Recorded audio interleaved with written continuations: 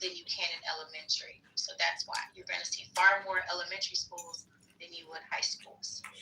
Or so I've heard. I don't know what the fuck I'm talking. Which one did they pass? Houston School Board.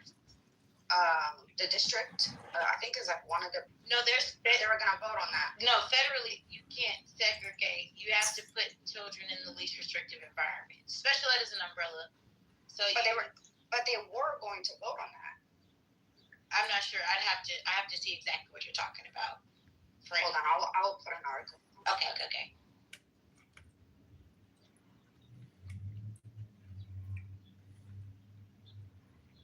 I don't keep up with it as much as I normally do, Katrina, because I'm not trolling y'all. I'm just, everybody knows that I'm very transparent on this. Cheese, which is his favorite. So my Chichubi is not in school, so I don't keep up with it as much as I normally did. I still volunteer a lot. I still mentor, but I have not kept up with HISD. I used to go to those meetings, Katrina, so you can back channel me. I'm not sure. I see the news about them closing schools because I go to like the commissioner and our district rep. Her son actually lives in the neighborhood for the Houston City Council, and I've been locally involved like for quite some time. So I still go to those things. When they're like, oh, what do y'all want to do with the community money? I always show up at that stuff and fill out my little questionnaire. But so no, I'm not familiar with what they did.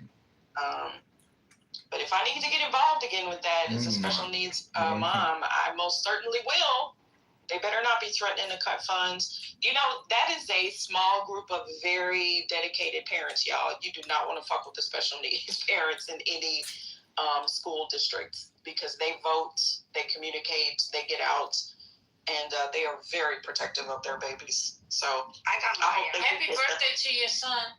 Oh, thank you. Thank you, happy birthday to him. I got our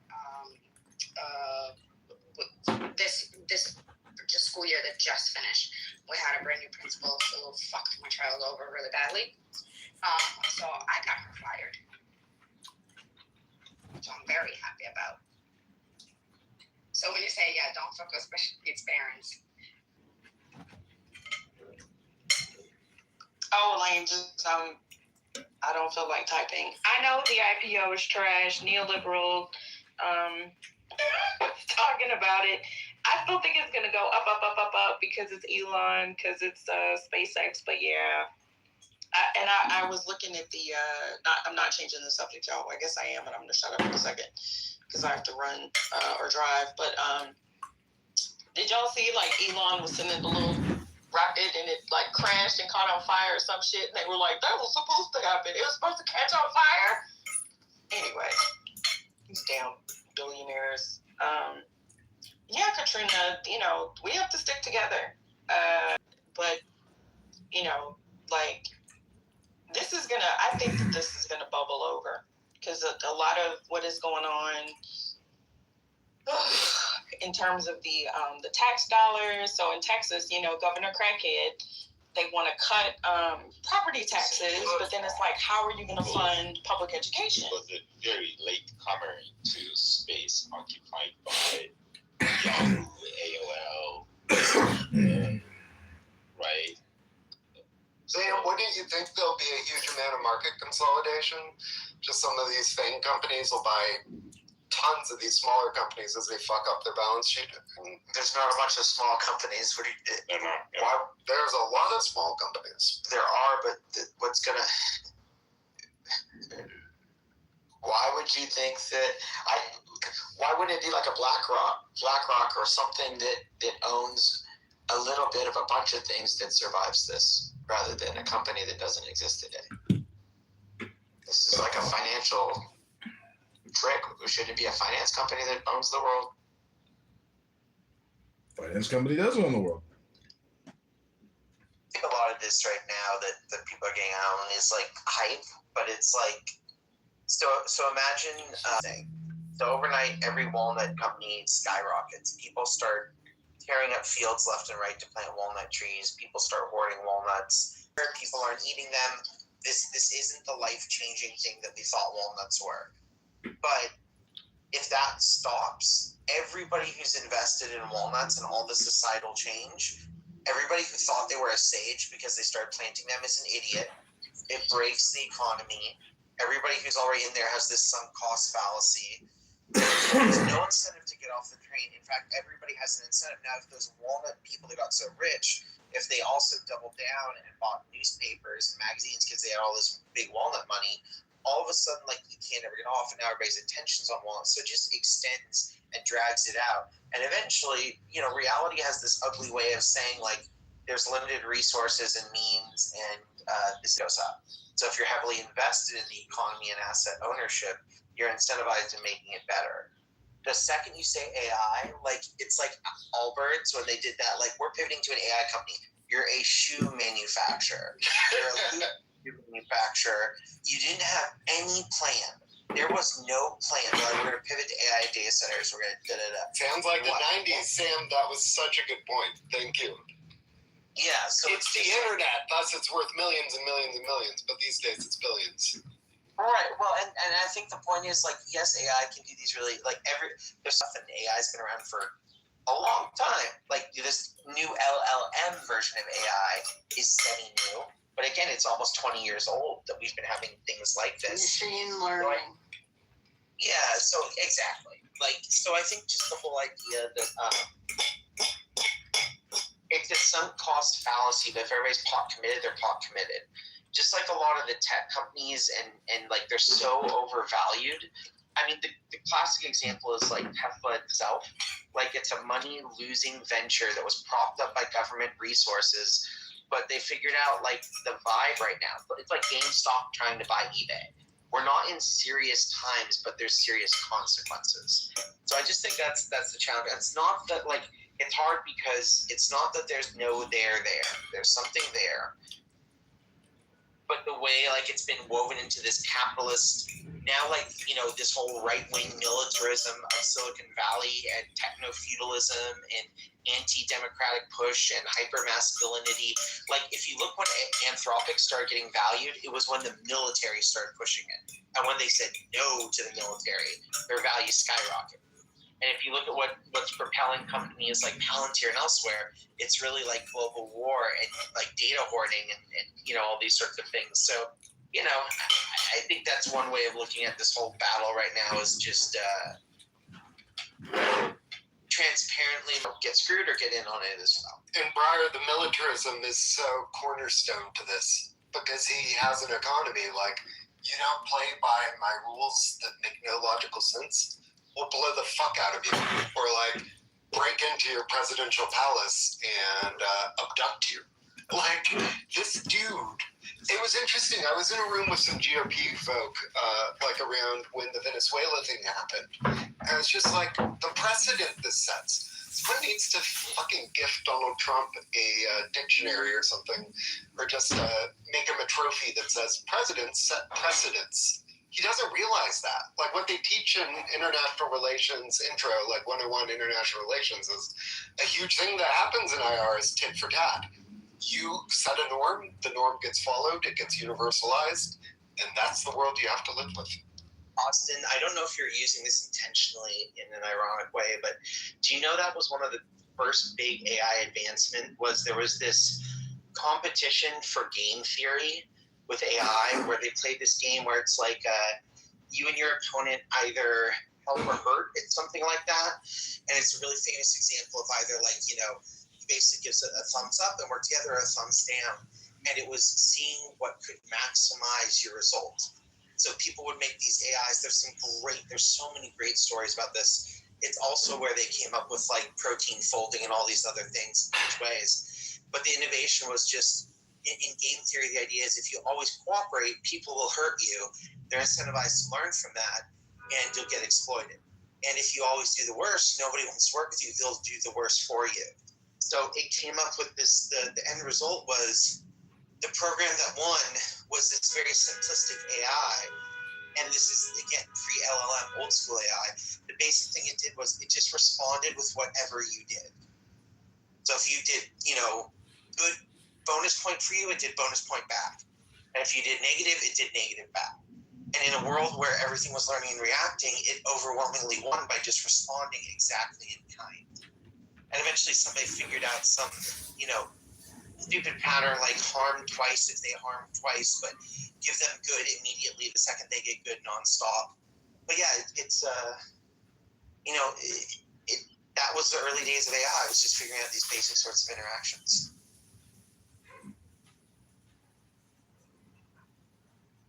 And a major thing is Trump seems incredibly fucking irrational, but it's interesting, like putting a label on it. I like when people say Trump is not a conservative because he's not a conservative. It's interesting. I think the label, there's so many labels that fit Trump, like technical labels, but he really seems to be into kleptocracy. That seems to be his main bag. Like I was saying earlier, like taking public government agencies and government expenditures and taking the government and turn, and it's bad karma. Whether you approach it mystically or just kind of look into consequences and precedents and universalization, like the categorical imperative.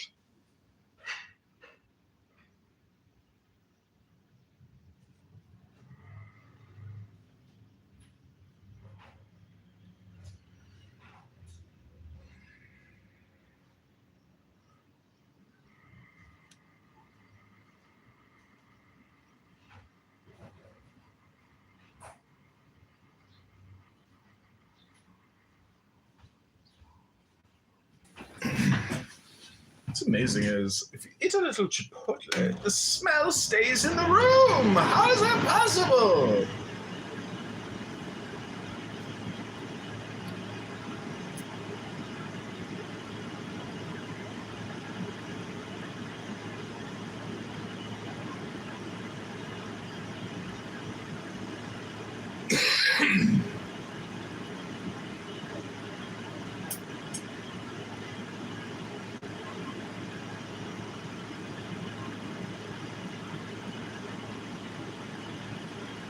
Yeah, I was just going to start. Sorry, I did not talk. Welcome to America. The greatest country in the world. Remember, these episodes come out extremely long. Autistic children.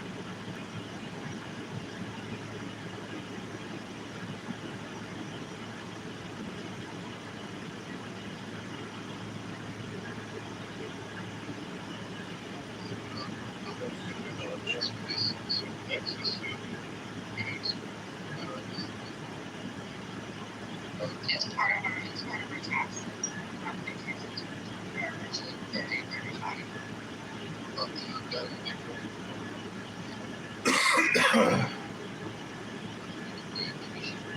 No. And that's the thing that a lot of there is protections for special ed that they have that the public schools have to provide the necessary services that the child needs in order to be successful. So if my child needs speech and they don't have a speech therapist, they have to hire a speech therapist, basically. So I know I can compete with property taxes.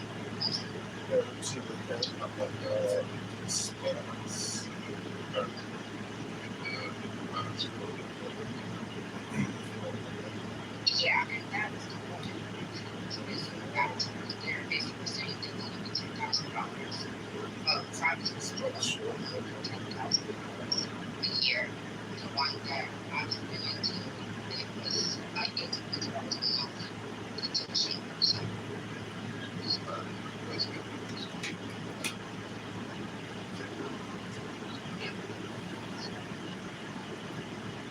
they're private. Yes, yeah.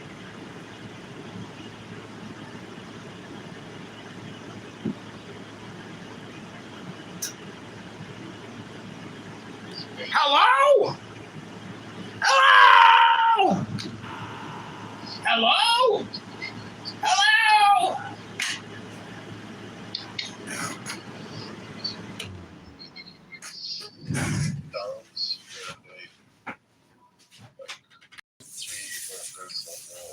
and the parents can live by it.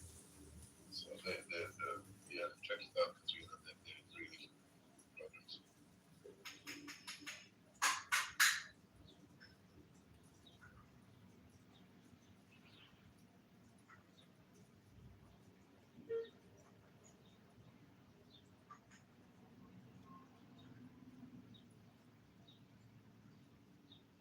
Okay, so I think something that would be good for y'all to start looking, or us to start looking at when it comes to these politicians, is what are their views on educational policy, reform. So, because pay attention to what because it may sound good. Like I was talking about that with the madness, right? So Max like, yeah, we get to go to private school. You hillbilly trailer park living ass bitch. You ain't going to no goddamn private school. You're not going. That's not for you. But because they can't read, they're gonna say, hey, this looks like this is a great opportunity. Just stay woke. You know? Stay very woke.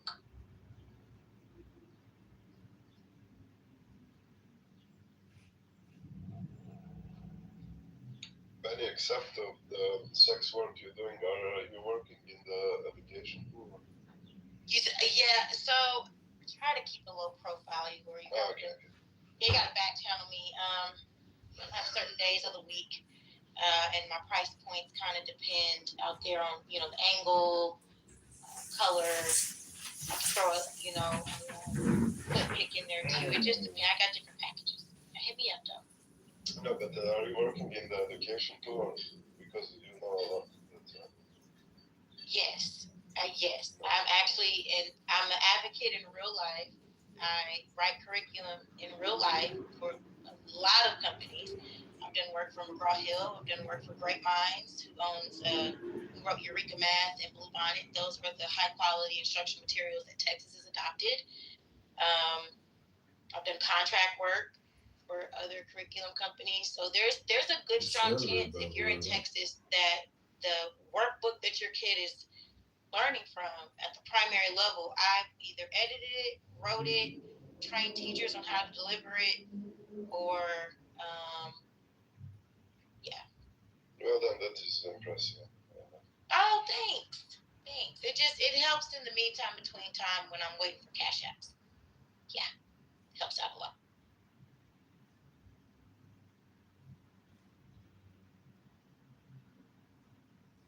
I'm gonna stop. Maybe. I don't know. You're not gonna stop because I probably am not. I'm probably not. I'm glad you know. Because I'm like, the fact that you keep saying that you're hiding out over here is just insane because you have never been one to hide. You like run to the fight. That's what they telling me though. They telling me, I'm a punk bitch. And they thought I was growing and just doing a little bit better, but that's not sex worker. So I'm gonna be proud of what it is I got going on. I'm a baby mama, child support receiving sex worker. And y'all can't make me feel bad for living in my truth. So God come up with this truth as well. Take me to the king.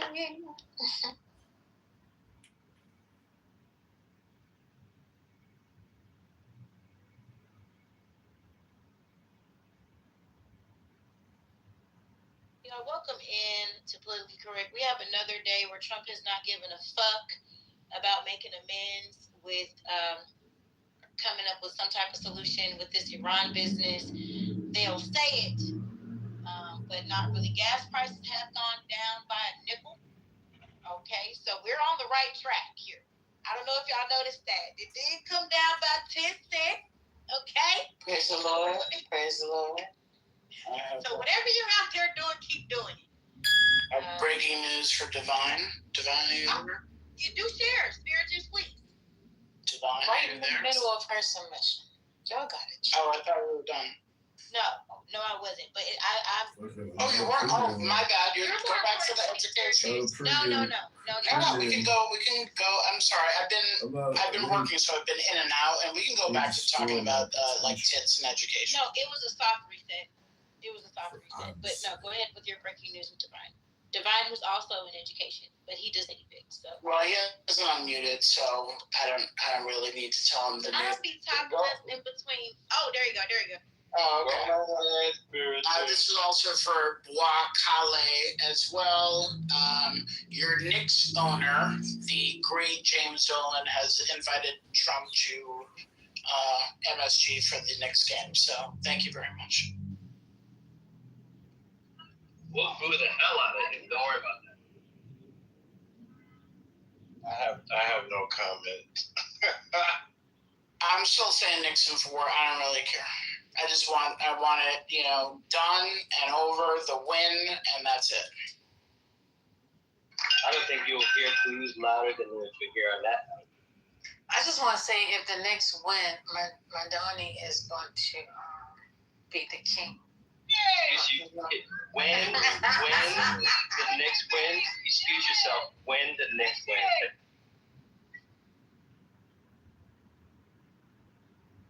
I don't think Trump is going to go because he knows New Yorkers are not going to crap out of him. He's going to be very, very. It's such an Oh no, he's definitely going to go. Are you kidding me, girl? I think so. At the greatest indoor arena in the country, the MSG, of course. They're still gonna boo the hell out of him, and I can't wait to watch it. Oh yeah, that's fine. And if they win, which one of you guys gonna send me a t-shirt? Well, tank top is getting cold. Tank top for what? From the Knicks, if they win. Just go online. Want me to send it to give you the Amazon link? Whatever. I want one from New York. You paying for shipping? I'll tell you what, I'll buy it what you mean, like the champion one? Do you want the 2026 World Champion New York Knicks t-shirt or tank top, or you just want a generic everyday Knicks tank top?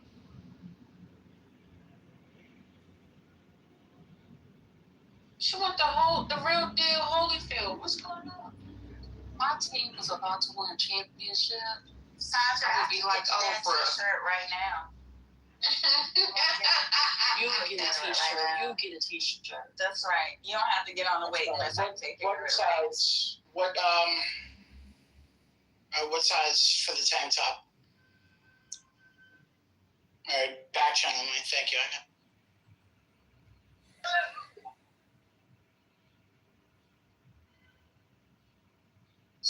You should know better than ask a woman's size publicly. Y'all talking about tits.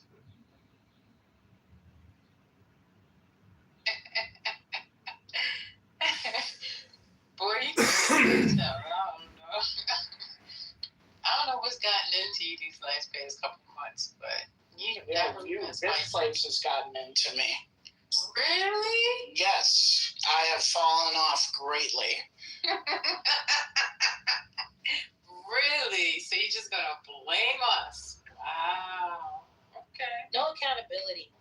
No accountability, First Lady. I didn't hear it. It was in there. It's in you. It's in you. So all you did was allow it to come out. They gonna put it on us. Good God. But I enjoy it. It's all good. Oh, First Lady, I wanted to ask you for a small favor. Oh.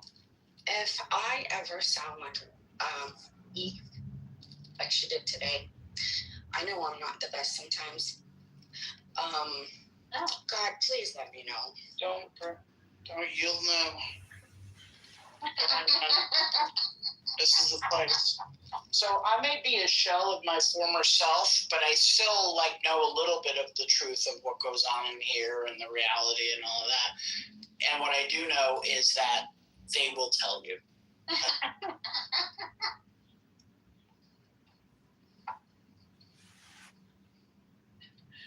They will tell you, it's crazy. Anyway, what else is going on in the world? Anything else? We got any old people beating people up or getting beat up today? Frontier is the new spirit. They have some flash sales going on. I don't mind sitting in the car seats. Car seats. You know, they Frontier is different. They remind me of the original Soul Plane. Okay. What are you talking about? Yeah, I had an experience. My flight had gotten canceled and that whole malarkey. And I said, I took the option of the Frontier flight. And boy, oh boy, why didn't y'all tell me? I've never been on it. Right, and see, up until this experience, neither had I. And they don't even have it's like the back is like the plastic. You ever been on a roller coaster? No, you need to stop playing. Hey, Frontier people in the room, don't be ashamed. Don't tell first lady. Wait, I'm sorry, Penny, what's Frontier? See, wow, y'all not gonna come up here making me sound poor. It's the airline. Yeah, it's the airline. Where was that airline? Like down south or something? It's like Norfolk, right? Norfolk? I can't stand you, Spirit. I don't know where they are associated. I just know in this particular, it was in the South. It was in the South, actually. Yep. It's like Spirit's little brother. Little brother, heavy on tricycles or still on the bike. Wait, so there's no like first class or economy class or anything? No, y'all, I'm still stuck on the seat. So, imagine one of them car seats and it's like plastic, just in the back, and it's got the curve for the butt. That's how Frontier seats are. Yes, indeed. Little padding. Yeah, the little thin ass thing of padding there, and you better make it work. Yeah, you better make it work. It's very affordable. Very affordable. I told y'all when Spirit shut down, they lengthened their Frontier passes. It's like $400 for all you can fly. Yes, I just don't see the big deal of flying a place like the Frontier for less than 2 hours. Fly for $400. Yeah, you can fly all year round. I think you just gotta I think it's something like $20 maybe for a flight. But you pay $400 and then every time you book a flight, certain flights you just pay $20. That's crazy. They don't leave next because they can't keep up with that. That's crazy.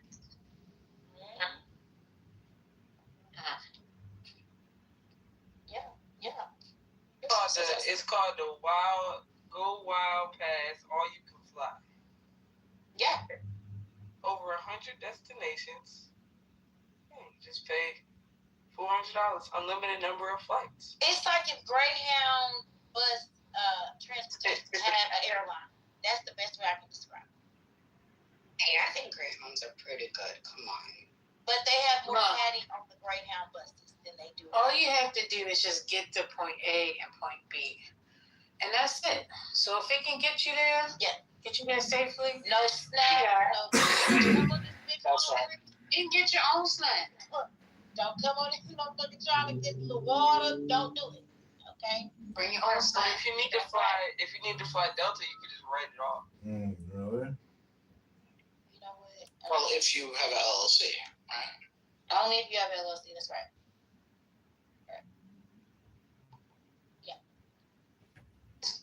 Dr. Laboratory, you gotta chill. But did Johnny's really say that, or you was just putting lies on her name? Yeah, she right there. She said it. Oh, okay. Yeah, Johnny's, you telling the people. No, she's just trying to get my blood pressure up. I didn't say that. Accounting. Excuse me. That's right. Jay from accounting. And surely you wouldn't be telling the people that they can write anything off as long as they have LLC. Comic told us we could write everything off if we were pretending. Thanks to the big beautiful bill. Can't make this shit up. Penny, do you know if you take your If you open a business bank account, all you have to do is have a 700 credit score. That way you can open a business credit card and then you can pay for your flights. Okay, boom the room. And also, if you have employees and you decide to have a girls' night with your employees, let's just say they're all women, you can write that off because that is team building activity. Right, business meeting. Yeah, that is. I've actually done that. It was a business meeting, like Dr. Library Gore said, and we. Sorry, is the child of IRS like auditors? No. None of this would actually meet the test. I'm sorry, just to share with that.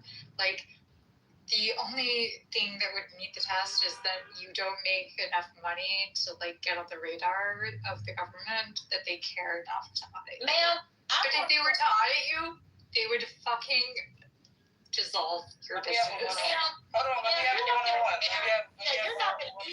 one-on-one. You're not gonna come here with that. Hold on, let me have my one-on-one. That's fine. I can substantiate. So you're telling me that if I went to Disney World with my kids and I paid my kids a W-2 for their allowance, that I cannot take them on a business retreat to Disney World and write it off of my...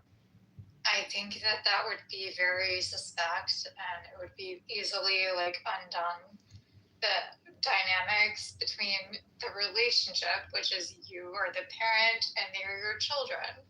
Yes, it would be easily undone. I'm sorry to tell you that. Wait. But you likely if you're doing that in the first place, you don't earn enough money that it would even fathom the government care about your situation. Are you available for parties? No, I don't perform. I'm not a circus clown. No, I'm not. But not talking about you. Nah, I'm fucking with this spirit. Thank you. I just don't appreciate her coming up here because I learned these things on Clubhouse. So, I don't come up here challenging my thinking when I learned all this great information from Clubhouse. Why would you ever learn on Clubhouse? Like, that's your first mistake. Aren't you on Clubhouse? Yes, but I don't learn on Clubhouse. But I understand on Clubhouse. She educates. No, I just learned how other people think. That you're not. Because I literally thought Kamala was going to win the last election, so I learned about how people. Because I'm like, okay, well, clearly I was wrong. So people think differently, and so I'm trying to understand how people think. Well, and I understand people are looking for shortcuts. No, that's at every. Yeah. So I think you're also taking a shortcut because we were having a conversation as people with real life experiences with LLCs and S corps and C corps, and you're just coming up here saying something that your parents did. You don't work for the IRS, so I don't appreciate you trying to take a shortcut and use your parents as some type of credibility. I honestly think if you guys want to do whatever, like we have a. I'm gonna do whatever anyway. I don't need your permission. We have an Oval Office. We have an Oval Office drifter. Okay. So it's not a big deal. For her significant partner to sit in here with her? Okay, I just want to make sure. Oh, yeah, no. We're gonna no. I don't think we should. Yeah, you look lovely. This is why I don't advocate for bring your child to work. Stuff like this, you bring your kid to work and now they think they know the IRS regulations and stuff. This is crazy. Yeah, just know more than me. Right, and it's like you can potentially write off expenses. You're not a hard worker. You never really tried to take advantage of the systems that America puts in place for us to be successful. We just. Yeah, maybe you're right. Maybe you're right. Hold on. Perhaps. It says you can potentially write off expenses for taking your children to Disney Thank you, if they're involved in a business activity during the trip, such as attending a friend's with you. However, personal expenses for family outings are generally not deductible, so you can do it. We have a guy in the Oval Office really like doing the answer, but she just wanted to come up here. No, we have an Oval Office candidate, a guy who is serving as our president, who is literally like taking your children to work. Oh no, we're gonna give them the like wave through like a lot of different very difficult tax situations. Instead, they're going to just like fly through. The if you looked at the crypto executive order, that would be like something that I would hope. Oh God, it's all over the place. Listen, You're just Tesla didn't No. Have you guys talked about it? Let me say, Yes, Tesla paid zero in federal taxes in last year. Zero. The corporation, Tesla. CVS Health, zero federal taxes because of the loopholes. So somebody's gonna sit here and judge other people for the same loopholes as the wealthy do. Did you hear judgment in my voice? And say that you can't do that. That's not allowed. It's allowed because everybody's doing it. It's Katrina. It doesn't mean that everybody is doing it. Yes, it does. It's technically not allowed. No, I'm stating it's not allowed. Butter already I'm also read not. from the internet. That's allowed. I'm also not. I'm not like judging you for doing it. Like that isn't what I said. I also stated very cleanly and clearly, we have somebody in the executive, in the Oval Office, who has definitely obliterated all of the presets. Like, this shouldn't be allowed. This should be something that would be abominable. Okay, you just admit that you're wrong. I'm not wrong. But you just switched up from it's not allowed to it shouldn't be. Can you just admit You're wrong. that You're wrong, but you're claiming to be right because somebody else. You're wrong, but you're claiming. Somebody else bastardized the law, and so you decided to commit the same crime. How am I committing a crime if the law has been obliterated as you just did? No. The law hasn't been obliterated. It's still there. I said that I wouldn't commit the same crime as you. I apologize for being an honest broker.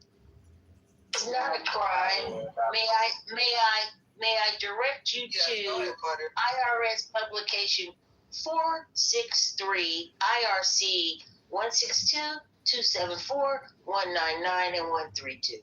Thank you. Thank you, Butter. So will you admit you're wrong now?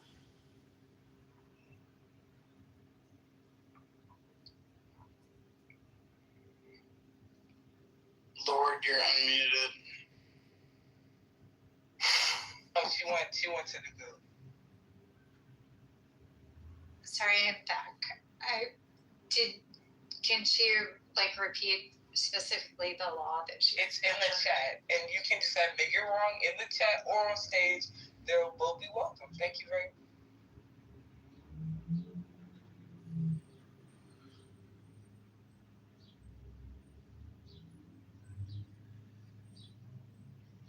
Auntie, that was for you. I've been waiting to be an LLC, bro. I know.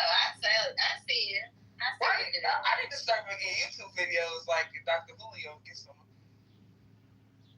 I could be like a black stud Grant Cardone. I can't. You can also write off the mileage that you use on your car, the insurance that you pay on your car if you use it for business purposes. There's a lot of shit that you can write off. You have another car, yeah. And anytime you have to engage E in a conversation, you can write it off on your taxes as well. Am I hostile? That is labor. Excuse me, what did I do to you? I don't know if we. That was Lord Balfour who said that. Who's going to be changing his name to, what was it? Coin toss or Scrabble or something? No, that was Roger. that was Craig that said that Dr. I assume Library is hostile and sorry, that's he is Keisha. not new. I'm not new. No, I'm referencing what Dr. Library said. She was referencing what was put in the chat. Please keep up. Thank you. Okay, no, I'm not new. I believe that was Haitian. If Okay, I so memory pause. serves. So pause. So someone made a reference to Dr. Library Card in the chat, not you. Okay? Look, nobody was talking about you within that statement.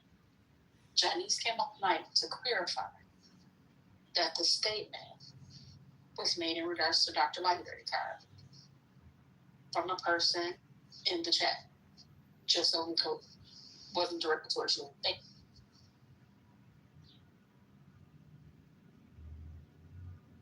Okay, well, I'll just say this to Cracker. Cracker, that is my LLC bro troll persona for Clubhouse. I don't believe anything I just said at all. Like zero. But I just feel the need to troll E because she always trying to troll First Lady.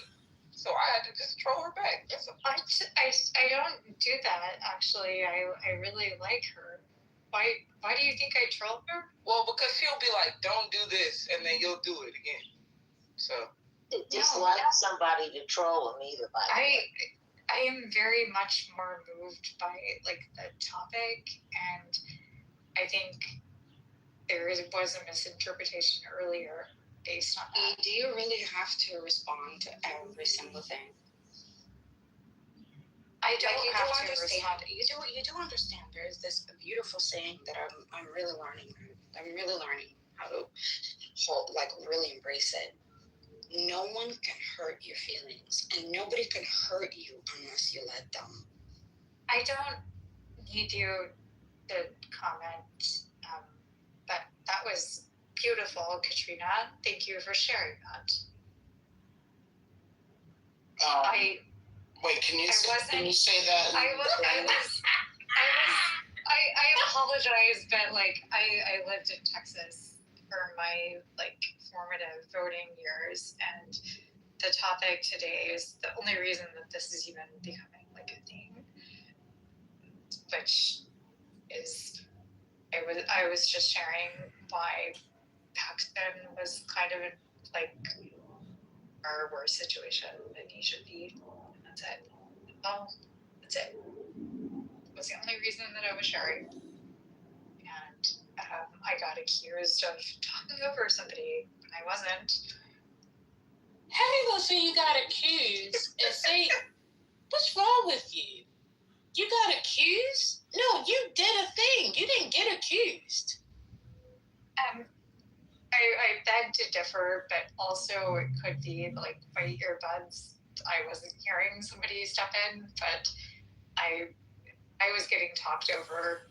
This lady was talking for a while, and you just cut her off. Don't try with excuses of earbuds. Listen, now I feel like I have to sit here and just try. I feel embarrassed for the. I feel embarrassed. I feel embarrassed for you. I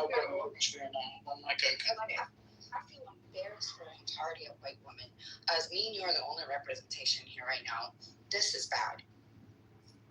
I think that I feel embarrassed that you do not recognize when a person has insight into a topic and tries to share their expertise, and other people decide to pile on when they had no expertise. In fact, the room itself was kind of devoid of expertise on the stage. So you're telling us that? Hold on. She gonna get put out today, y'all. I'm trying to tell you. I mean, let's just go.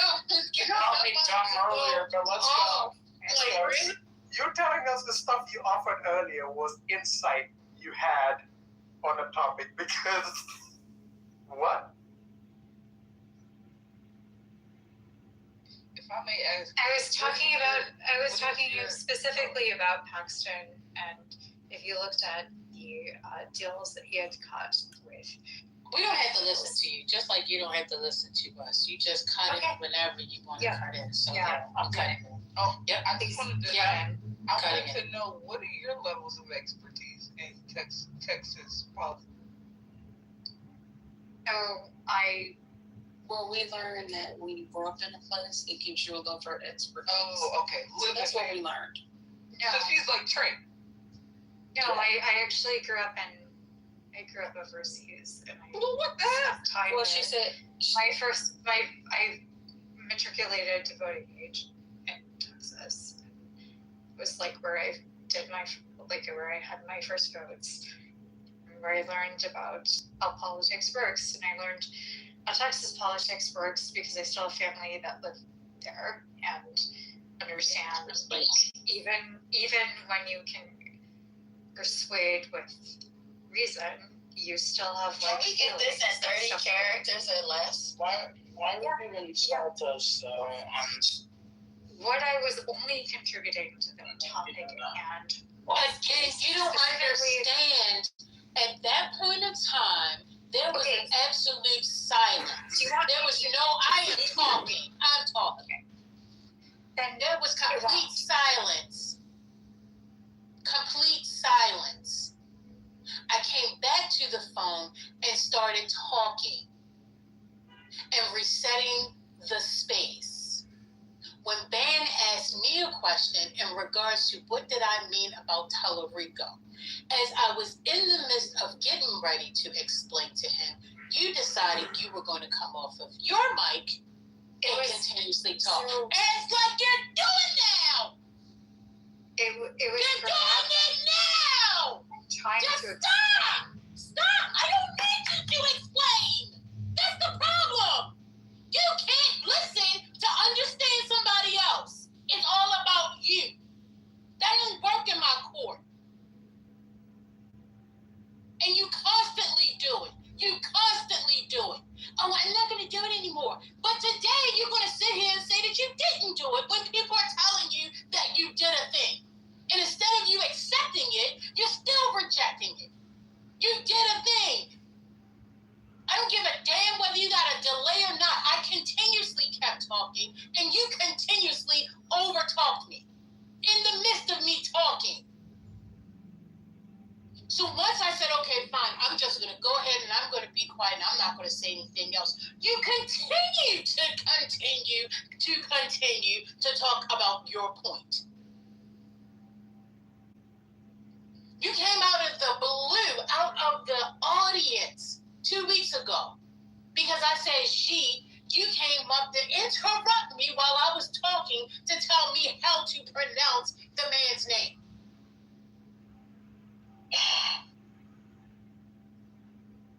It's a constant just rudeness about you.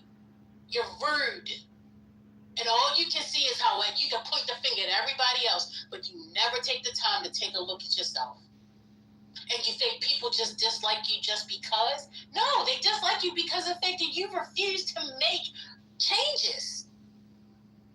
And you can't make the change because you're too busy blaming everybody else instead of taking accountability for the mess that you create every time you're on stage. And then got a nerve to say that people on stage wasn't really talking about anything and you're the only one that had the insight to be able to give to everybody. And then you write in the chat, oh, so I had to be quiet for this content? If you don't like it, why are you here? She doesn't learn anything,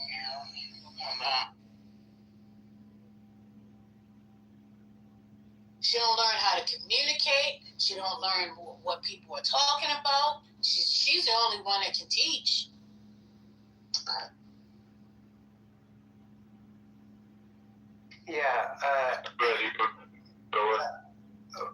Right after you walked away, she decided to bring up a SCOTUS case. And unless people weren't listening, half the stuff that came out of her mouth was nonsense. She had no idea what the fuck she was talking about. But she kept going anyway and said she had insights. Because, we're a room full of dummies. We don't read. We're just a bunch of clowns.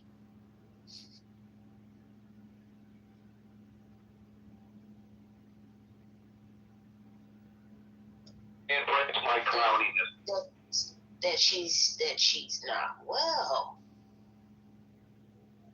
Respectfully. Y'all can blame it on not well. I blame it on I'm just going to do what I want to do. And I don't care what nobody else says. That's it. To me, being raised by a narcissistic mother, it screams like literally all of it.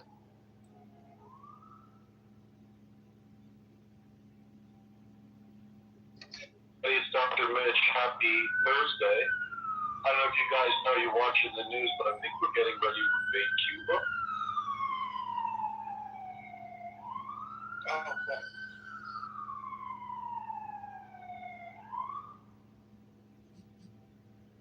Where do you get that from? Today that we have a carrier group there right now that they're sending more ships to the Caribbean. We've got 12,500 Marines also on their way.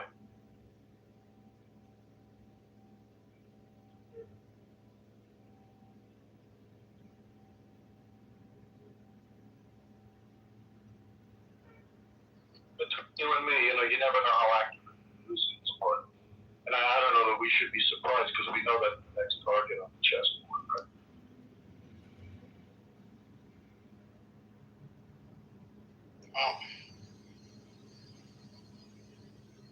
Be a good distraction from the Iranian debacle, anyway.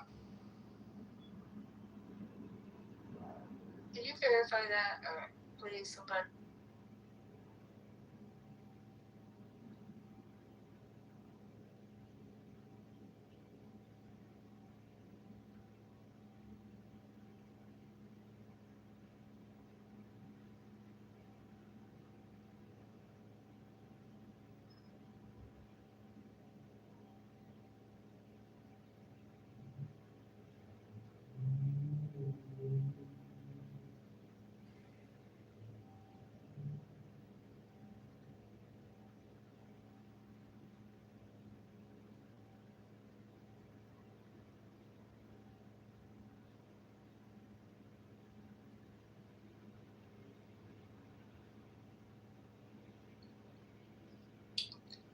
You know what, E? I'm going to help you out. I'm just going to block you. Then that way you don't have to be around narcissistic people. So you have a good day. And when I get ready to unblock you, and we'll see you then.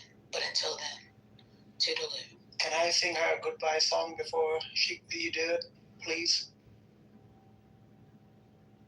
Only if you go ahead. Sure. Very well. Yo yai kigen na ne sa mahol daw si not nala dachukokoreko. Bye bye, motherfucker.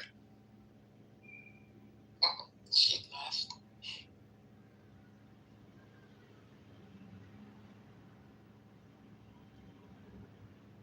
Strava, Igor. I just have to get that shit off my chest. What's up, Lord? But it does sing again. It's horrible. I know.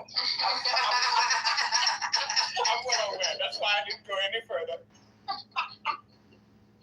Yeah, somebody remove him from the stage. You know what? If I like this song. What's wrong with this song? I'll just go create an account with the name E, so I'll come traumatize the spirit. It's not true. Yeah, I have never in my life seen a rude person. Believe it or not, I was working, enjoying the conversation, shaking that. I was frustrated. I was like, God damn it, bro, just let these people go. She kept doing it. I got to a point, I just had enough. I was like, you know what, fuck this. I'm just going to get on stage. And Brett was around. I swear to God, TT, if Daryl hadn't interrupted me, I was going to talk to you all about a papaya I got a few days ago. And, just to piss her off, that Daryl decided he was going to have a conversation with her, and we saw how that went. Wait a minute, Daryl was in here? Oh my God, you missed out. No, I didn't miss it at all. On his reasons for voting for Ken Paxton. I'm starting to believe he voted for Trump. I mean, because he's always... You talking about the same... Huh? Talking about the same person? Yeah, the guy that was going back and forth with E. Does he... Belligerent one, right? Oh, Daryl? Yeah. Hey, Snickerdoodle. Seriously? That's, you talking about Daryl, right, T-Dude? Yeah, I had to get Daryl Puff Lord. Oh, no.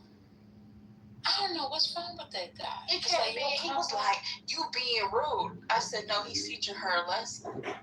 I said, because she just did it to First Lady. So he wanted her to see how it felt. He was like, "Oh, I didn't know. Sorry, man. I didn't know." So then he tried to correct her. It was so funny. No, he decided to have a 28-minute conversation with her. And First Lady, I wish that one was recorded, because I guess it was the content the rest of the room needed that afternoon.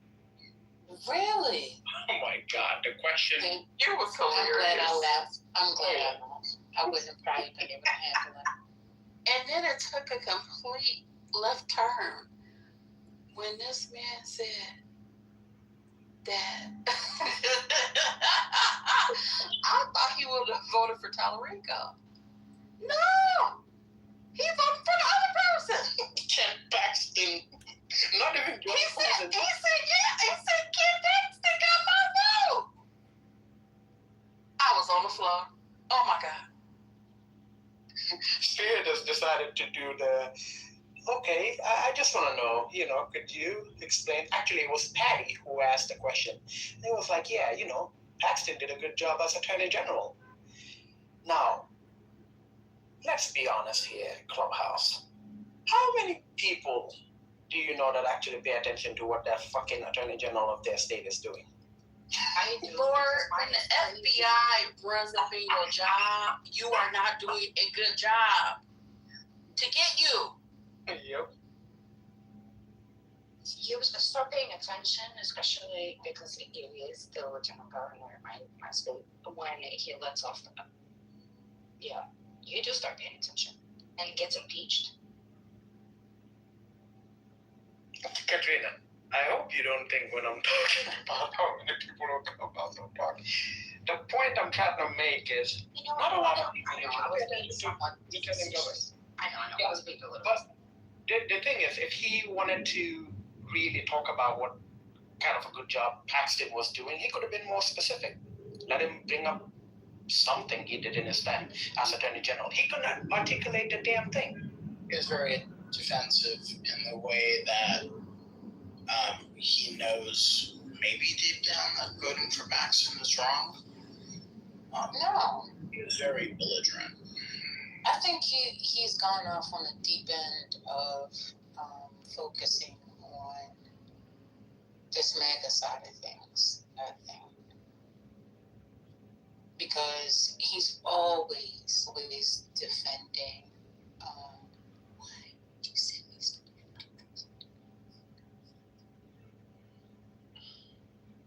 he's always defending MAGA talking points, all of that. So I think he just done crossed over.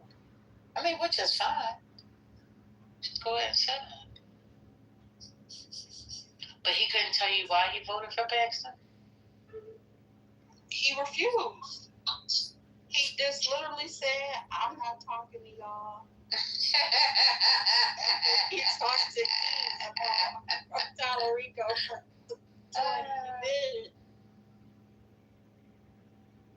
It ended with, "I will slap you around if you came to me." That's how he ended his submission. He's crazy.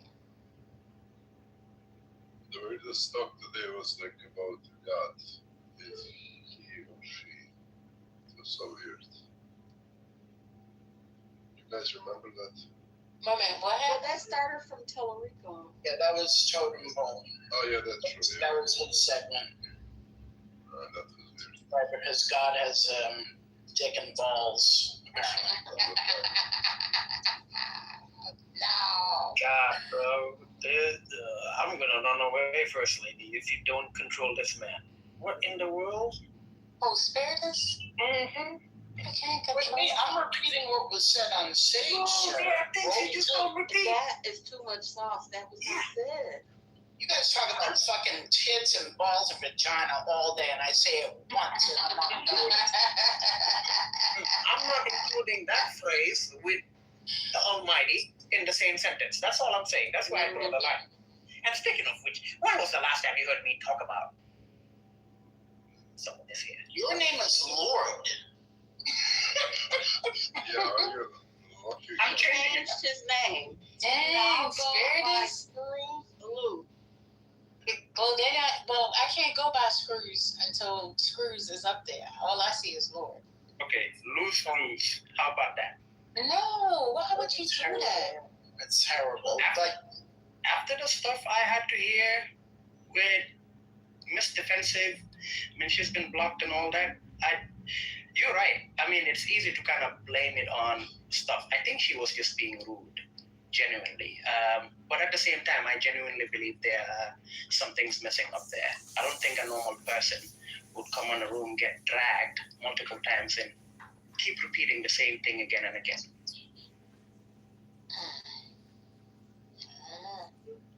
We'll see. I'm pretty sure we have a very good example of that. That is Trump. He's still coming back. I'm telling you, narcissism.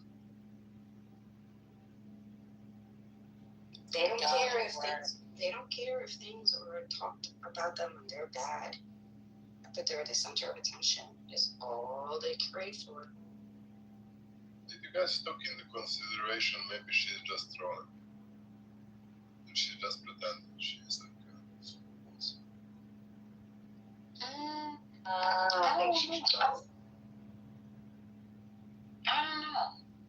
I don't know.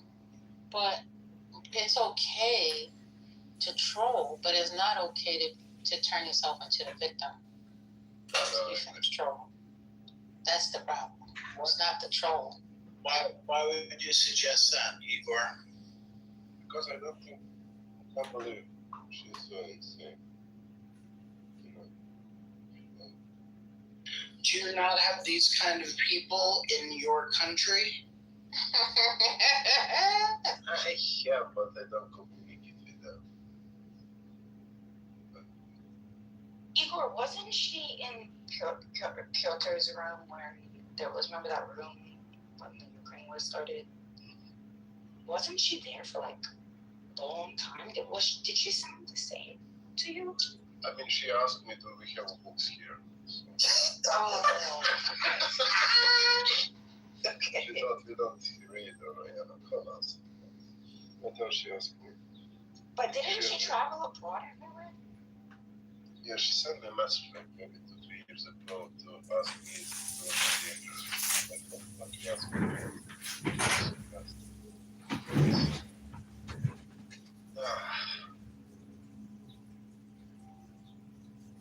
where people are self-censoring themselves, and we get a less robust republic and a less robust democracy on the state level every time that happens.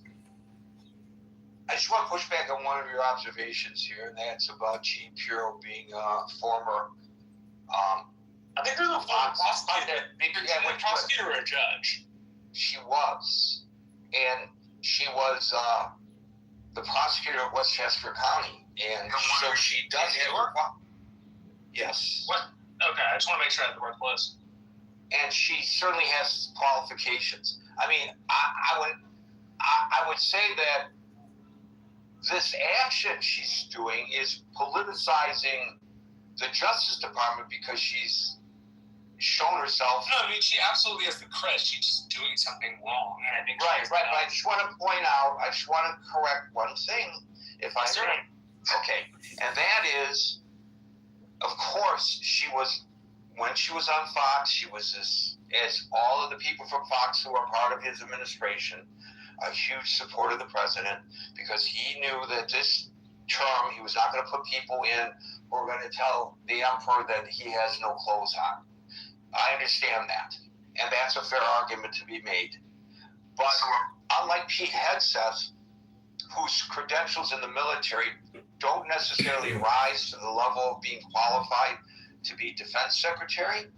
Yeah, I would agree. Jean Pirro, right. So I just want to say, however, I would put it this way with regard to Jean Pirro. She is the U.S. Attorney for the District of Columbia.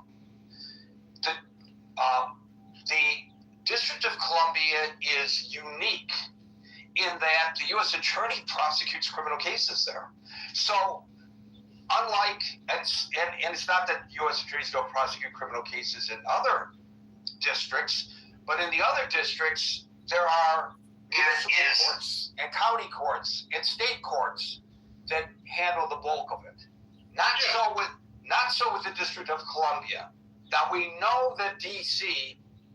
has an extraordinarily high crime rate, which is to say that office is necessarily busy with real crimes that they have to concentrate on, as opposed to making up cases against people simply because they don't like how they express themselves online. And so I would say not to the benefit of the two people who are the defendants, to the benefit of the efficiency of the U.S. Attorney's Office in D.C., I would implore Jean Pirro to drop this action because it's a waste of their staffing power. Unless their job is not to prosecute real crime, but to go after the enemies of the President of the United States. I'm certain there are people who believe that seashells photographed on a beach by the former director of the FBI is indeed an indictable offense. But when you look at the times that they've gone after James Comey, and I'm not saying whether I think James Comey is great or not, that's not the point. Now, Jean Pirro, one would be hard-pressed to say that this Justice Department is not being used to support the political gains of the president by going after people who are the president's enemies. It's un-American. It's un-American to use the law. Oh, it's 100% un-American. We're supposed to be equal before the law, not preyed upon by it.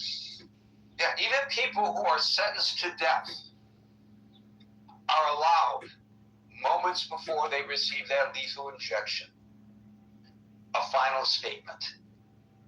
Even they have First Amendment rights. That's just something to think about. That's how we cherish the First Amendment in the United States. By the way, in other countries, no. In other countries, for example, if you live in a number of kingdoms that are liberal democracies in terms of their civil government, you cannot criticize the royals, or you may end up in the hoosegow. But that's not true in the United States of America. Thank you, Marshall. Alan, are you trying to grab it? Do you want to talk, or are you just stuck on the mic by mistake? I got stuck by the Yeah, okay. That's what I thought, but I didn't want to ignore you if you were trying to. No, thank you. Okay, thank you, Alan. Thank you, Marshall. We'll go to Howard, followed by our mates. Hey, Gary. Hey, Marshall. Alan. Hope everyone's having a good Thursday. Yeah, at the end there, you just stole my thunder because I was going to ask you about James Comey as an example. So, I don't know. I guess to be a little bit resistant here, I would say since the way it's currently occurring, whether it's what's happening, with Trump's civil matter that with E.J. Carroll, or you look at Comey as two examples, precedent's being set. So I would say right now it is American to do that. You know what? Because it's happening and no one's stopping. There's no checks and balances on this. I don't even think the courts are going to be that effective, actually. So I would say, we have a whole new precedent, a whole new definition, and that is exactly coming back to, a quasi statement that was stated before. You know what, people? Elections do matter, and this is what we got. This is the American way, and we got to get used to it. Thanks. Well, you make a good point. So what if these two cases are tossed out, then they go after another person, tossed out, and they go to another person, dismissed, then they go after another person, and another person. Right, and what's the price or the cost to the person that is being gone after? It's, you're going against the U.S. government, and I'm sure, James Comey, I'm sure he's sociodemographically more affluent than average, but I'm sure he doesn't have unlimited legal resources to take on everything that keeps coming up at him. So it's just, to me, that's just kind of our current reality. And it's the retaliation element. And if a court orders them not to do this any longer, they're going to do it anyway, potentially, because we see right now that the order to not enter people's homes without a warrant is being ignored. It was a court order. So, with regard to immigration investigations. So where is the rule of law for thee, but not for me? And, we already have, and this president has promulgated this thought. It was part of his campaign the moment he rode down the golden escalator that the government cannot be trusted. The government, the deep state, the government cannot be trusted. The government cannot be trusted. Well, does this bring us greater faith and trust in the government? I don't know. Our maize, thank you, Howard. Our maize followed by agent. Good afternoon. Good evening, everyone. Thank you for the mic, Gary. I think this is very serious. I think that it's absolutely wrong, as Marshall indicated, in any form or fashion. And we need to be careful because we've been complicit, for lack of better words, for all the crap that's been happening. And as everyone knows the strategy, right? He's just going to throw up crap and see what sort of sticks for that temporary moment. And he's going to try to use that time for leverage for whatever his narrative is. Thank you, Gary. Thank you, Maze. Always short, sweet, and to the point, very succinct. Not like me. People get frustrated with me because I don't know when to shut up sometimes.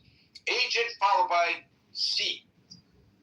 Gary, I'm trying to look at the news to see some of the stuff that this relates to, and one of the top stories I see is they're going to open an investigation into E. Carroll, who was Trump, who accused him of digitally violating her or something in a New York fashion dressing room. Right, you must have missed the opening salvo. This is specifically about two people who went on Reddit and X to criticize ICE activity, and now they are being criminally pursued, and X and Reddit have been requested or required or subpoenaed by the Justice Department to turn over their information, including their names, their addresses, and their banking information.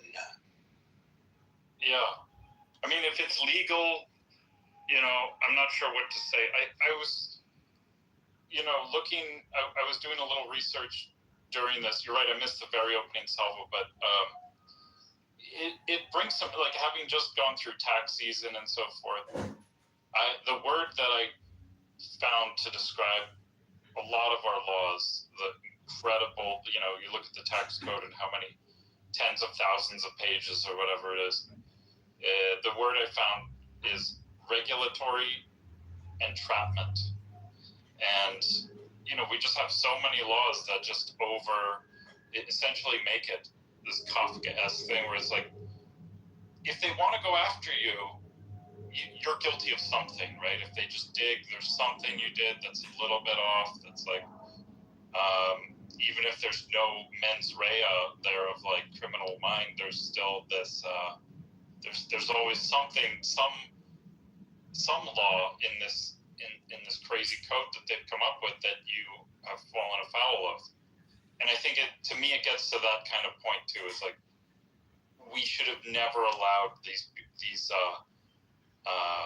lawyers essentially to write our laws, to write all these codes that should have been written by engineers who are focused on garbage collecting and making life efficient, and making it so decent people living decent lives just aren't doing anything that should be, and it is hypocritical too. Another point I'll make about this, it's hypocritical.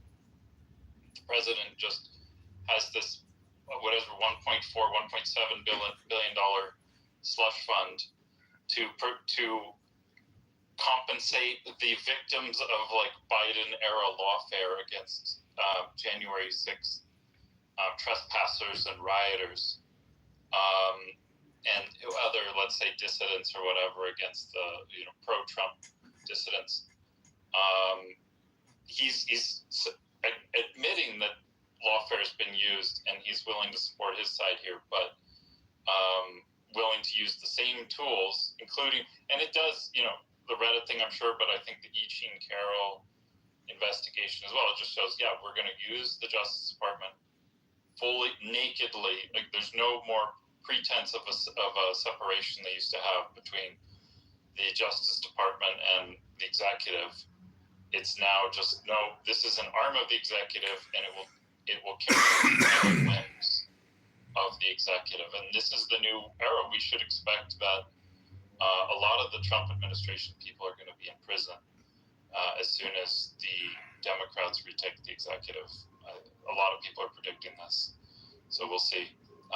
Anyway, thank you for having me. Is this not a tactic that dictatorships use?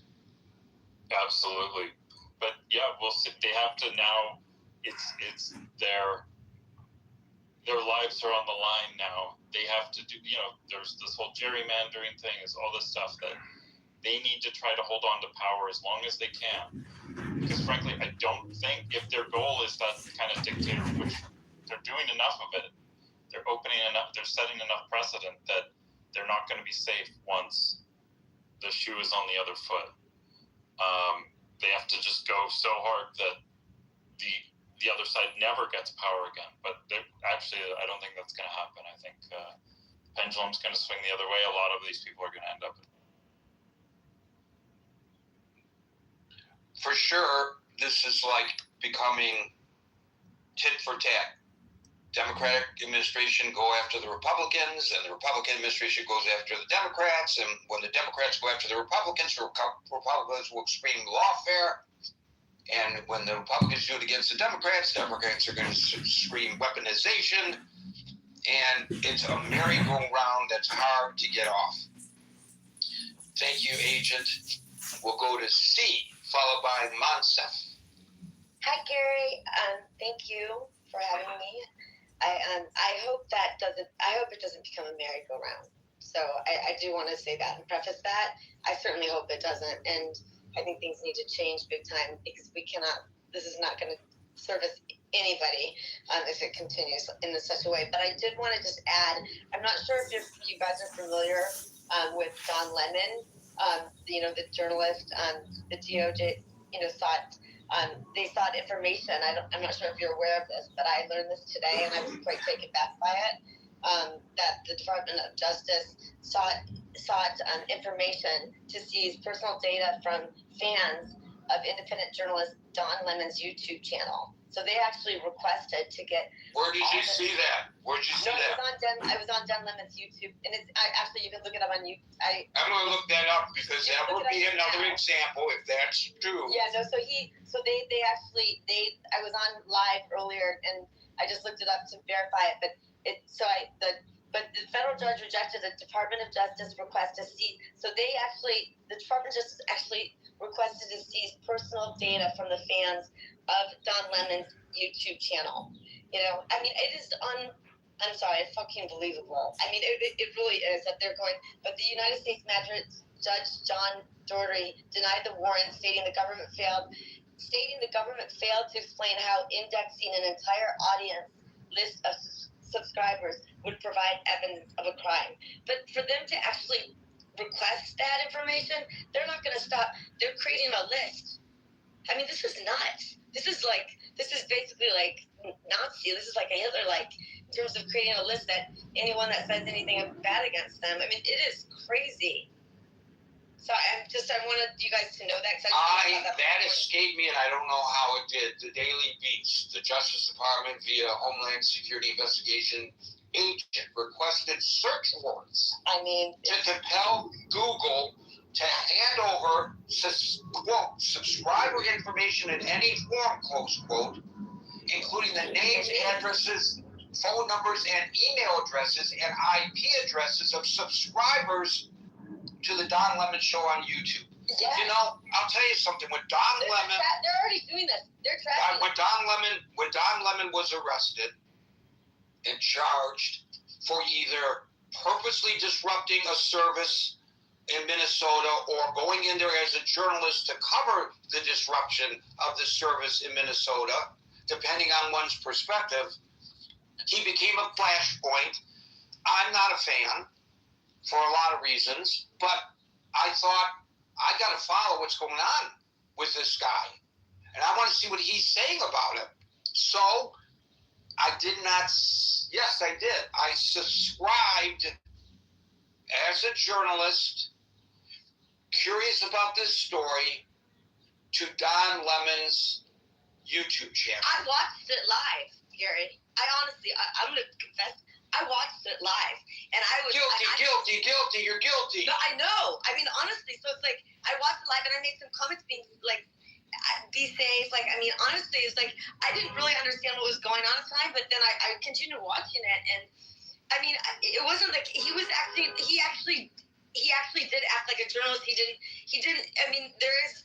You know, that's not the issue. That's not the issue. Right or that's wrong. not the issue vis-a-vis today's discussion. But I mean, the issue for vis-a-vis this discussion is they would see that I watched it, and that's the whole thing. It's like it's nuts. I'm like, holy moly! I literally would be on that list if they got. I mean, I'm sorry. I'm just like, whoa, this is really, really weird.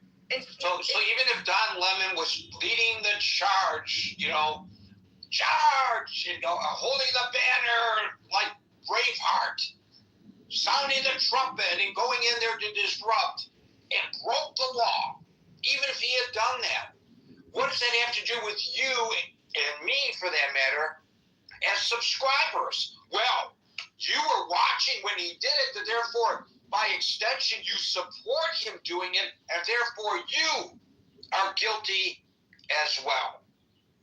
And then look back at January 6ers. I mean, isn't it? I mean, this is just nuts. It really is. I mean, the people that created this chasm, they're just using it back. It's just it's just exponentially getting worse and worse. I don't know how this is all gonna work out, but it's really nerve-wracking.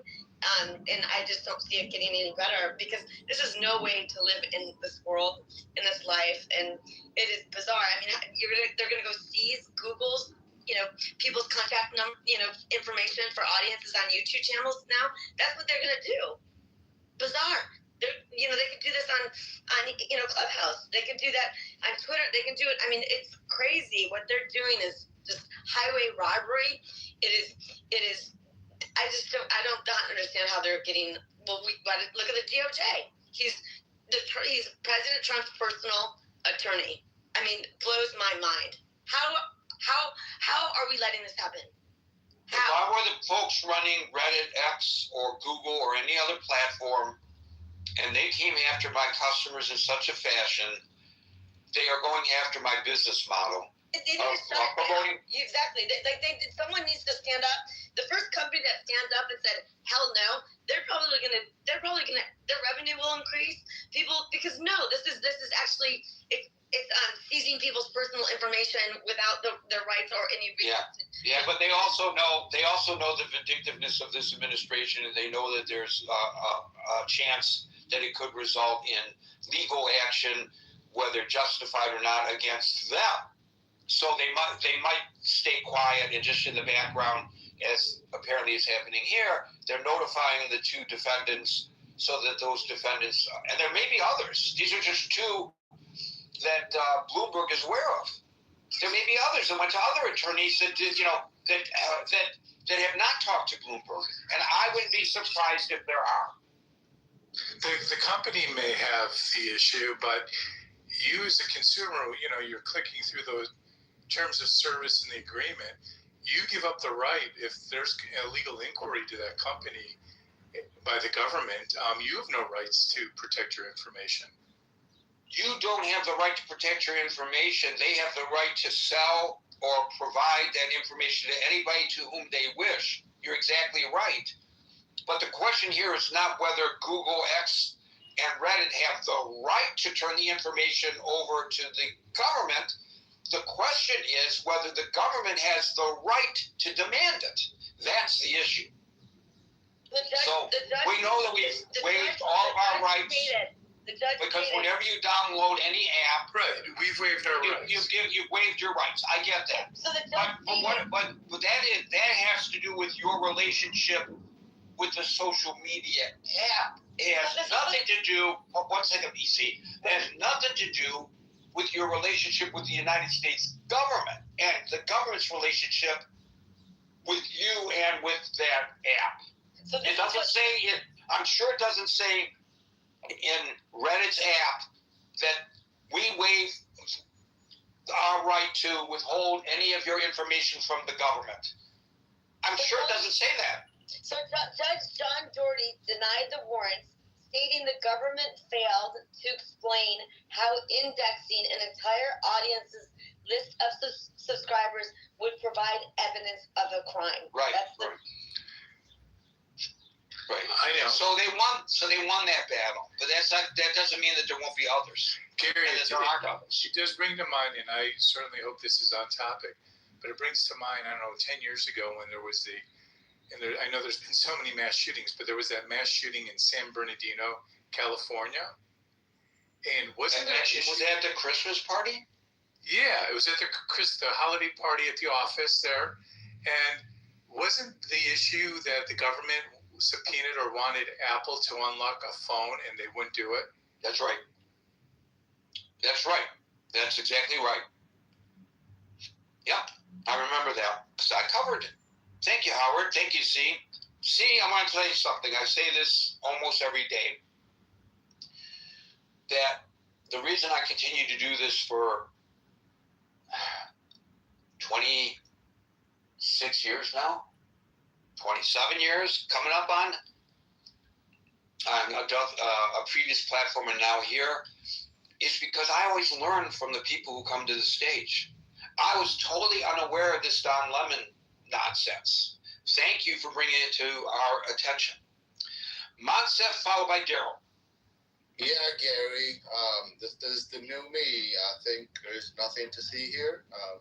What's going on in Washington is completely great.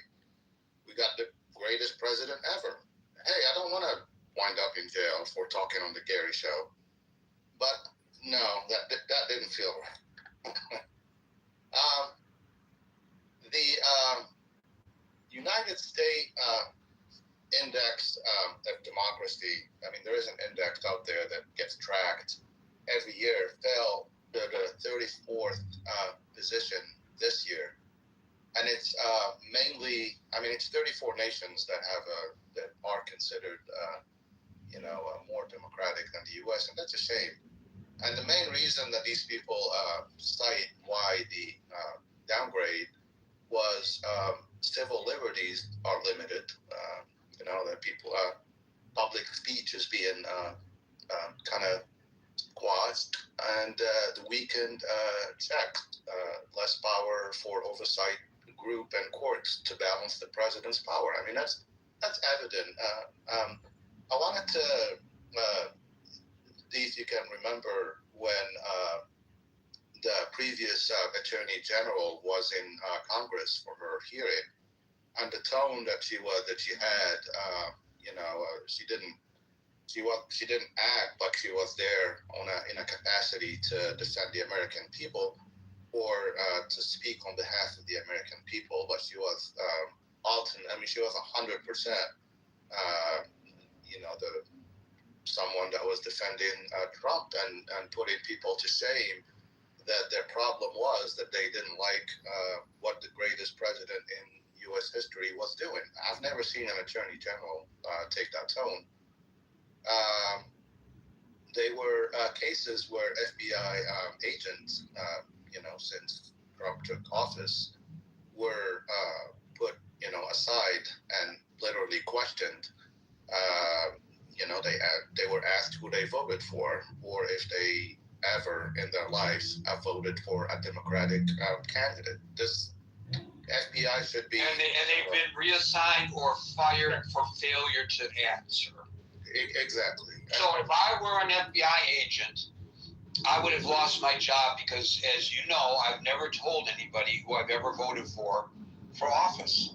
Because it's just my personal belief that it's nobody's business who I voted for. Absolutely. And with the FBI agents, they're supposed to be neutral anyway. They have the right to their personal opinions. That was my point. Yeah. Right. It's a chilling effect, Monsef. A chilling effect. Yeah. The incidents where you see Tulsi Gabbard, on a visit to Georgia collecting voting ballots. I mean, I don't see that in any of her job designation. I don't know what's the foreign threat was. I don't know what she was doing there. And while she was there, she was on the phone with the president, just telling him that, hey, I'm here. What do you want me to do? Whatever she was talking. These things are not for, this is not what the U.S. was known for. But since 2016, we got a little taste of this, and we all were horrified in 2016. Well, at least I was. When I think it was Comey, when the FBI director, when he met with the president, and it was this that weird handshake where the president said that he wants loyalty, and the FBI director is not going to promise loyalty to the president. He promises, he's an unbiased actor. Loyalty to the Constitution of the United States, Mr. President. Loyalty to the Constitution of the United States. Absolutely, but we moved from something that the president demanded, and probably people didn't respond with however he wanted, to a second term where he actually went ahead and hired people that these kind of questions were kind of vetted ahead of time. Are you going to completely 100% be loyal to me and defend me at any cost? And this is how you got the Pam Bondis of the world and the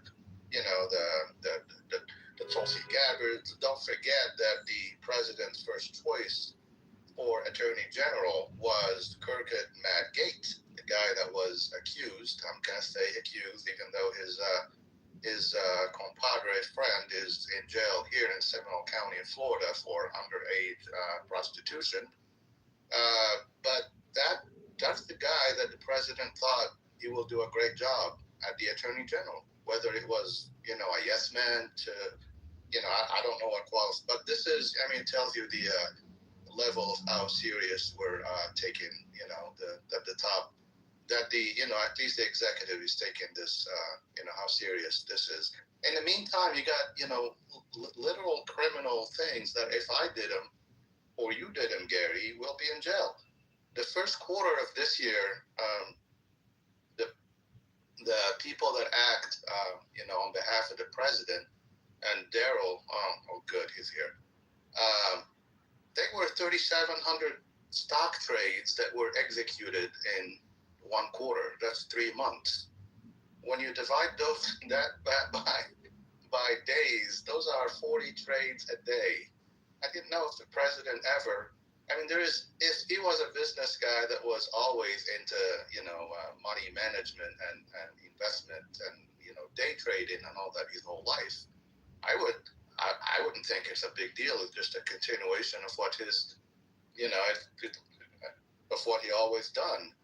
But to buy companies that 2 days later you hear that they got either a contract with the government or something that they're going to benefit from, something that the government is providing, and that suddenly, it just happened that we bought $750 million worth of shares in various, variety of these companies, and no one is talking. This is what's baffling. I don't see any of our.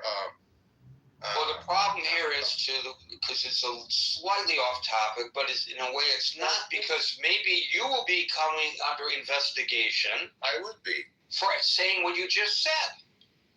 Well, yeah, but I also would, if I showed a trend that I do not, in real life, execute 3,500 trades, and then suddenly in 3 months I will do this, and with all my trades, you can see that it was timely executed to benefit in whatever, a day or two or a week on information that was not publicly provided. I would end up in jail, just like Martha Stewart did for, I don't know, I think it was like $37. Yeah, but she ended up in jail not for that, but for lying to a federal. Okay, but it was tied to a stock insider trading. Her stock agent broker was the one who went to prison for insider trading.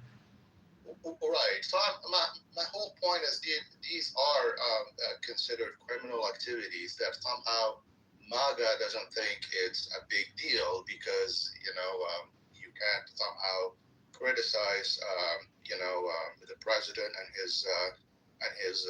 his friends for doing whatever. And that's that. I appreciate Marshall for he's a Republican that I would like to have as a neighbor or whatever. But because this is how we grew up in this country, we're fine. Husbands and wives. I hear he throws one hell of a barbecue on the ranch. That's what I heard. I bet. But at least other than the empty justifications and the apologists of he didn't mean what he said or whatever. At least when flagrant stuff like this is ongoing, people should come up and say, "Hey, I voted for this guy, but I'm completely against what's going on," because this is not the United States that was once the shining spot on the world, and we even took wars. We even got into wars in order to spread democracy in other places of the world. Well, the democracy that we have now, I don't think a lot of places would want to have replicated. Anyway, that's my thing. If I end up in El Salvador or something, Gary, you're to blame. Because I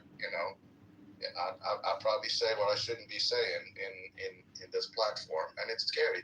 I'm not just being dramatic when I say this. I got friends that were naturalized citizens that, upon their returns from foreign trips, they were asked to get their cell phone social media thing looked at, even if it was for a few seconds or whatever. But why would it matter what I put in my social media? Like you said, we were built on this First Amendment thing of saying whatever comes to mind. You can be critical of anyone as long as it's within the law. But apparently, I mean, a lot of people suffered from this. I know people that are naturalized citizens that are carrying their passports in their cars right now because there is this perception that the laws are different, that the country is under different rule. That's all I have to say, Gary. Thanks. Papers, please. Papers, please. That's exactly what I mean. This is not what, they always said that other countries were not, that the United States was better than that. But we're not. Thank you, Monsif. Daryl, followed by El Normal. Hey, Gary, can you hear me? No. Okay, then I'll get started. To the young lady, C, who's very passionately talking, we should be afraid, but I think it's just part of the conditioning that we're all so busy going about our lives and our day-to-day that we're not paying attention to a lot of these things. Some of this started with the Patriot Act, right? So the Patriot Act actually allowed the government to collect information, and through the Patriot Act, not only could they collect, so the FBI could collect information, and because of the Patriot Act, where they tore down the walls between all of these intelligence agencies, right? So the FBI could collect information on you, but share that information with the CIA, share it with whatever intelligence agency they wanted to share or it the with. IRS. Yeah, and so why didn't, and I wondered this, right? Like, so Obama comes in, and why didn't we do away with the Patriot Act? If the Patriot, there was such outrage on this idea of government, getting into your personal business, and yet, the new presidents come in and no one actually gets rid of this thing. I just think there's no political power behind the scenes once these things actually happen. So some of this stuff, to me, it's just Trump 2.0, right? So in his personal life, he used lawyers and he used the civil justice system or civil system he would sue you into oblivion, right? So he didn't pay you, you sue him, he sues you back. He knows he can outlast you in court. And there's one thing that the Justice Department has. It has an unlimited budget, which is why they tell people,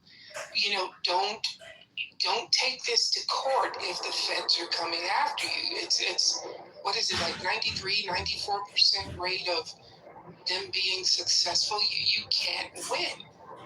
And so to me, some of this is just Trump 2.0. He's very litigious, and now he's litigious, but he has the power of the federal government behind him, and he can go after people. Look at what OPM just proposed like 3 days ago. They want to force federal employees to sign NDAs. They're making the argument that the Presidential Records Act is unconstitutional. These are things that have just held for so long. And now it's like every single, I don't like to use the word norm, but every single standard that we thought we had as a society is just literally being stripped away. Like, how can you force a federal employee to sign a non-disclosure agreement? And the fact that the courts are willing to hear the argument is the part that really scares me just like a New Yorker, New Jersey, back and forth. But again, we're all so tied up in our own day-to-day that it's going to take something really drastic for everyone to put their phones down, put their coffee down, turn off the TV, and collectively say, hey, I don't know that I agree with this, because people have to consent to be governed. And if people don't consent, then you don't actually have governance anymore. you really have some type of dictatorship, totalitarian, authoritarian. What you pick the word, but if people in mass, the majority, 50.01%, are saying, hey, we don't agree with this, and it's happening anyway, then you really technically you don't have governance anymore. And so if you don't have governance, then what are we doing? I'm one of these people. What is the end game to some of this stuff? You know, some of these people have to know that what they're doing, you know, is illegal. But we'll never know what's happening behind the scenes. Has he made promises to pardons? You know, has he signed pardon letters already? Because that's the only way I think a really smart person would actually agree to anything. Okay, I'm going to go out here and do this, but you're not going to fuck me the way you fuck everybody else, because he has no loyalty to anyone other than himself. And the moment you're no longer useful, he's going to cut you loose. You know, Michael Cohen walks around on the Upper East Side. I actually feel badly for him because he was loyal to this guy. And then when Cohen became a liability, he cut Michael Cohen loose, like he cuts everybody loose. And yet, for some reason, there are people who join his circle, and they tell themselves, I literally think they tell themselves, he's not going to do that to me. I'm less concerned about the people who join his circle, more concerned about the average American who is coming under duress right now for speaking their mind, Daryl. You mentioned the Patriot Act as the starting point for all this. I want to point something out about the Patriot Act, which, by the way, in its initial form, even included the requirement that librarians turn over the reading habits of the people who go to the public library. They changed that because there was outcry in the later iterations. But that's how far they were willing to use 9/11 as an excuse to reduce our freedoms as American citizens. And so in that respect, maybe the terrorists on 9/11 succeeded. They succeeded in effing you and me and my children and my grandchildren by impeding our abilities, our freedoms. What I'm reading, what I'm saying, where I'm going, who I'm talking to. So I just want to point this out about the Patriot Act, that some of us, like Eleanor, will probably remember because he's of the proper vintage. William, I don't know how old you are, but you're probably going to remember this. But a lot of the youngsters here aren't going to remember. The final compromise version of the bill was introduced on the House floor on October 23rd, 2001. October 23rd, 2001. I think if I read the calendar right, that's a month after the attacks. Yep. When was it voted on? I don't know. The very next day. And they drafted it very quickly. That's why there's always been this idea. It was a rush timeline. That's exactly right. And so my friend, John Conyers, was the ranking member of the House Judiciary Committee. I knew John Conyers very well, to the point where he actually offered me a staff position on the committee at one point. And he went to the floor of the House, and he pointed out that there were only 2 physical copies of the bill available for the Democratic side of the aisle to look at before voting. What? Because they don't want you to read it. Of course, if you vote against it, you're being unpatriotic. It's the Patriot Act that was developed because of the insecurities that were manifested on September the 11th, and which remain very, very deep cutting at that moment. So they were under extreme pressure to vote on it without reading it. It's also because but it also allowed the sharing. They used to have these invisible walls between the agencies because they blamed the fact that apparently the C ending in A had information, but they didn't share it with the S ending in I. And so the Patriot Act allowed for the tearing down of the walls. But there have been administrations, Democratic administrations since then, and they don't undo this thing. I just want to say one last thing, Gary. I have always worked in heavily regulated industries, right? My first job was at the New York Federal Reserve Bank. It was the first time I was fingerprinted. I had to pee in a cup, and I had to consent to a background check because I worked in the vault. And we would carry literally stock certificates and bearer bonds from one part of the bank to the other. And so every firm that I work with, one of the first things you have to do, you got to give up your fingerprint, you got to give up your urine, and you have to be bonded. It even got to the point that there was so much cheating on the securities exams. People paying $5,000, $10,000 for someone to take the Series 7 for them and pass.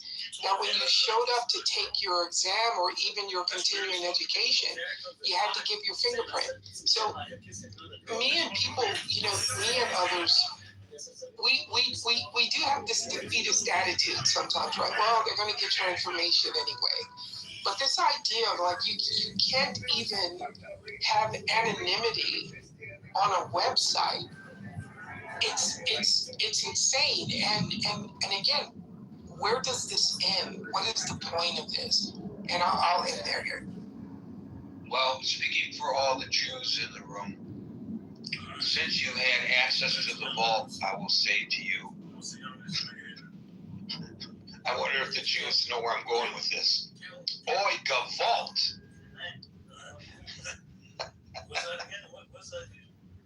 Okay, stand-up comedy is not my forte, but too bad. You're stuck with it. El Normal followed by what? No, it was a good pun. It was a good pun. So there's a lot to talk about, but just briefly, I think Conyers may have been the first politician that I ever called for a story. And the wild thing in those days, Gary, which I'm sure you'll remember, is that you'd call them and they'd pick up the phone. It was just the most incredible thing. You could just look up their number and ring them up. So anyway, that was a blast from the past. He was a good guy. I always felt like I should call him. The bigger point that I want to make, I think falls under the heading that if one violates the rules of civilization, does one then merit or receive the protection of civilization? So, an example of violating the rules of civilization is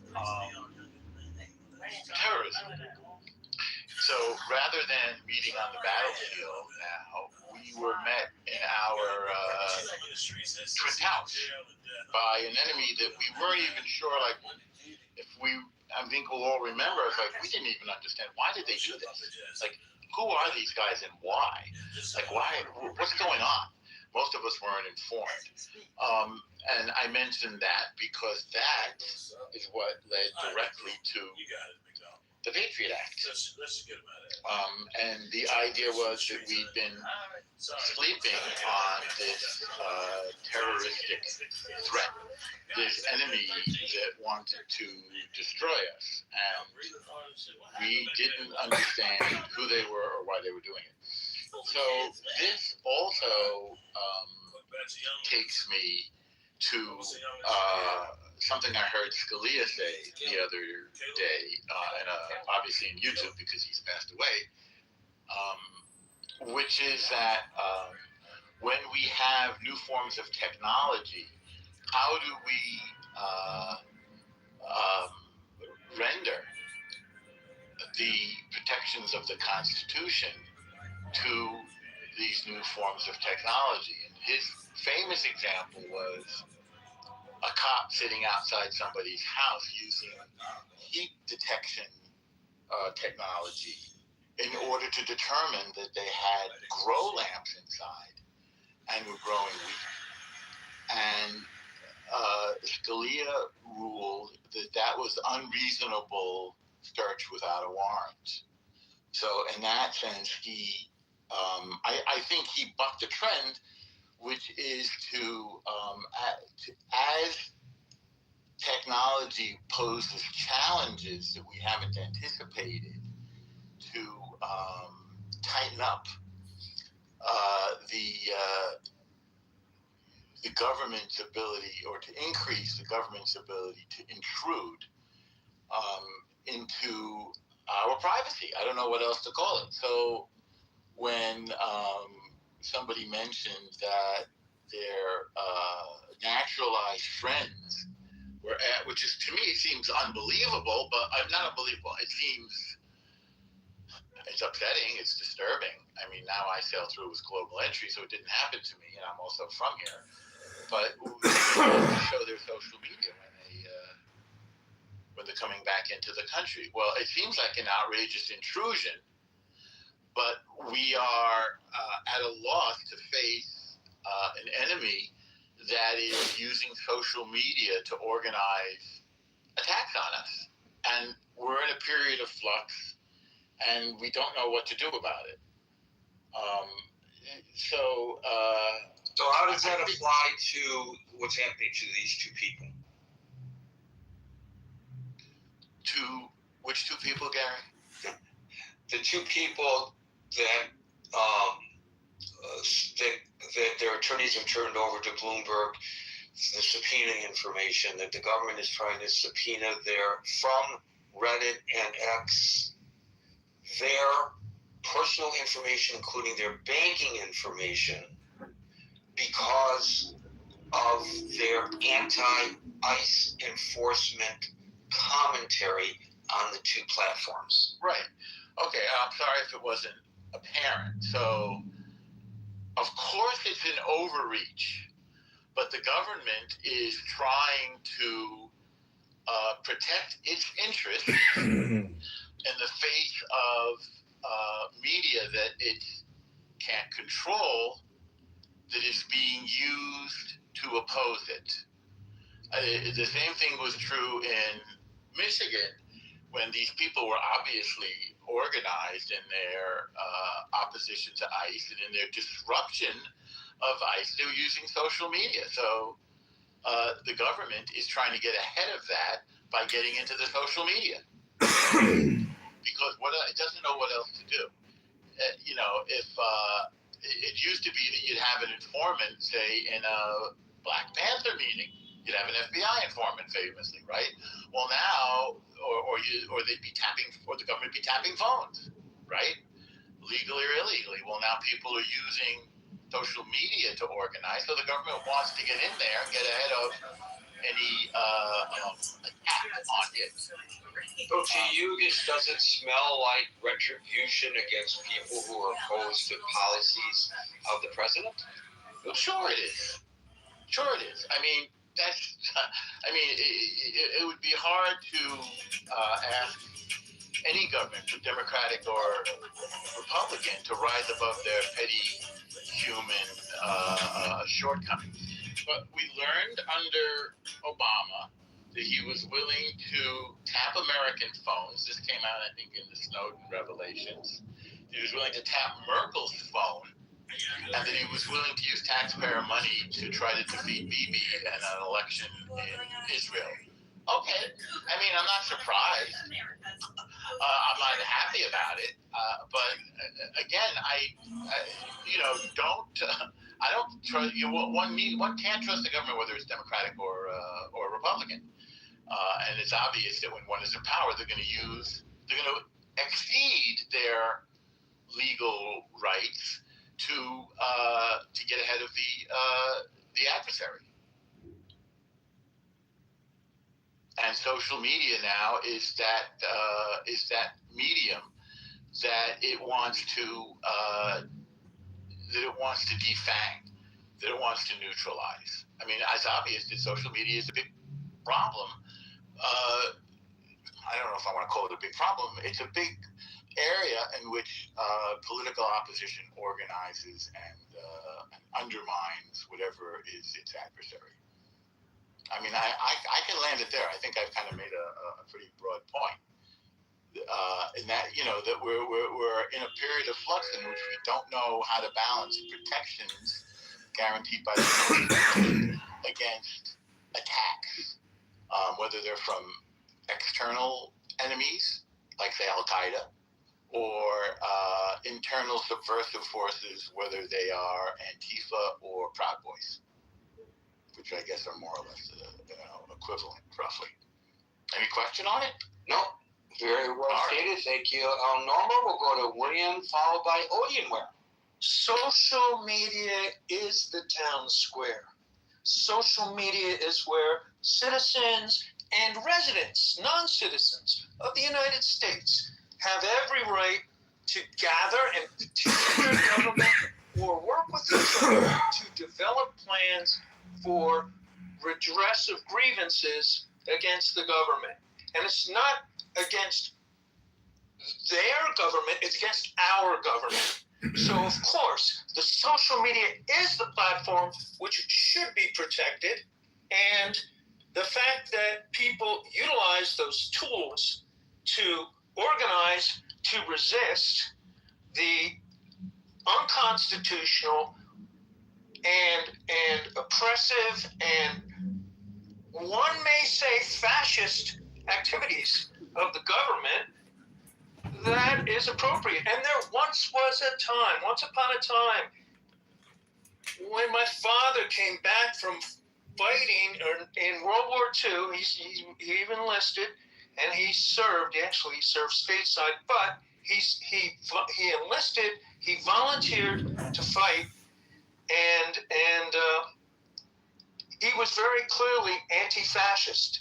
And I don't know anyone in his generation, any American, that was not anti-fascist. What this is, this smells of, I pulled up some materials, I put it on the chat. I didn't have a chance to read through all of it, but this seems like almost prima facie, or at first glance, prosecutorial misconduct. I would have to look into it to see what the particulars are of the law, but this seems like prosecutorial misconduct. Prosecutors, judges take an oath to uphold the Constitution. Prosecutors have separate oaths to uphold the Constitution. Prosecutors have codes of conduct. So do judges, except for the Supreme Court. They don't really have codes of conduct like regular federal judges. But the codes of conduct applying to all federal judges and separate codes of conduct for all federal prosecutors would limit their ability to lawfully, or at least within the codes,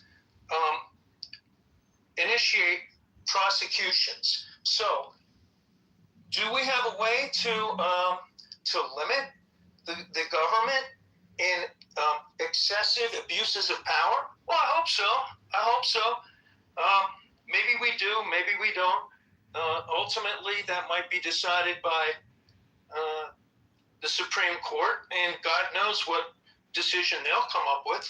I don't have great confidence they're going to come up with good decisions at this point, but some of them might lean back towards regular notions of protections against warrantless searches and seizures, protections against prosecutorial misconduct, protections against initiation of legal process, and the awesome power of a federal prosecutor to take vengeance upon people who are organizing to push back against the government in the town square, which is social media. And I think Elon Musk was very clear about his free speech absolutism, where he referred to, in his own autistic way, he referred to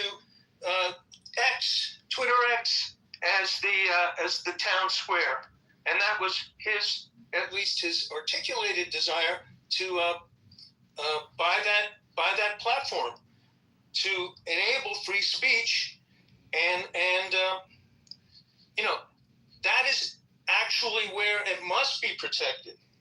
Now, if somebody is conspiring to do something illegal, that would be speech which is not protected. So if there's a conspiracy to commit a felony, that's not protected speech. It goes back to the whole long line of discussion about yelling fire in a crowded theater. That's not protected either. But, there are legal ways to fight back against online criminal activity without just a whole hog invasion, a whole hog suppression, chilling conduct of the government to suppress and put in fear everyone to speak their mind on social media. Whatever stupid thing they may wish to say. And maybe what I'm saying is stupid too. That should be my right. I don't know. Take a look at, prosecutorial misconduct. Look at what the oaths of the judges themselves and their codes of conduct.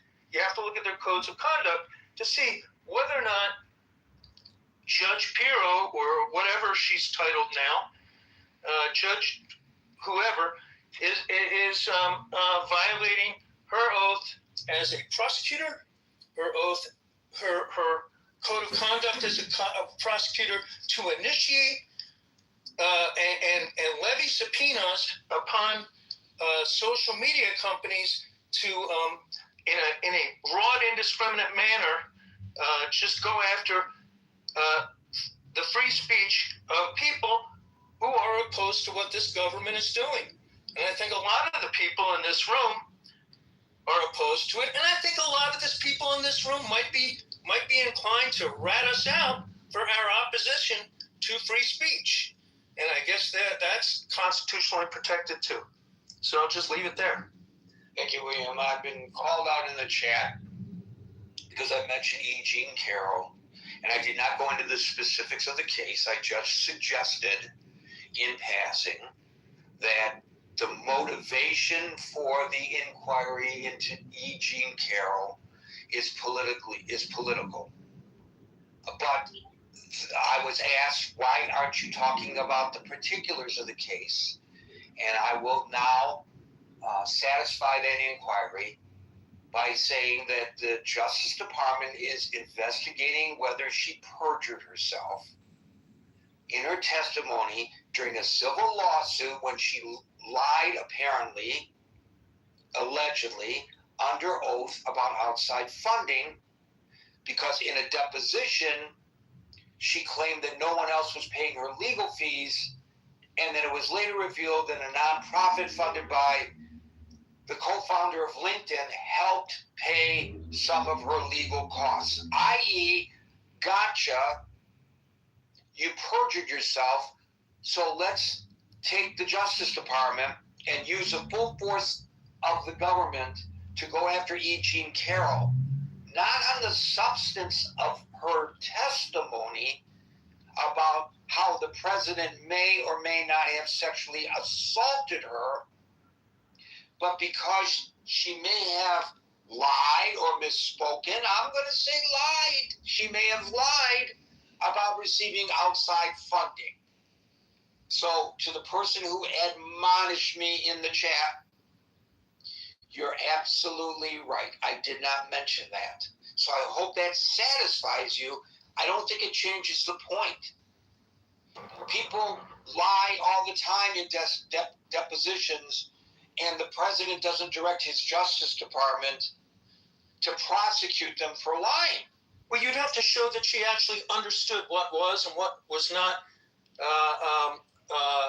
outside funding, or some sort of, you'd have to get into splitting hairs on all the definitions of the questions asked and the answers given, and her understanding, her scienter, her criminal state of mind, in so answering whatever question she did or did not answer about outside funding. It just seems like a pretty specious type of attack that would be outside the merits of the lawsuit and have no probative effect on or prejudicial effect to anyone in the course of that proceeding. Who cares if she had outside funding?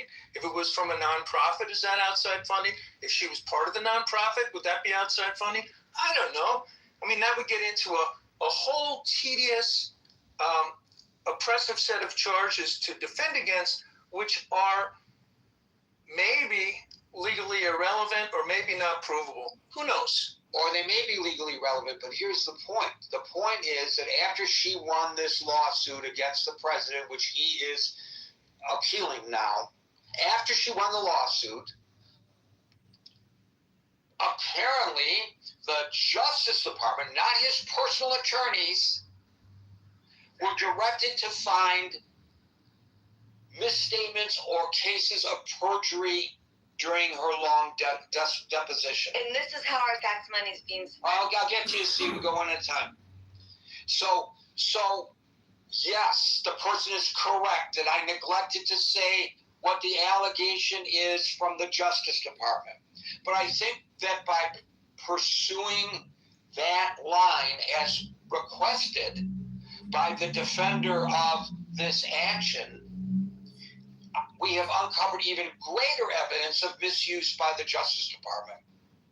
Yeah, abuse of their power. Personal civil lawsuit, not against the government of the United States. He wasn't even president at the time. It's between two parties. It has nothing to do with the taxpayers of the United States. And yet, the government attorneys who are supposed to be representing you and me, not his personal attorneys, are investigating to determine whether she may have perjured herself during the deposition. Gary, so that only lends credence to the implication I proffered when I mentioned her as an example. I think it only bolsters my implication. Yeah, Howard. No, I was going to say it further does. And if the Justice Department's going to be involved in this, just show you how ridiculous it is. I hope they investigate the alleged one unpaid parking ticket she had during the trial that she never paid too. Well, also, how about somebody investigating the misuse of public taxpayer money to assist in a civil lawsuit by a private citizen? I know he's not a private citizen today. There you go. Yep. But how about that? How about I, as a taxpayer, filing suit against the Justice Department for using its resources to aid and abet a private citizen in his lawsuit? This was not in his capacity as President of the United States. But how about Michael Cohen? You gotta wait. I know you're new to the stage, but you gotta wait. And you will be last because you've been up before. Odin Ware, followed by David. Thank you, Gary. I just came up on stage to remind you of my experience with Marshall. I told you that for any country to collapse, the first thing that first collapses is their judiciary. So you can see now what Trump is doing concerning the Reddit users, concerning E.G. Carroll. Now he's going against his enemies. So what he's going to do is that he's going to make sure that your judiciary has no credibility. So it's not going to be Trump. Suppose the next Democrat does this, goes after all Trump's enemies, goes after Stephen Miller, goes after everybody, what's going to happen? You're going to have a cascade of unfortunate events. And that will lead to the end of the great. I mean, this is I'm sorry. I know when I say this, a lot of people get angry, but you can't stop signs. You can't stop the symptoms. You can't stop all those things. These are the pure evidences of a failing society. That's what I studied. But so anytime things like this happen, that I mark off my books, I will come upstairs to remind you that I told you this. But people say that Trump is a strong man, they will deal with mean tweets. They don't care about the very fabric that holds most countries together, which is their judiciary. Thank you, Gary. I'm not going to spend happily in America. Thank you. You came up to say, I told you so. Sue, we've invited you multiple times onto the stage. For some reason, you're not making the trip. David. Well, Gary, the title of the room actually addresses a deep historical reality for the great people of this great nation. That we've always had surveillance at the highest level going back in the 50s with the Red Scare, McCarthy, the communist list that they were chasing down people, the intimidation and bullying of the employers who hired said communists and the threat of putting them out of business. This carried over into the 60s under the COINTELPRO program that was led by the FBI to go after the civil rights activists and their top leadership, Vietnam War protesters under the pugnacious J. Edgar Hoover. And so there's been a violation of our rights and our constitutional rights at the highest level by law enforcement, by said agencies, without any light of day sunlight recourse until it was brought out by utilizing the same tactics that the FBI would use going after its perceived enemies of the United States, real or imagined or otherwise. And the church community in 1976, in a bipartisan hearings, called this out, and obviously we had to create the FISA Act, which limits the government's ability to surveil.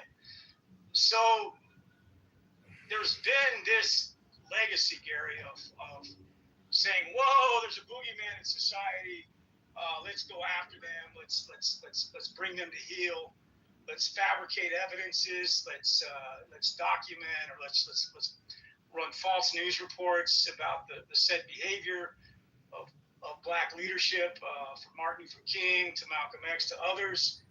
And of course, no normal brought up Edward Snowden, who took on valiantly and broke his non-disclosure, his document that said, you signed basically a phone book worth of forms saying you won't disclose.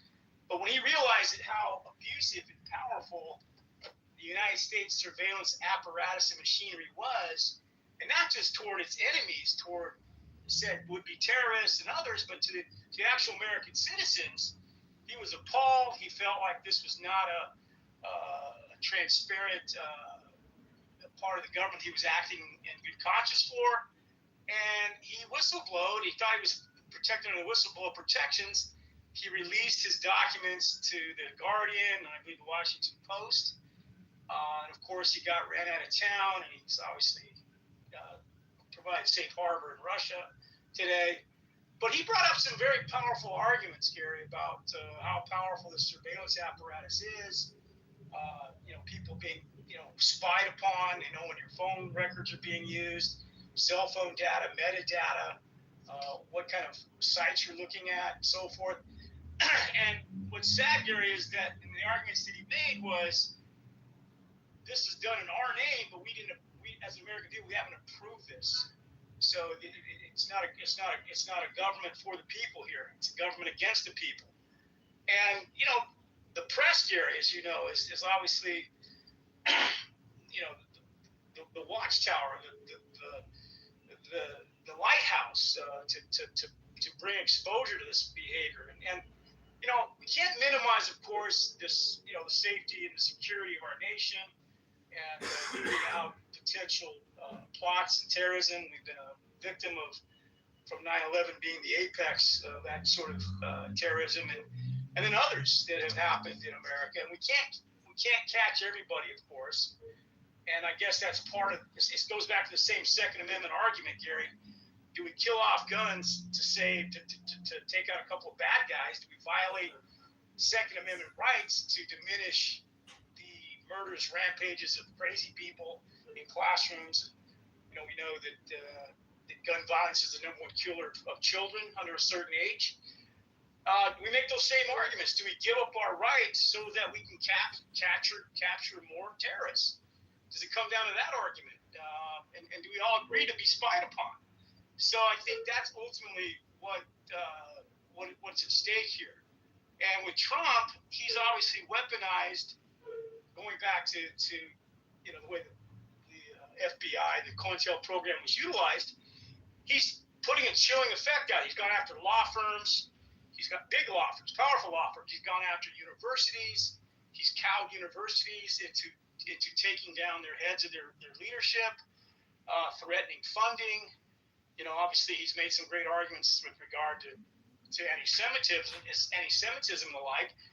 But there's been a lot of overreach and a lot of abuse there. So, of course, Gary, he's firing and he's reining in all the watchdogs that are designed to protect our tax dollars against the abuse of government. And now he's been able to leverage his power and put people in power and let him do whatever he wants.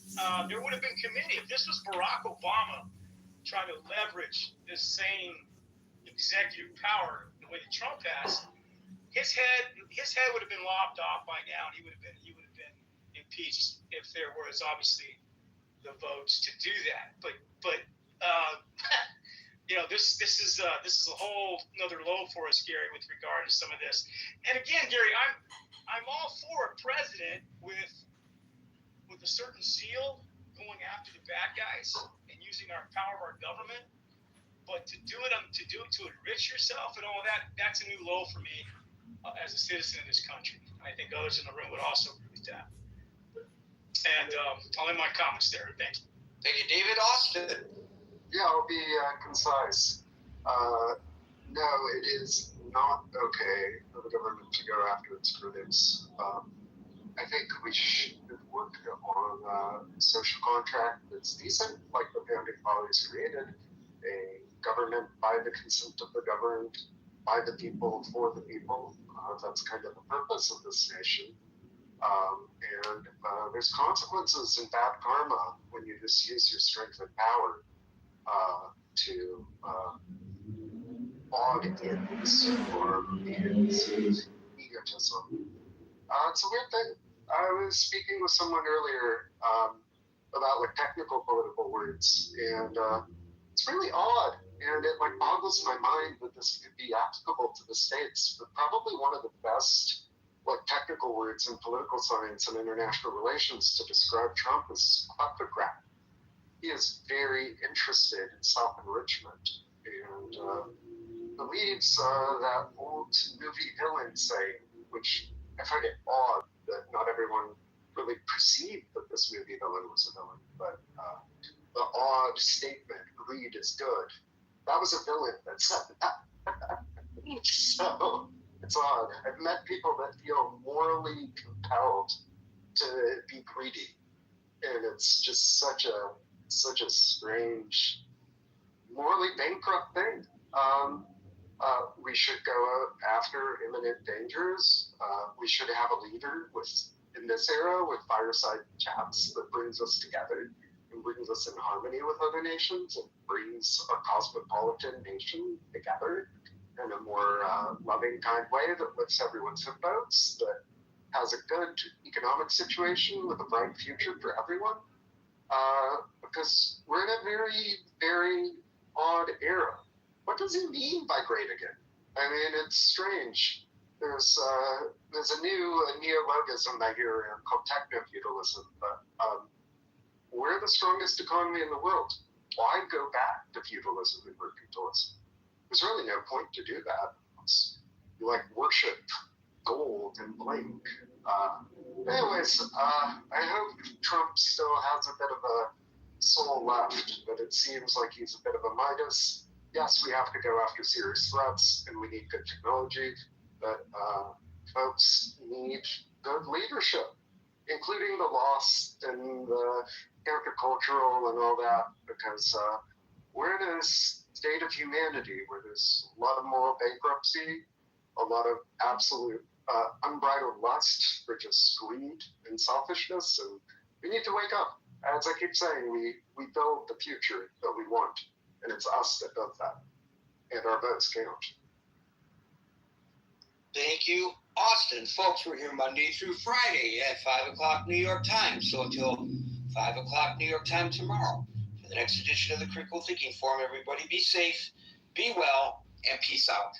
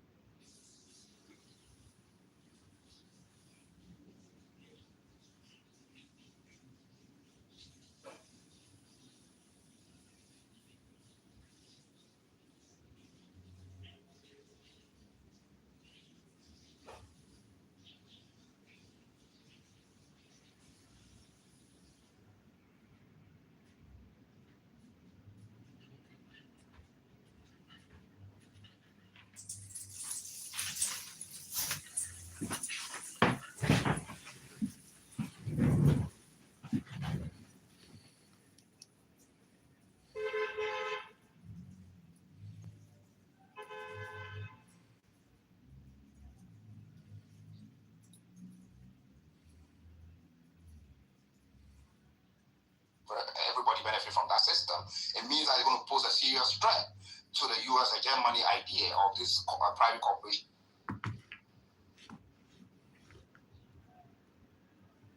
Actuals. I should people pull up on me.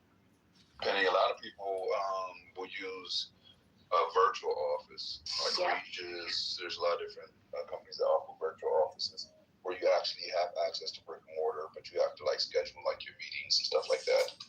Right? They even go as far as you can put a placard down in the lobby, whatnot. Depends on how far you want to go with it.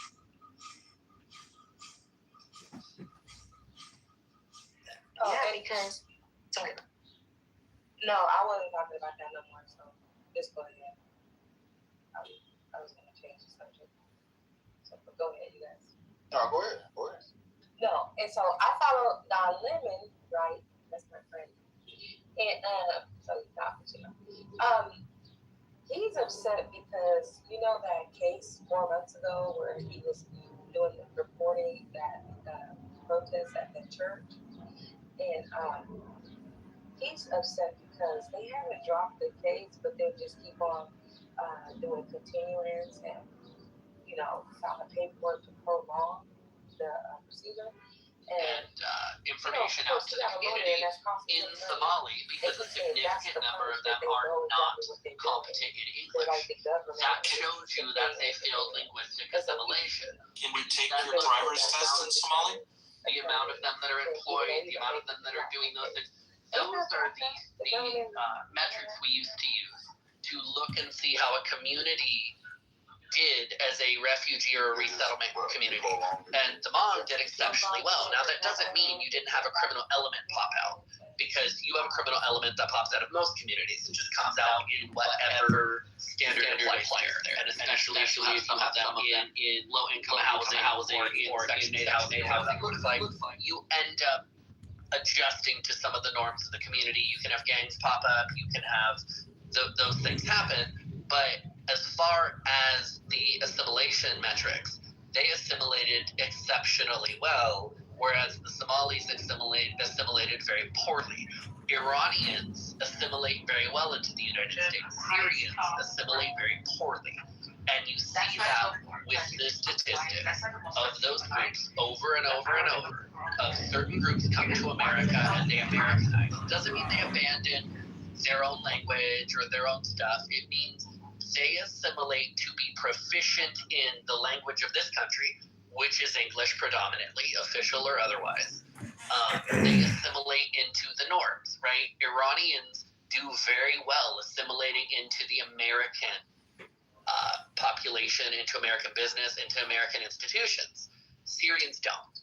They don't. And you see certain cultures have come into this country and done a better job than others, and it's because they have come here with the intention of being absorbed into the fabric versus coming here with the intention of staying what they are, but taking advantage of the infrastructure.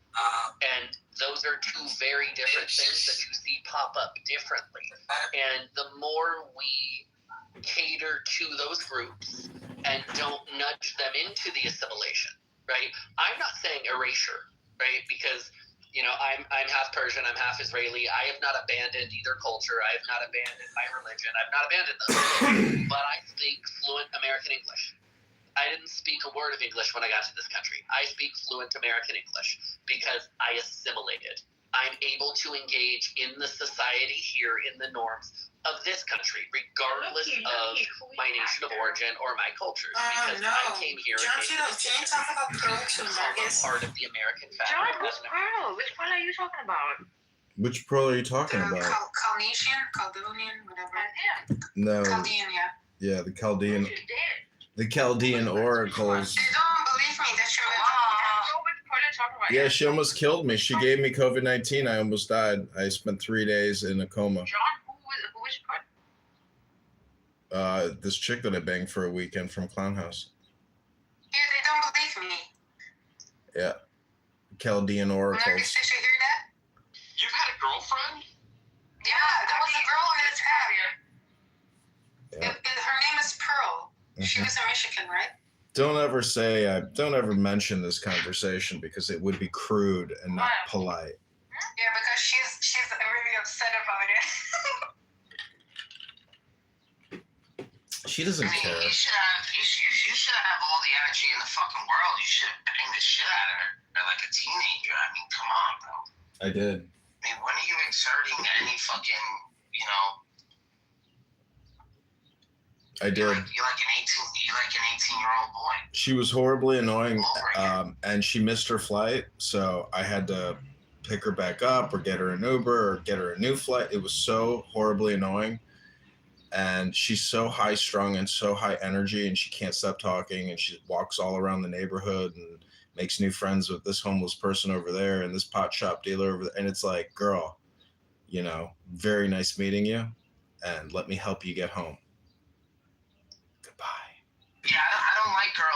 like girls like that either. I'm not gonna lie. I like my girls quiet, healthy. Yeah, I'm dating a Muslim girl now, and she's Bosnian, but I am worried she's part of an Al-Qaeda sleeper cell. So that's the downside, but it is a spicy romance. Kind of hot, yeah. It's kind of hot when they're like espionage like that. Yeah, and since I'm involved in politics, there are certain women that think that they are gathering intelligence from me, and especially, Danielle. When Fatima presses it so many times, I don't want to let her up. When she presses it like 4 or 5 times like that, I just leave her in the fucking audience. Oh, Christ.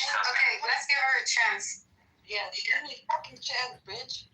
Okay, don't do And this. Abby, that's why everybody hates you, because of what you just did right there. You see that? They're gonna hate you for that. I'm trying to be not like, I don't care if you hate me, but like, it's just, I don't know. Sometimes she behaves, you know? Sometimes? Like what? Like 40% of the time? Well, in my room, she never does this. I swear to God, she's really well behaved. She's always contributing to the conversation. I don't know why she does it. Talking about my dog, like she's always so well behaved at home. You know? Actually, give me a when I was saying that, I was, yeah, she is kind of like my dog. She's I'm not gonna be. This is what I'm saying. Like, I'm not responsible for this woman. Like, okay, me neither. Everyone always says like Abby. That's what I'm saying. I'm not responsible for her. I have other women that I'm responsible for. Oh my God. I'm not gonna come online and then play like Big When you do Brother. this, she gets reactionary. If you just ignore her, she doesn't. I'm not gonna ignore her. No, I'm gonna keep going like this. So I'm gonna keep triggering her. So I'm not her older brother, nor her older cousin or anything like that. Like, you know what I mean? Like, I'd walk her across the street. Like, I would walk her across the street, would make sure she's okay. You know what I'm saying? Like, could you please fill that hole in your face? you know, like, I would, you know, like, if I dropped her off, I'd make sure she gets in her house before I drive away. You know, shit like that. But that's as far as it goes. Oh my God, I don't need anything from you.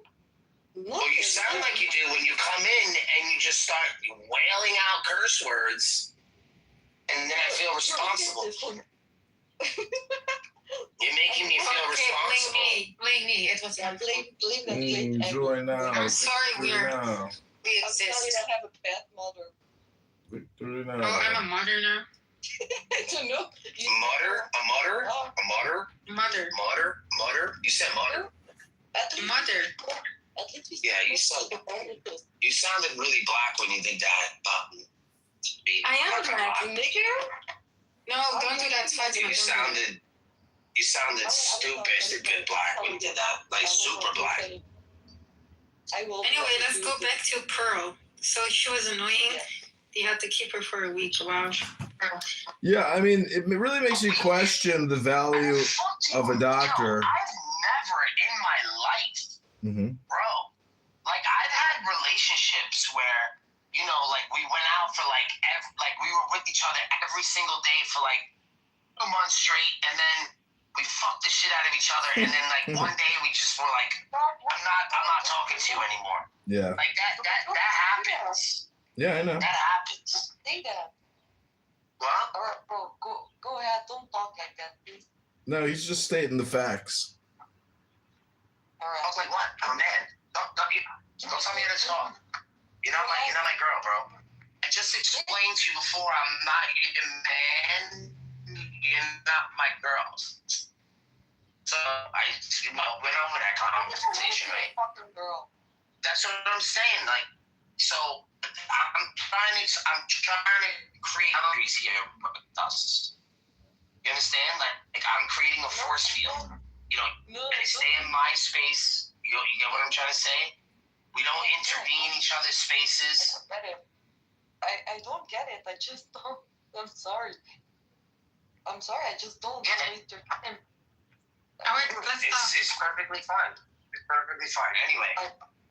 I know it's fine. No, I feel responsible. Anyway, what about Pearl again? No, nothing. It's just they didn't believe me that he met up with a girl. Yeah. And then I said, okay, can you maybe confirm? And then, okay, Narcus, do you believe me now? Yes, I believe you. Okay. I still don't believe it. No, they did because every time he went into Was she hot? Is she hot? Yeah, Is she cute? she's pretty hot. She's not bad looking, no. Yeah, she's got a great body. She's beautiful.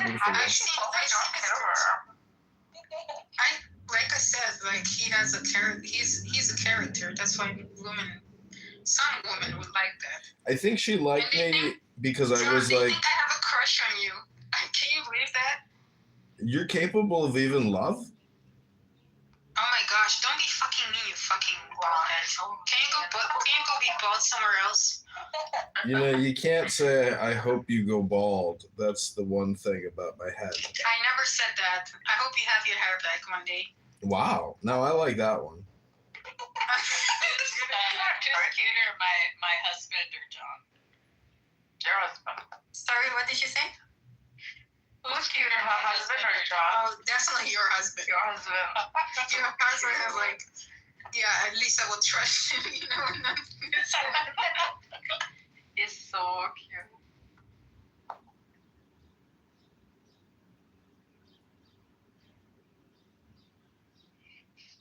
Yeah, she's a nice girl, but she almost killed me, so that kind of spoiled the any kind of sentimentality. No, she didn't give me COVID. She gave me her vaccinated viral shedding. That's what she gave me. All right, I'm gonna link a book at the top for readers' choice here. Some interesting stuff going on with this book.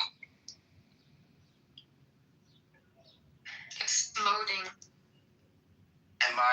Did it go? No. What is it? The Quran again? Yeah, but the Syro-Aramaic. It's also talks about this often.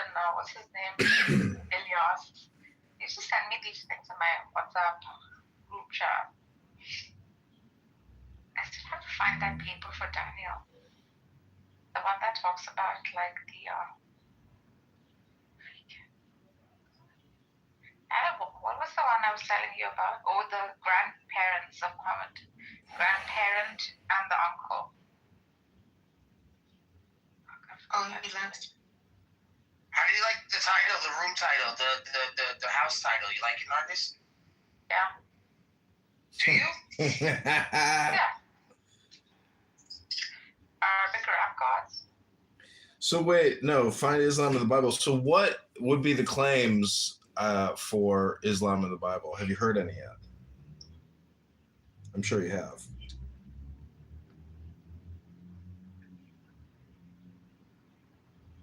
Yeah, so like the historian claim, very, very, very critical claim would be like highly skeptical critical claim would be that Muhammad, in the 7th century, like wanted to make change for his people. Therefore, he utilized resources that were already available on land. He was extremely inclusive in the first 10 years, where both the Christian and the Jew were part and parcel of the movement, the Mohammedan movement, to bring about like change in his society, especially to bridge the gap between the corrupt elitist and the really poor. He did correct a few concepts, such as that of the Trinity, wherein he's not saying no to it. He's saying do not explain God in those terms, and he's more inclined towards like the Judeo God, the pure monotheistic God. But he's saying it's not composed, it's simple. God is necessary, etc. We don't have to describe it in like persons, etc. Yet he's very generous to the Messiah claim of the Christian. He's saying it's okay as so long as we like change our society. As we like move forward, he's also becoming a statesman. His movement becomes very large. He, however, doesn't like seek to conquer areas. Conquering, etc., happens after his death. And during his lifetime, he builds like an empire of faith. He is a God man. He's closely linked like through meditation with God. And when he comes out, he's not like sharing with people the verbatim speech of God per se. He's also like using his intelligence, right, with clarity, and using concepts that pre-existed within Judeo-Christianity to spread like goodwill and bring about this religion of perennialism called Islam. None of this will be granted by today's like extremist Muslims, sadly. Well, sadly, that's a very generous interpretation. So generous that I'm literally just overflowing with your generosity, because that's very nicely put. For what we could say is actually a criminal mafia takeover of the region, and he's a charlatan, not a god man, a scam artist, and a frauder.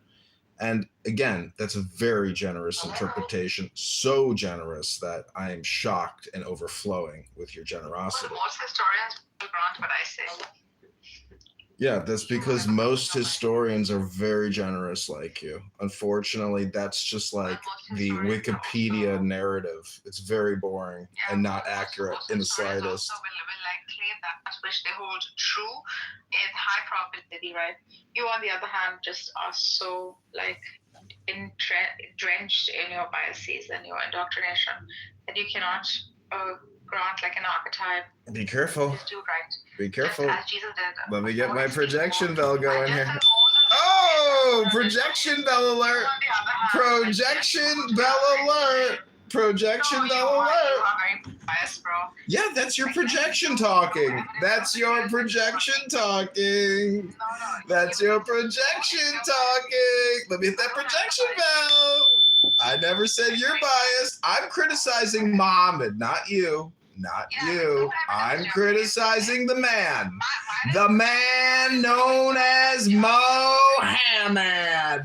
The Mohammedan. You don't like it, do you? A little sensitive there with your biases. All right. I'm going to mute up now. Massive melons. That's my that's my slogan. Daniel, by the way, great PTR. I'd like to purchase a new 99-cent. Okay, so the final, I have an argument here. This says I don't need to prove one exact source book behind every verse. I only need to show that the Quran stands inside a pre-existing late antique Jewish and Christian story world. Historically,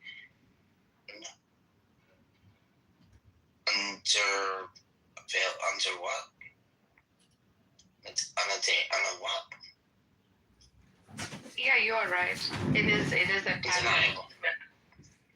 It is undeniably Judeo-Christian. Yes. Undeniably. So the bottom line is yes.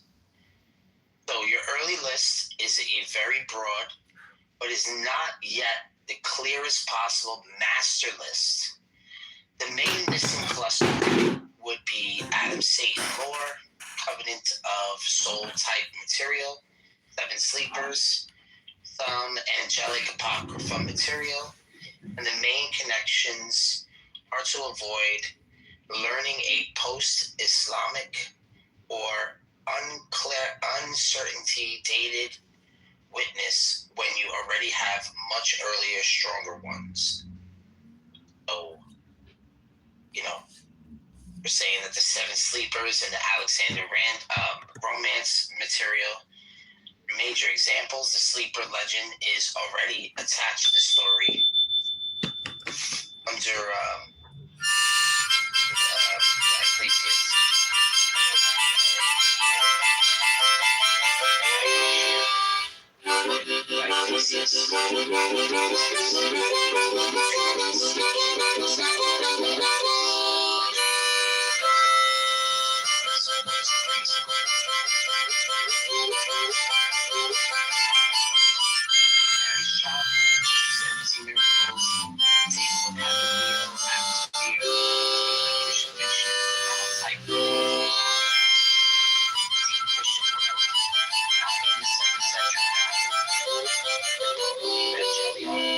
James and Thomas, generally in the 2nd or 3rd century CE.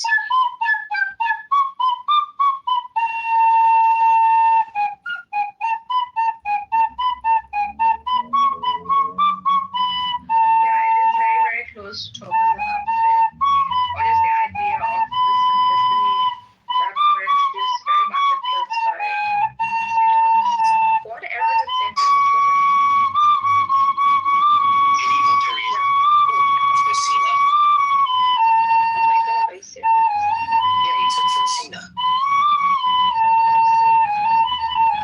Yeah, so did the Maimonides. Yeah, but Maimonides and Caesar were contemporaries. They were contemporary. Maimonides is like 1,000. Establish some kind of secondary homeschooling program that nationwide that people can get involved in. Parents could actually become more involved in their kids' education and make sure that they're not being taught something that they shouldn't. I know that, currently, if a child was to go to school and learn something, right? A lot of times the parents don't know what they're learning. Like, I know this with my nephews and my brother. They would come home telling me some crazy stuff, and I'm like, what are you talking about? Like, LGBTQ, what? Like, why would you talk about... My brother and my nephew was telling me how they have a cat litter box. And, like when you... I'm sure you guys remember when you go to school, you take your jacket or your backpack off, and there was like a little area where you could put your jacket on and stuff like that. Well, they installed a cat litter box in the classroom for the kids who think they're cats. Okay, like this is what's going on. My mom didn't know nothing about it. My mom had no clue that this was going on. And I brought it to her attention. She's like, "Oh, well, first she didn't believe it, right? And then after I got my brother to talk to her about it, she's like, "Oh, well, that's weird, but whatever." And that was it. That was the end of the conversation. She just was like, "Oh, that's weird," or whatever, but whatever, That's just the time we're in now. Just so accepting of it. Like, that's just, just rolling over and just giving up. Right, there's so much going on. Listen, if you're not rolled over for that, there's a lot going on in her life that she's not able to address. I'm gonna give you an opinion. I homeschooled one of my children through the 8th grade, and I have dealt with children that he was in school with, their families, and sometimes this backfires on you when you try to protect your children, and it ends up backfiring, and they become rebellious, and they think that they missed something because you tried to overprotect them. And I've seen a lot of that. My son went to high school, and he was in a good high school. Things worked out as much as they're going to. Okay, that's another story for another day. It's a very hard problem. I will give you an opinion. It's a good idea to have your children in a school district where the parents are successful, and there's some kind of that means that the parents are basically educated, whether we agree with their political views or not. One of my grandsons was in not too good of schools, and then they added, he went to a good school district where the parents were successful, and he looked around and thought, I'd like to be successful. Rafi, it looks like there must be a better room. My bad, I didn't mean to piss anyone off. I was just fucking talking. Excuse the fuck out of me. I didn't direct that at Snake. Good Lord.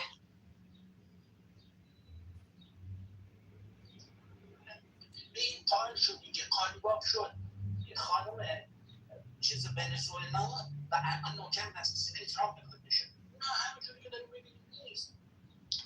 Joe, you're the education person up there. You're being pretty quiet.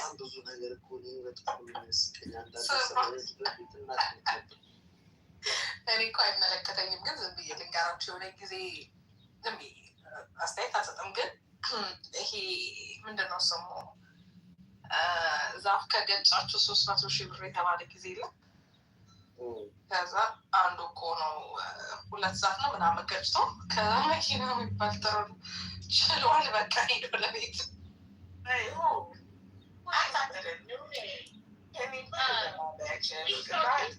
He's not really big in space. He's more like in the goo sort of thing. But yeah, they've been together for a minute now. And that's not a surprise. They be hooking up with each other. Yeah. But Prophet got everybody. Just know, I know whoever he is. Is he from Chicago? All I know is he from Chicago. Yeah, that's the only thing. Yeah, that's the only thing I know. And I probably know him, but I don't know. Yeah, I didn't want to pry, so I didn't ask. You know what I'm saying? Let me see if I can find his profile. He changed his name, and so when they changed the name, I be forgetting. Like, but I could actually call Mango because I got her number. I could just ask her, but I don't want to pry. I'm telling you, that one right there. Yeah. Now Mango, she had the baby about a month ago. You kind of late. She had him last week because I called her when she had him. She had him on like Mother's Day, like the week of Mother's Day. Yeah, she had about that. Because she was trying to push the Gemini out, and I said, absolutely not. I spoke life. I said, no, you can have you a real cool Taurus. I think that'll fit you. That'll be good for you. Right, and then it's like crazy relationships that I didn't know existed. What was wrong with the child being Gemini, Miss Taurus? So, okay. Yeah, my mom a Gemini. I think I bet I'm not specifying. And it is Gemini season, so I should have had a little bit more respect about myself. There's absolutely nothing wrong with Gemini. I would like to tell a truth in a very amicable way. The Gemini has 2 of y'all. It's 2. It's 2 in there. And one of the twins, First Lady, we absolutely love. I'm talking about we would go to war. We would go to war behind that twin. We're gonna ride out behind that twin. That twin is funny as fuck. That twin can be a sunshine on a rainy day, on a cloudy day.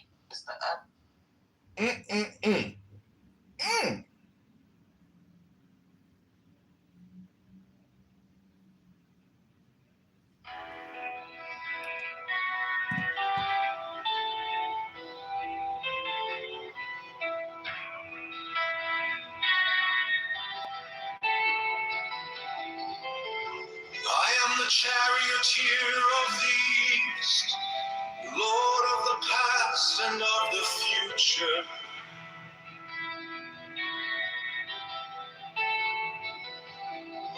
I see by mine own inward light, Lord of resurrection, who cometh forth from the dust, and my birth is from the house of death.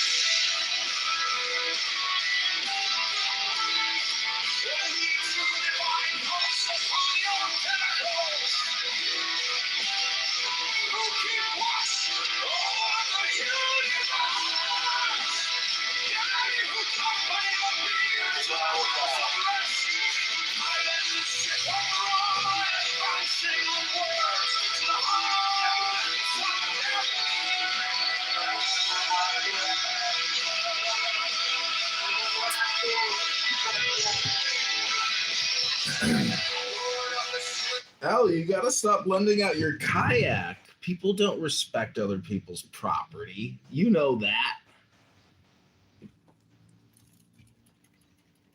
Hello? Raffy's sleeping, Al. I'm gonna wake his fucking ass up. He's been on Clubhouse for 48 hours. Let him get at least 3 hours in. It's exhausting. Wakey. The war room. Where's BB? I haven't seen BB in a while. I don't know. I haven't seen him. I'm here. I mean, he's eating. All right. Oh, he's eating. Suppose you're allowed to eat. Okay, fine. Well, Americans do not want Sharia because they don't understand Sharia, and they don't know that. Have you ever read the Constitution of Muhammad, the Charter of Medina in 660? Have you ever actually read it? I have not. I'm going to rely on your. Oh, you should read it, because once you read it, you're like, oh my God. Like, it's a chart. I'm already like, oh my God. But most people don't understand the legal underpinnings of Islam and the claims and the history of Muhammad and what he did in Medina, etc. So it's very, it's such a vast, huge historical narrative. And when you really read into it and then you compare it to Western law, you're like, holy shit. Like theocracy or the union of church and state, it's the opposite of our reality here in America. The opposite. It's the opposite. That's why it's not compatible. Islam is not compatible with Western society. Yeah. It's hard to explain that, though, to Americans who are accused of being Islamophobic. And I mean, I could show you pictures of 30-year-old men marrying 6-year-old girls, and they themselves are dressed up like women. Did you see that recent video put out of the man marrying a little girl? They dress her up like a little lady, and he dresses up as like a woman too. It's the weirdest shit. Pakistan has some weird motherfuckers in it. The third world is the third world. But we don't want the third world in the first world. We reject it. And our founders rejected it. I don't even think a reformation could rectify all that's wrong there. It would help, though. I mean, the rest of us got with the program, had ourselves a reformation. I love when they like to compare Christians and like, come on, can we talk about today? Can we talk about today? Well, I think if there was some type of an Islamic council and they were to have some type of constitutional convention, it could only help the situation because it's that bad. Yes. And I think Saudi Arabia should lead it. I agree with that. Yeah. I mean, lead it, but in conjunction with all the other Islamic states. Not just one Islamic state, They need a confederation of Islam to come in and write a new constitution and update it from 600. It's not updated.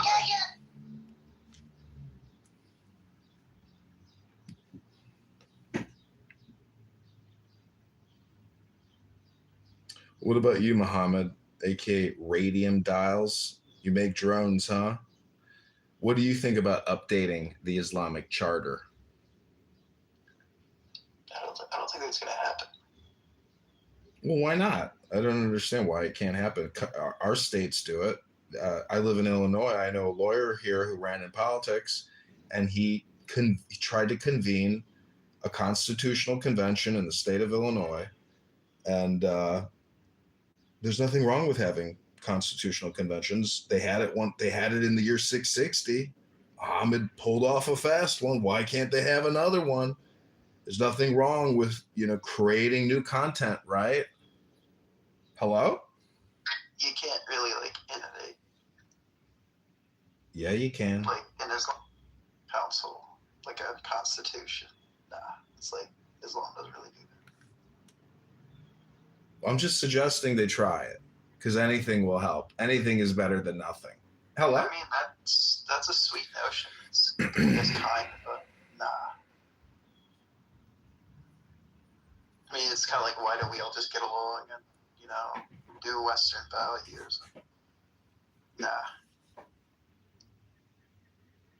Yes, I'm not suggesting Western values. I'm suggesting particularly the Charter of Medina, put out in 666 by Muhammad, which presses Jews into service and presses Jews into paying up for their war state. Have you read the Constitution of Islam? It's in dire need of critical analysis and a constitutional convention. Well, if it's drafted by the Prophet Muhammad, then shouldn't really innovate on that, huh?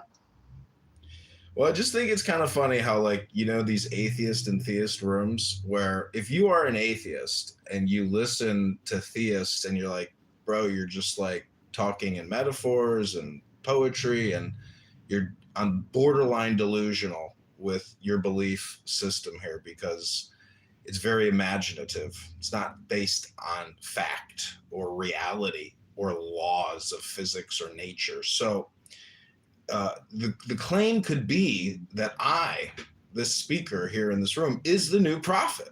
And I have come with the final revelation direct from the messenger. You see what I'm saying? You can claim anything.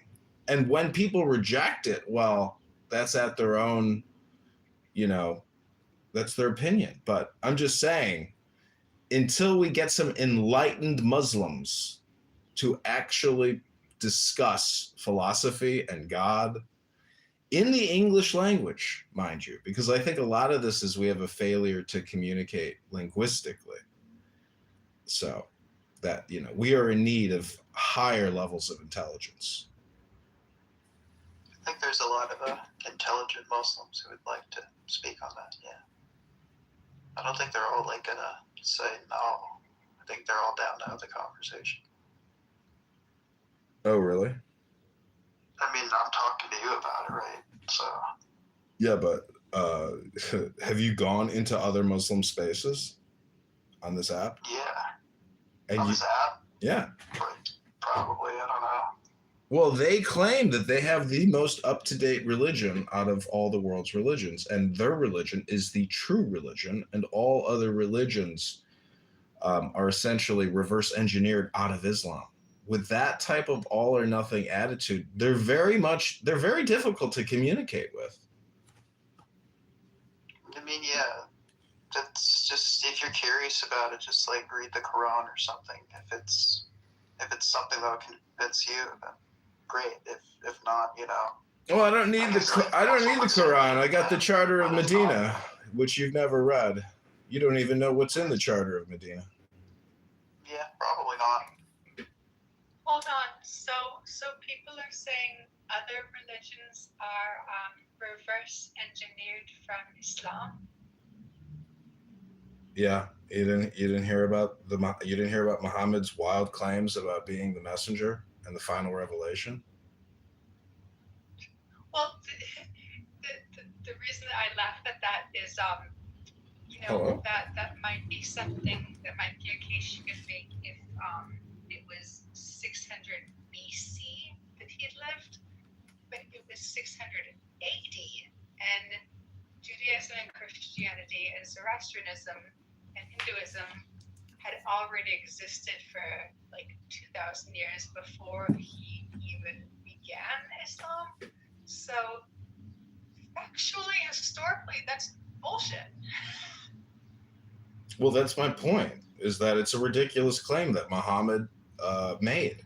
And really, I just view him as a charlatan fraudster who was very successful at it. And to this day, with over 1 billion adherents to his multi-level marketing scam, it's worked wonders. The Hajj, Saudi Arabia, it's the Disney World of the third largest religion. And kudos to them.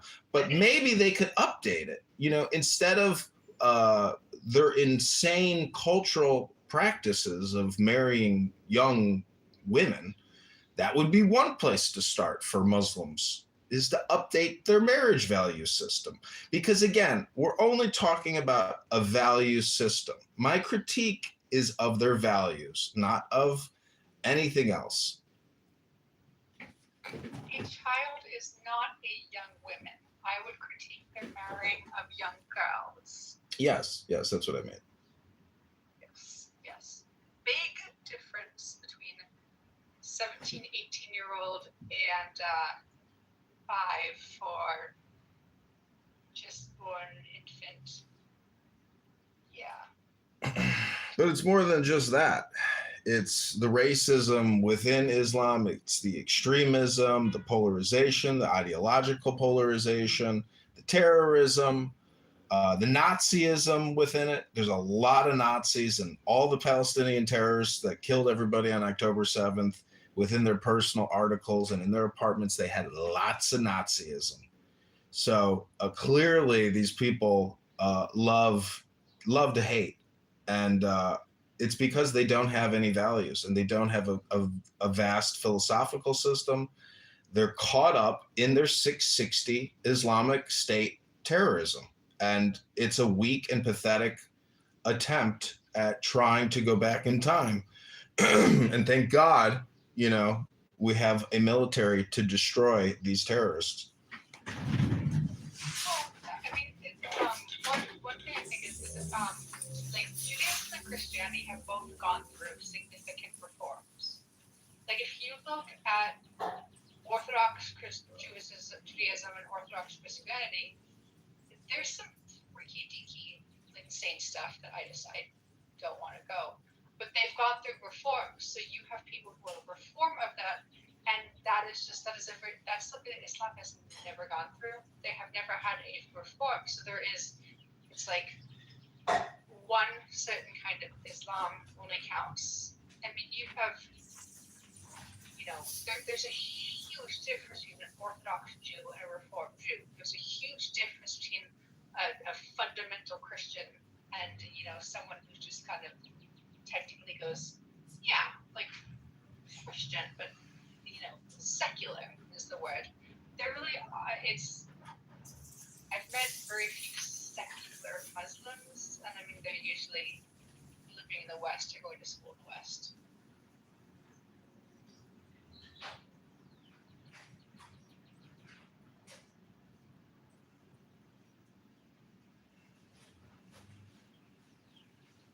So, I mean, I would love to see kind of a reform come to Islam because I think that would be extremely useful, extremely helpful. But and it's sort of in a sense, no, Orthodox Jews do not necessarily go around killing people unless you're a settler. And there's a few who have gotten a little violent with settlements. They just also have some insane ideas about women and dress, because of similarities between, yeah.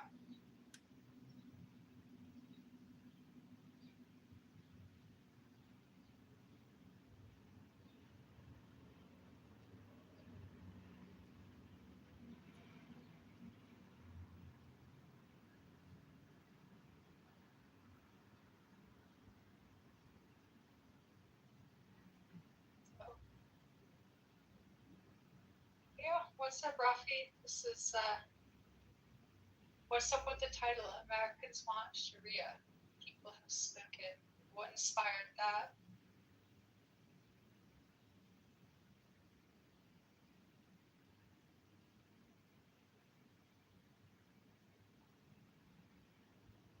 Sometimes speak right now.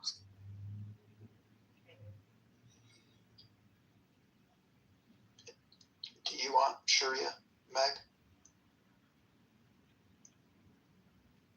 Would that be cool or not? That would probably be the one thing that would make me leave the U.S. If it was ever a federal law, I would probably go, bye-bye. Leaving the country until it can sort itself out. No. Fuck no.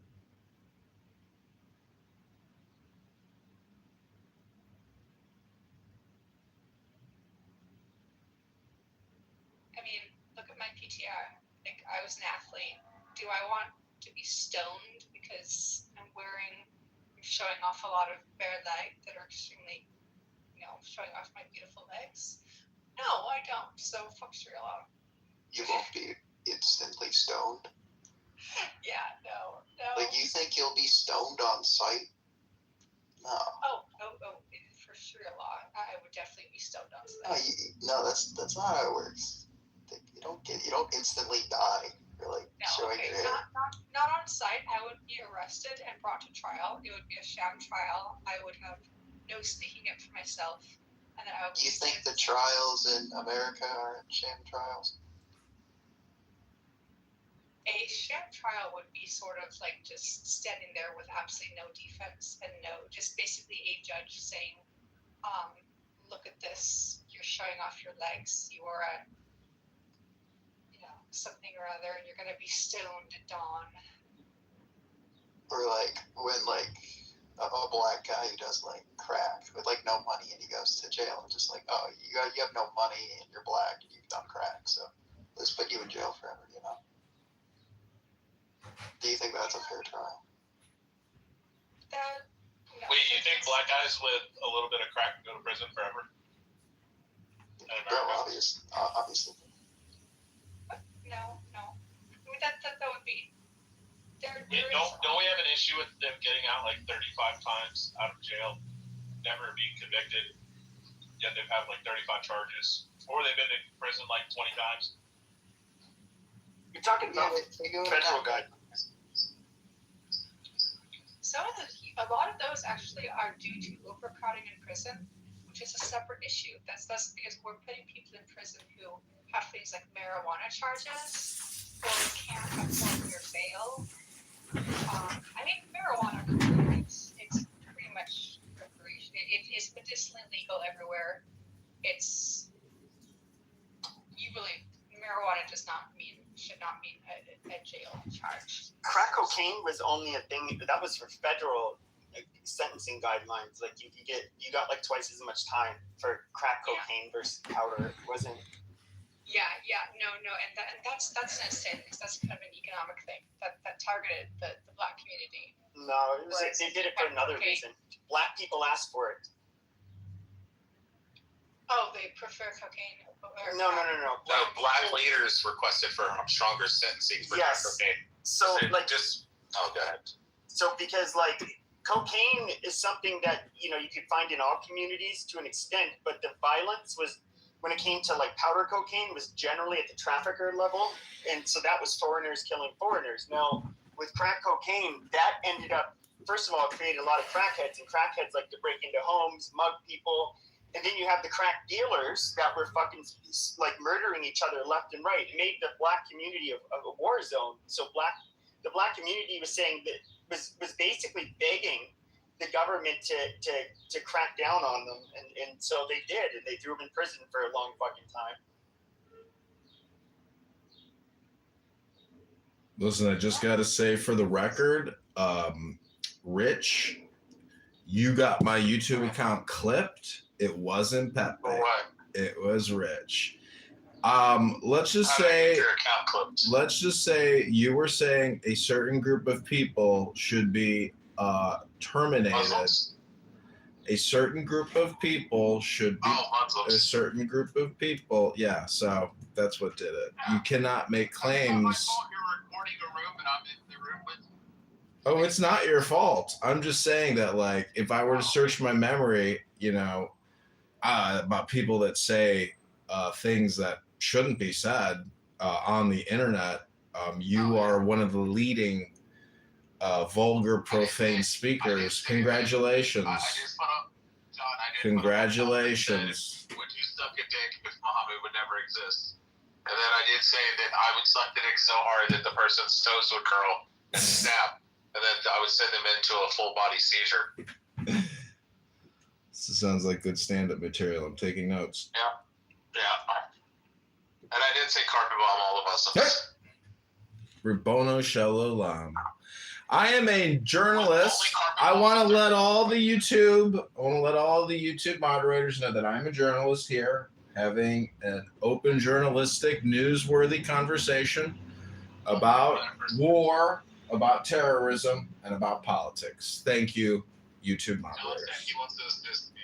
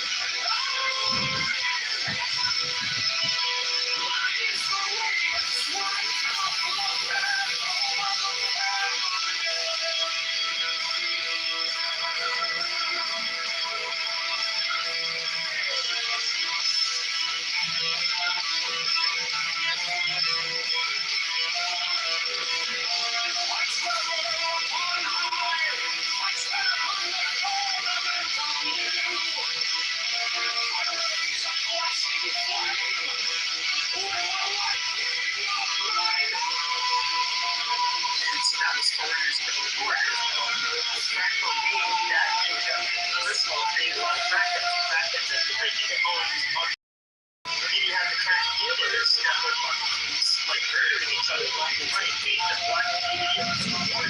So the black community was saying that was basically begging the government to crack down on them. And so they did. They put them in prison for a long time. Listen, I just gotta say for the record, Rich, you got my YouTube account clipped. It wasn't that bad. It was Rich. Let's just say you were saying a certain group of people should be terminated.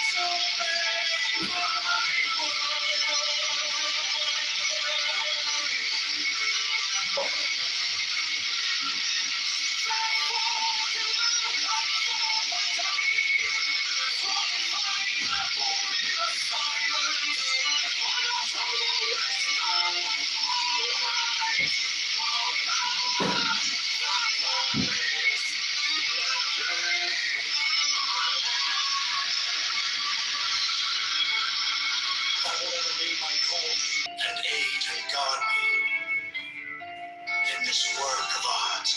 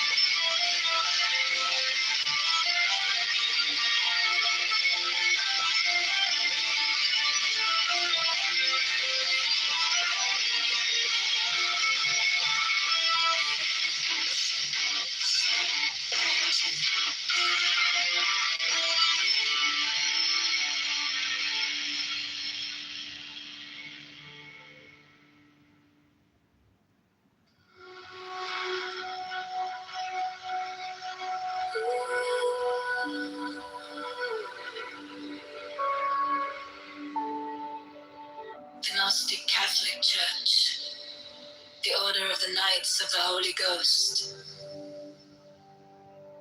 the Order of the Illuminati,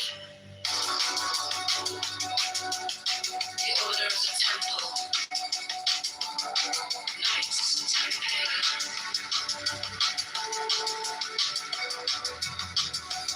now Templar,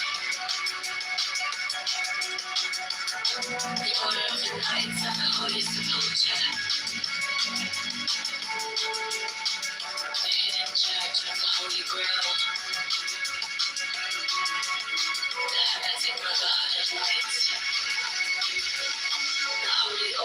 words creeps in. The order of the holy royal arching clock. The ancient tennis rights of priesthood. The rights of religious. The rights of Israel. The ancient and accepted Scottish rite of masonry. The sweetest glory of love of masonry.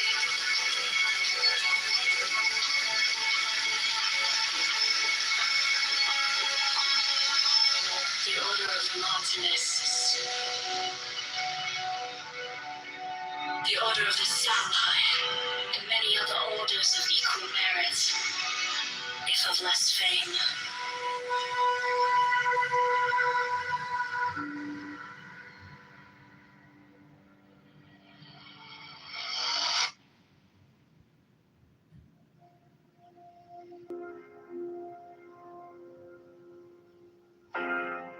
My object all sublime, I keep it in my mind.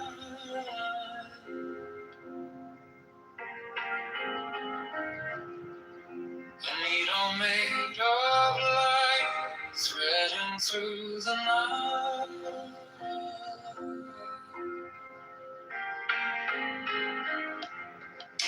I mark the hidden sea, I sharpen up the dream.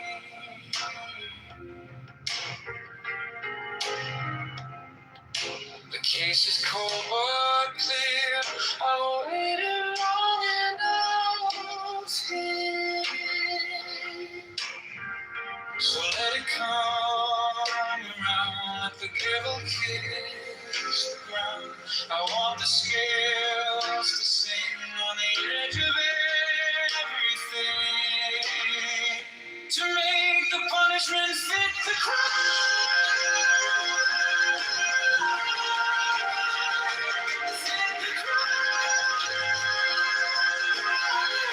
To make the punishment fit the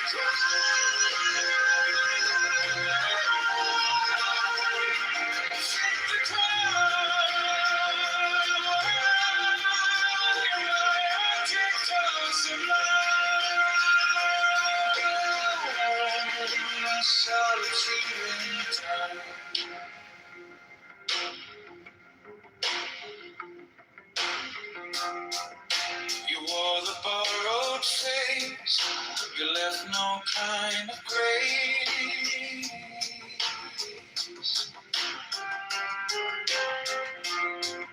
But every lie you spun turns back beneath the sun.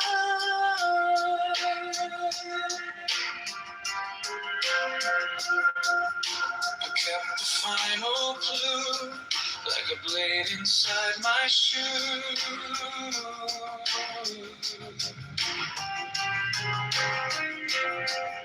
Now every step you take feels like the earth might break.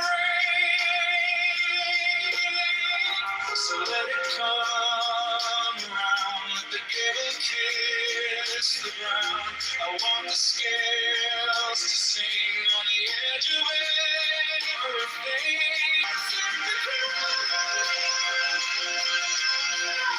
To make the punishment fit the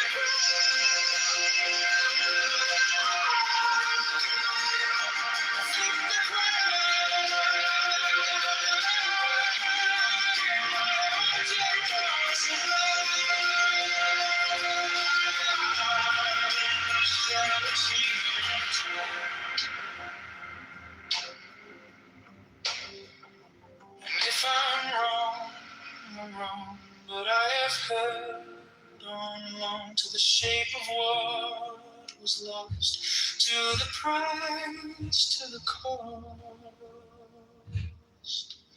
to make the punishment fit the crime.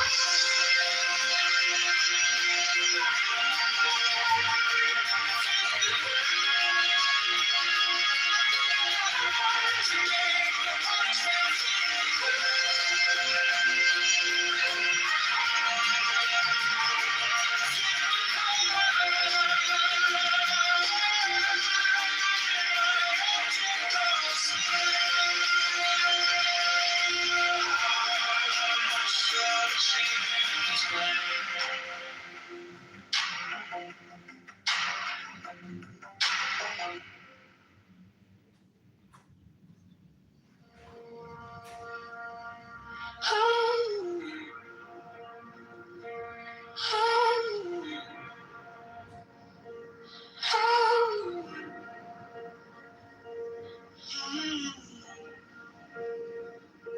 My object all sublime, I keep it in my mind.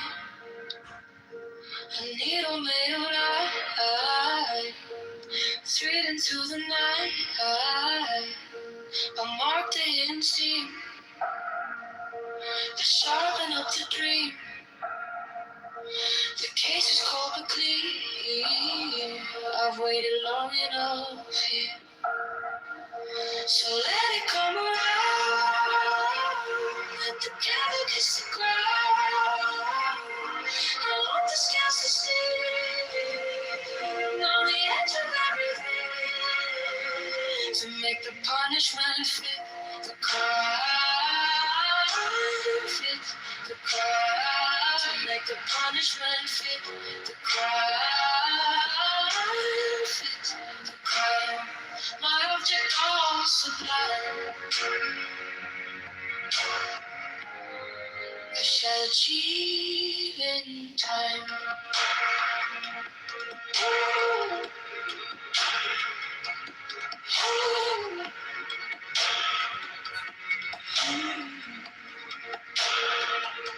You wore the borrowed face, you left no kind of grace, but every lie you spun turns back beneath the sun.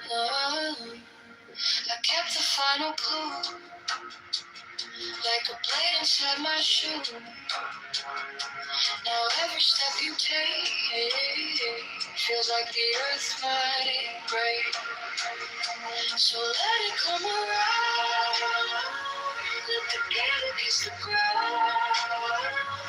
I want the scales to sing on the edge of everything, to make the punishment fit the crime, fit the crime, make the punishment fit the crime. I shall achieve in time.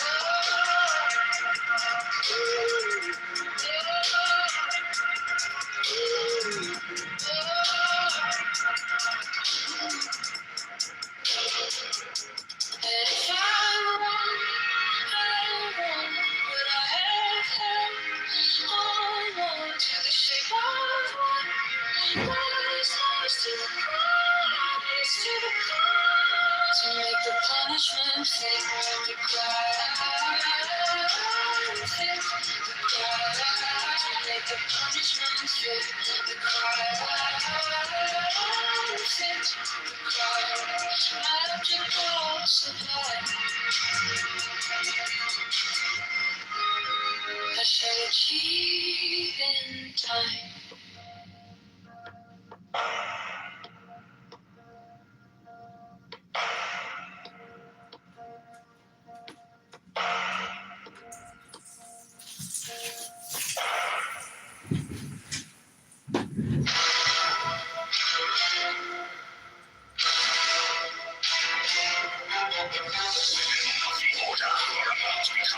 Receive all care, attention, and honor from all Britain. 68 special professed houses will be established for their convenience, should they wish to take advantage of them. 69 The Order offers great social advantages to its members, bringing them as it does into constant association with men and women of high rank. 70 The Order offers extraordinary opportunities to its members in their trades, businesses, or professions, aiding them by collaboration and securing their clients or customers. Elevate goals!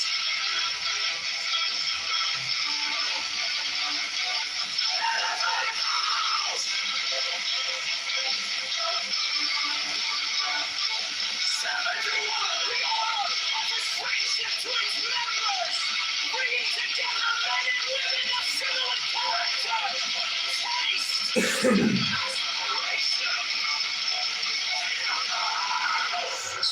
secrecy of the order provides members with an inviolable shroud of concealment. 70, the crime of slander, which causes so great a proportion of human misery, is rendered extremely dangerous, if not impossible, within the order by a clause in the obligation of the third degree.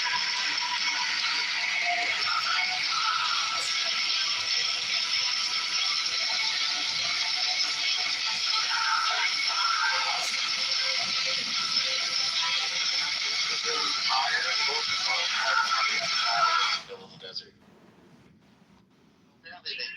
They had photography 1,500 years ago. Yeah, it was amazing. It was an AK. The aliens down there are the ones that videotaped it. They sent it to us. See, that was Bro, cool. you know, that's what I was, about the aliens. You know how fucking awesome it's gonna be?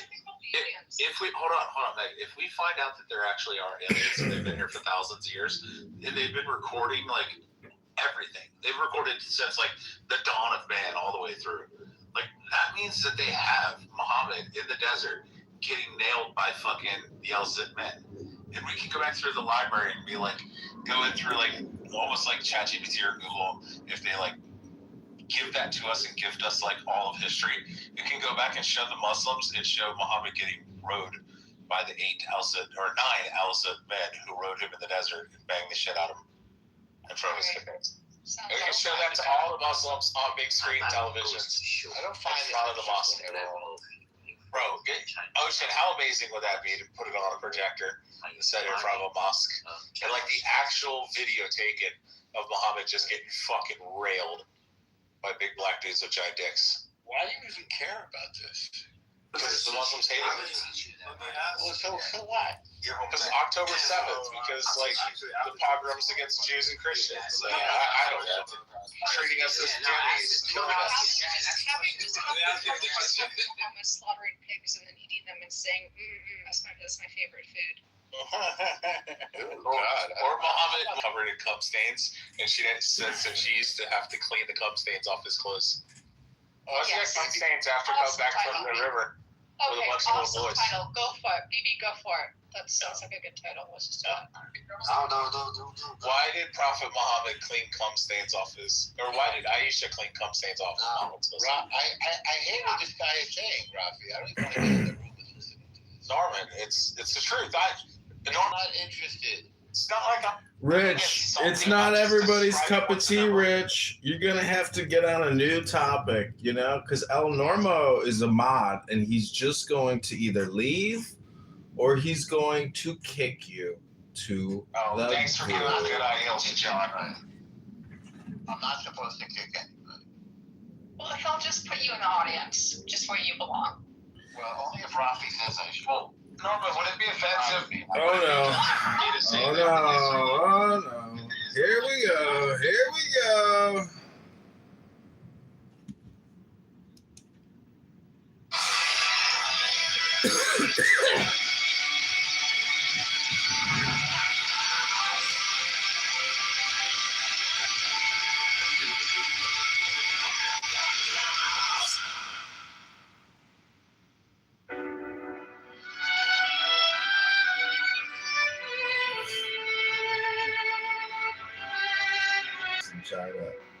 Every brother shall seek constantly to give pleasure to all brethren, with whom he is acquainted, whether by entertainment or conversation, $14 in China. or in any other manner that may suggest itself. It will frequently and naturally arise that love itself springs up between members of the order, for that they have so many and sacred interests in common. Such love is peculiarly holy, and is to be protected and aided in every way by its members, severally, as by its organization collectively. No distinction is to be made with regard to the condition which every brother should fulfill with regard to all children, those born without the order included. This duty is to instruct them in the lore of the Lima, to teach them independence and freedom of thought and character, and to warn them that servility and cowardice are the most deadly diseases of the human soul.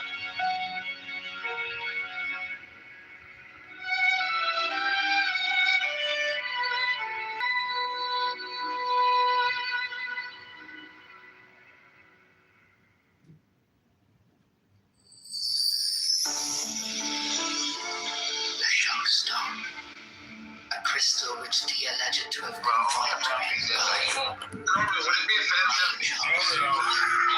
was then placed upon this table, and the principal result of the ceremonial scrying of Sir Edward Kelly is the obtaining of the following diagrams, plates, viewing. He symbolized the fourth dimensional universe in two-dimensional concentric circles, whose radii increased in geometrical proportion. The sides of the square are the four great watchtowers, which are attributed to there is also a black cross,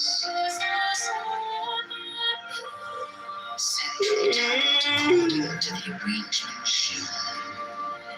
Compare the black cross bordering the tablets in plate A with plate B.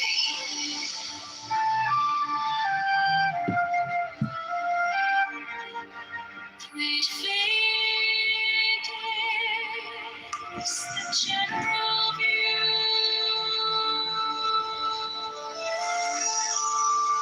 Plate 4 gives the complete attribution of the tablet of air. The sixth file is called linea patris.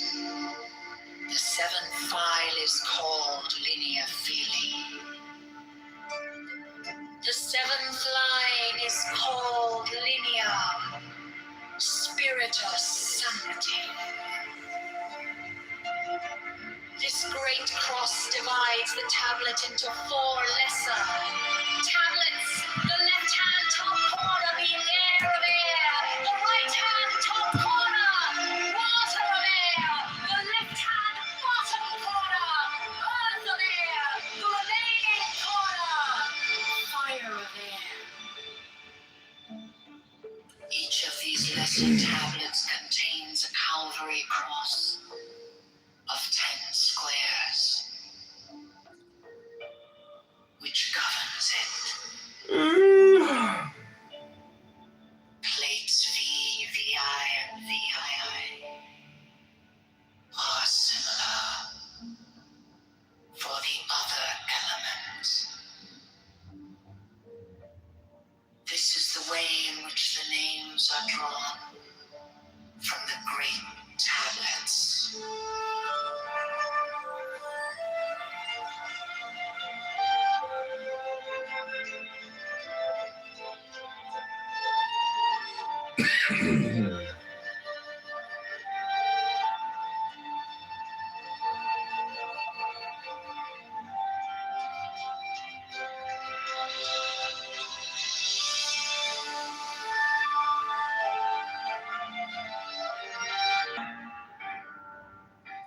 Starting at upper right, the words below are arced in a circle.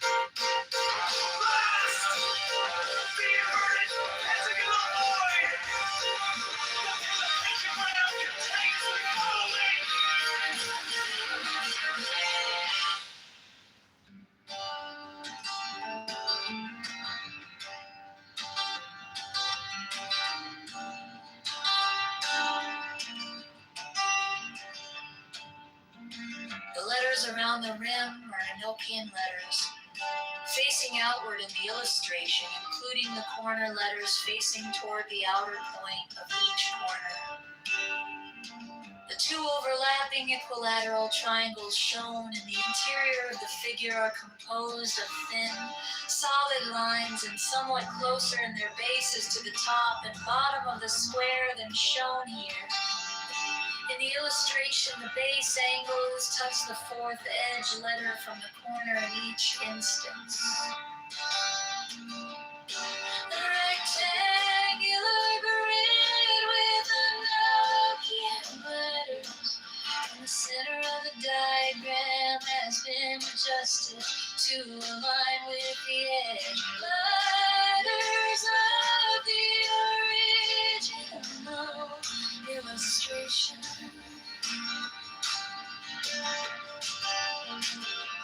This rectangular grid has its corners overlapping, the lines defining the hexagram in the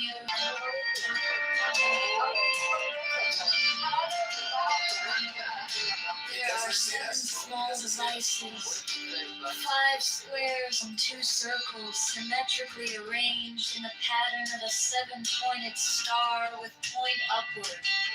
There is no actual 7-pointed star drawn. These devices are all oriented to be viewed from the center of the figure. Their size is about that of 3-edge divisions vertically and horizontally. They are separately approximated below, not to scale.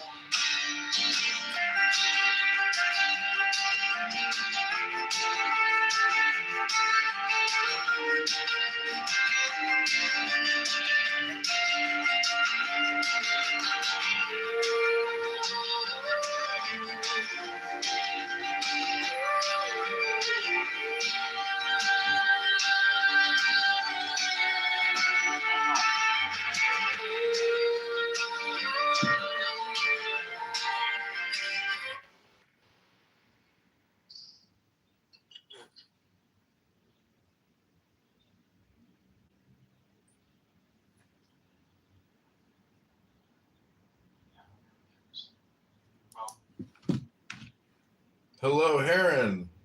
Hello. I know you've written me off, but I'm here to say hello one more time. Why not? That's okay. I don't mind that. You know, you're welcome. And if you get obnoxious, I'll just hang up on you. No problem. That's true. So what's on your mind? I launched AICityCorp.com. It's a charter for the development of an AI city, and I've got an Instagram going, and I'm tying it into my political campaign for mayoralship of Chicago. It's based off of who's the guy that did Blade Runner? I don't know, but whoever that was, yeah, I'm familiar with Blade Runner. Yeah, go ahead. Well, anyways, there's an HBO series called Raised by Wolves, and in the second season, they the AI supercomputer of their colony distributes daily instructions for the labor of the day. And I just found that so interesting how they, use AI to prioritize the community's survival. So, what I did is I drafted a charter and a scope and a set of laws using AI. That drafted like maybe a 20-page PDF, and then there's a Meta app called Matu, M-A-T-U, and then I said to Matu, the AI, I said, create me a website based off of this PDF. And then if you go to AICityCorp.com, you can see that. Listen, any links which you given to me in Messenger? Do you have access? You have access to Messenger, don't you? Facebook. Not right in front of me, unfortunately, but it's. I don't mean right now, but I just. Yeah. Leaving stuff in the text here doesn't go very far. It's hard to get it. Anyway. Yeah, no worries. Well, anyways, it's really the Meta AI Matu, M-A-T-U, which is pretty amazing. I built an app on it also called Civic Helper, which is a voter registration app. So I'm just trying to create products to tie into my political campaign. That's cool. Fuck products. We're creating a new world here, man. Yeah, that's the way I look at it. I'm trying to terraform and. We are in the middle of the biggest transformation humanity has ever encountered. A whole new civilization is about to emerge, along with the collapse of the old one. And what you're talking about is crucial to this new civilization. It's how do we get organized on a global scale and use AI to make this life of ours great? Yeah. I mean, I feel like, the subjective work creates the objective work. So. Is there a distinction?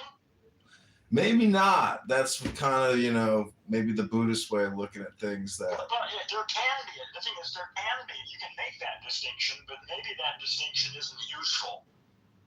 I mean, it can be a useful distinction in some circumstances, but in others, it's just in the way.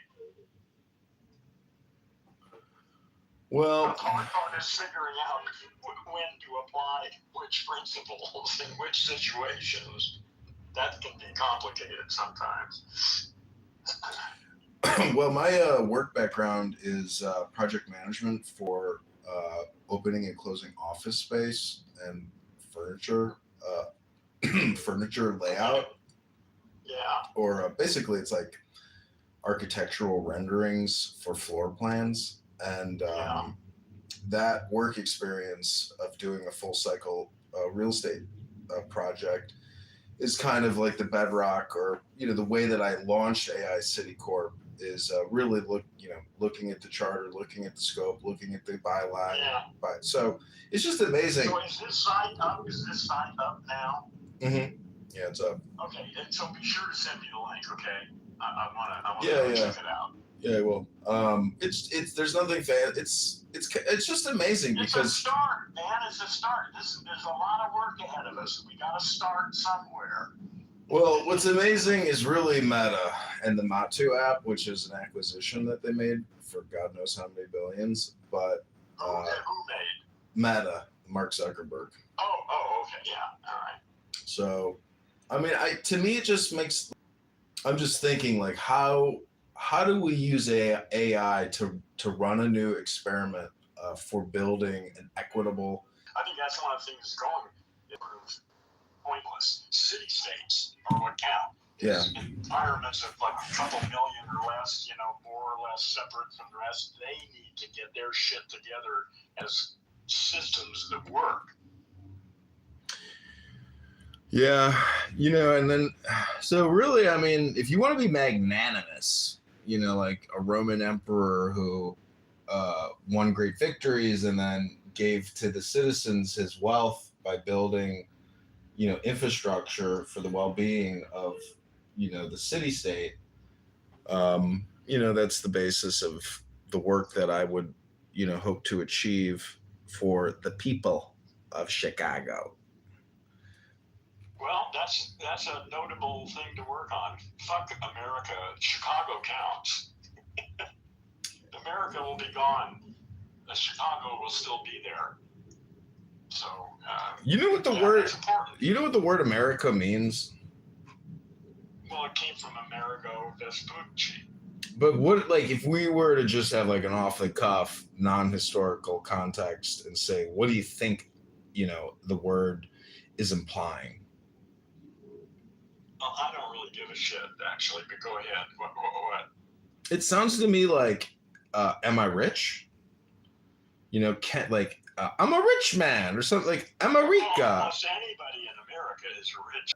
People are eating globally in Africa, just cooking a baboon over boiled water, tearing at it. Yeah. The flies are all over your face. It's an amazing place right now. It's just going to get even amazinger in the next couple of years. Things are getting weird fast, man. Well, so I guess my my concern is, and I just was looking at some data about the AI bubble. There's financially, you talking about that situation? No, in terms of like, it was a chart and a comment by a guy who was saying that, and there's this AI conference and it has grown to be huge in popularity. So the whole world is fascinated and fixated with really software, and so he's just saying that it's like a bubble in terms of capital attention. People are hypnotized or mesmerized by it. That's what I'm talking about. Yeah, there's a lot of money getting dumped in, and nobody's making any money yet. Right. But everybody expects to make a huge bundle of it, and we'll see. Maybe not. But in terms, change all of that. There's some really weird shit going on at Apple. Mm-hmm. Everyone's been saying they're behind, and they may not have been behind at all. We'll see in the next couple of months, I think. Yeah. I mean, how do you view the LLM AI as being like not objective, but just like a subjective product, which isn't actually going to create abundance for its users? It's really kind of just like a dopamine. Well, what's the point of that? Why even have that? What are you going to provide dopamine for the asshole so they can sit around and do nothing and vegetate? That's what you want to provide them with? Well, in another clubhouse room, there's a young is being disingenuous, or it's blah blah blah. Yeah. Yeah, blah blah blah. My sense is that AI is fundamental to our future on this planet. Mm-hmm. Without it, the planet's going to abort. This is a natural part of Earth's developmental process. We're building ecology out in space and around the planet and within the planet. That is Earth's brain. At least that's my story about it.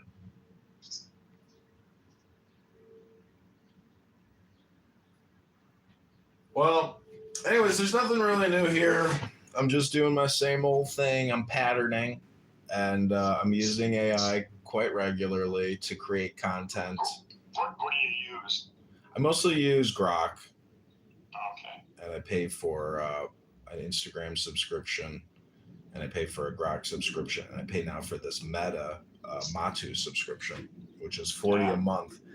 And it's just amazing that, like, I used to use GoDaddy a lot, and I used to own thousands of domain names, but now with Matu, you can just register a domain name there and then immediately deploy the website. And that integration is amazing. Yeah, it's amazing. I'm not even trying to keep up with it. When I'm ready to move, I'll just find someone who knows how to do it and get it done. I'm not quite ready to move yet, but it's getting close. The time is coming. Well, I mean, stuff is changing so quickly that I'm not quite sure. There's so many opportunities. There are more things. ChatGPT has given me more concrete actions to take than I can possibly ever do. Right. It's just crazy.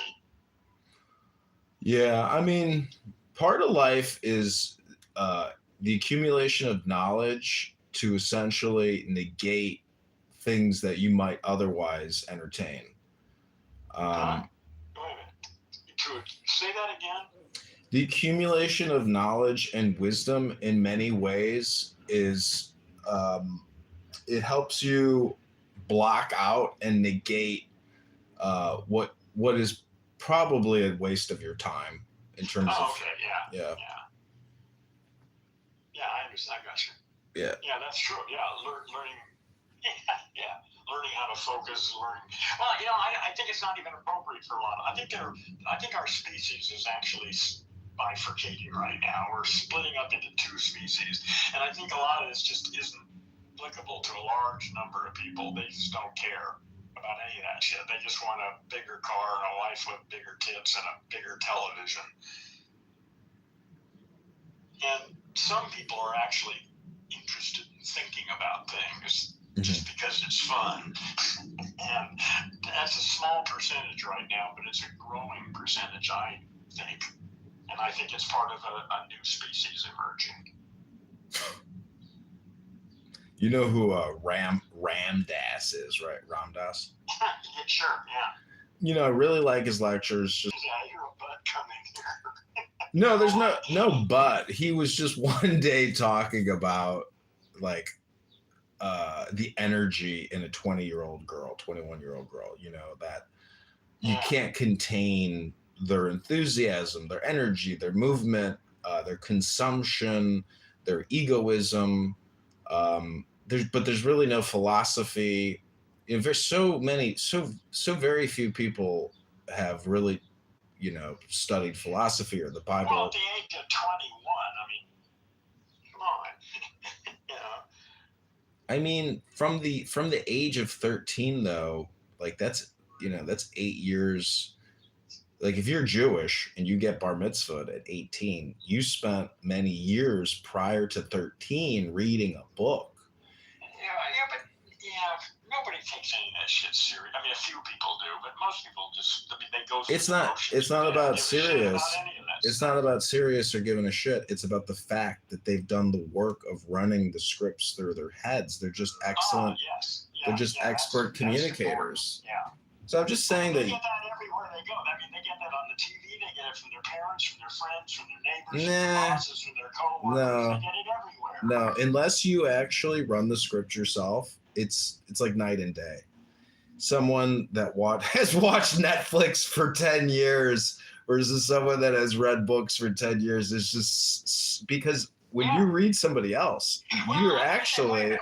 No, man, it depends on what you're reading. I can imagine someone who reads romance novels for 20 years and someone else who watches science documentaries on TV for 20 years. The content counts, but in terms of like usefulness, like if you were to study philosophy and law, it's a hell of a lot more useful than reading exactly. I guess most people have no intentions. They read romance novels because their TV is broken or something like that. Most people are a bunch of fucking brain damaged language monkeys. They're not even in the game. They're not capable of being in the game in their present condition. Yeah. At least that's my story.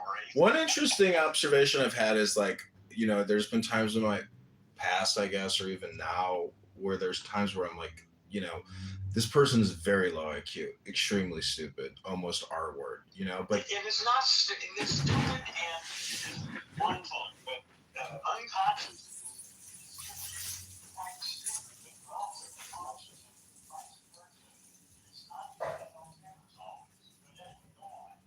Well, what I'm saying is like that opinion is incorrect because I can disprove it very quickly by having them read to me a document. And then I can confirm that they're actually not low IQ. They've just proven that they are extremely intelligent. But, yes, but also what they are.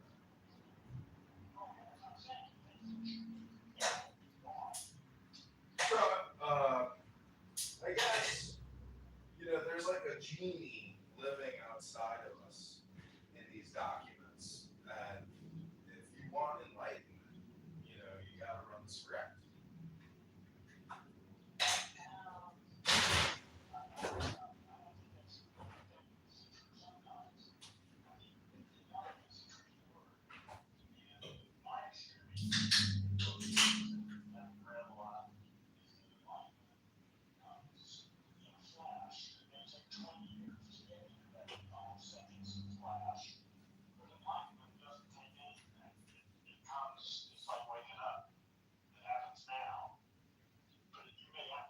this for 20 years to get that 5 seconds of experience, but you don't have to. That's the way they have it.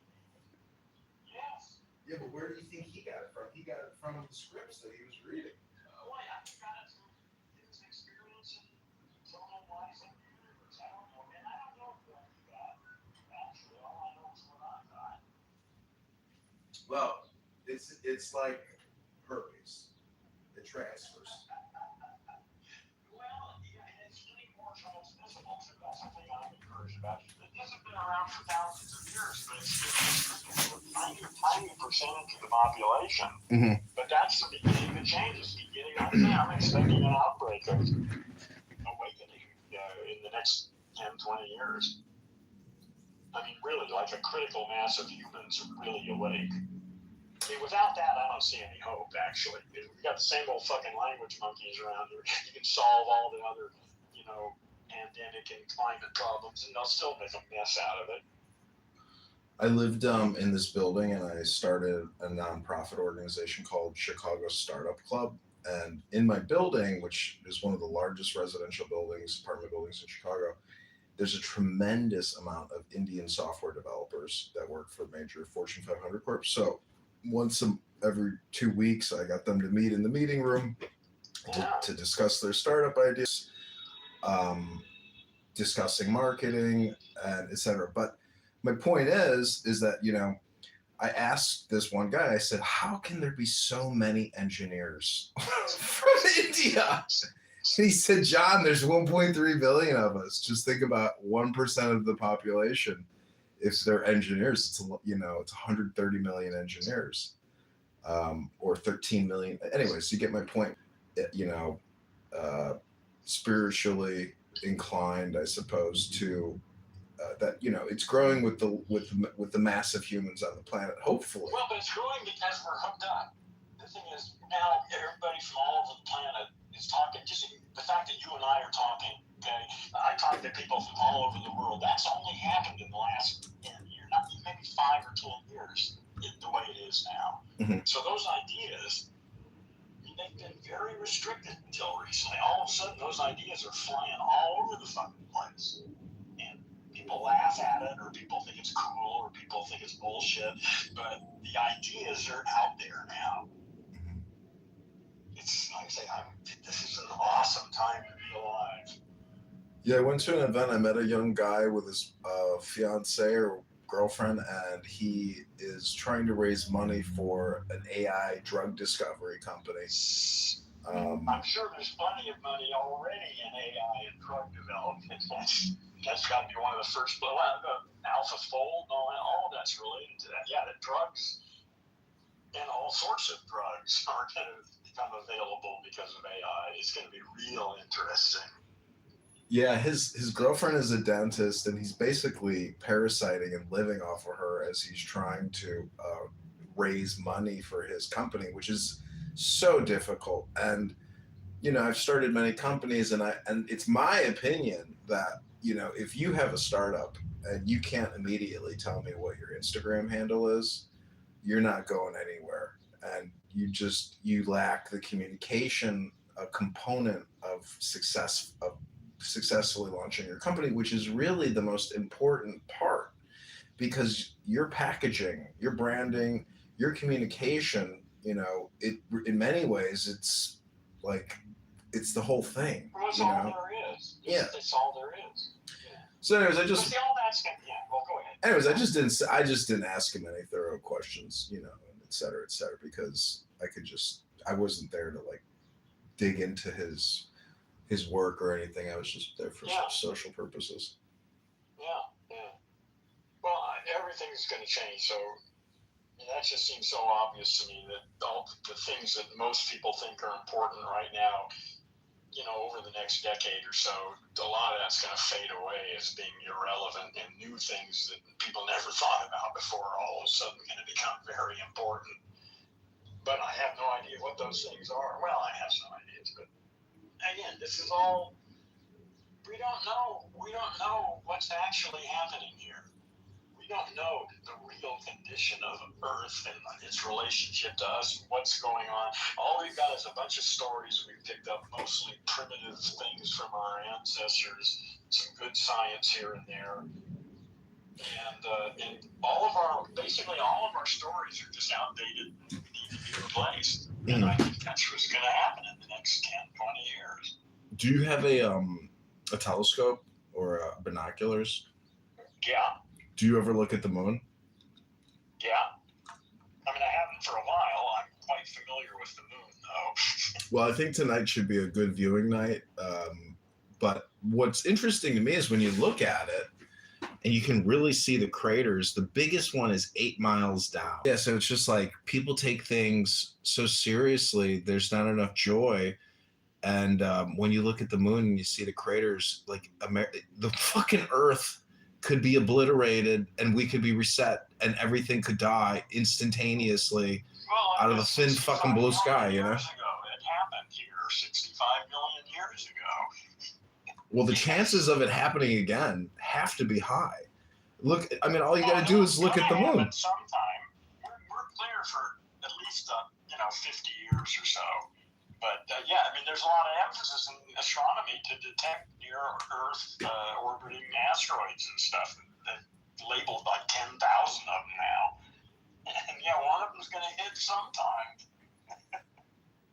Yeah, it's so I'm just bringing it up that, you know, in the grand scheme of things, like you have to just take it lightly. You know, Alan Watts says. We just have to realize that we don't really know.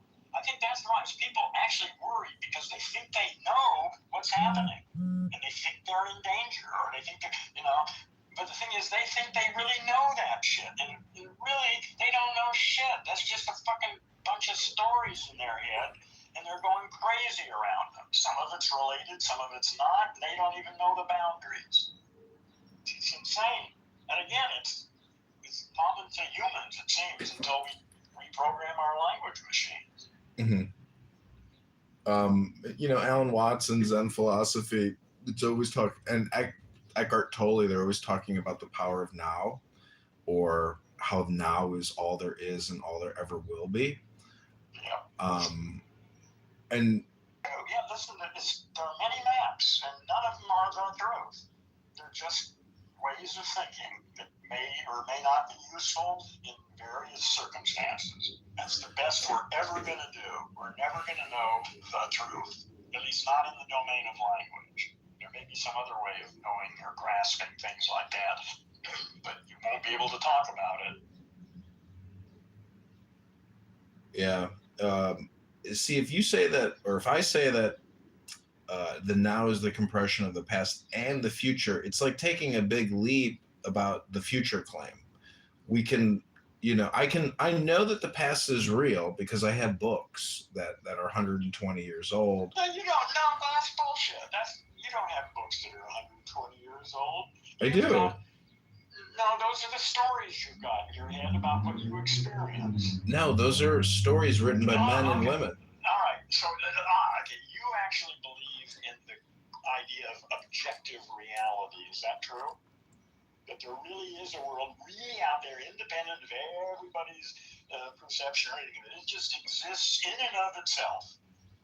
No, I think it's like a combination.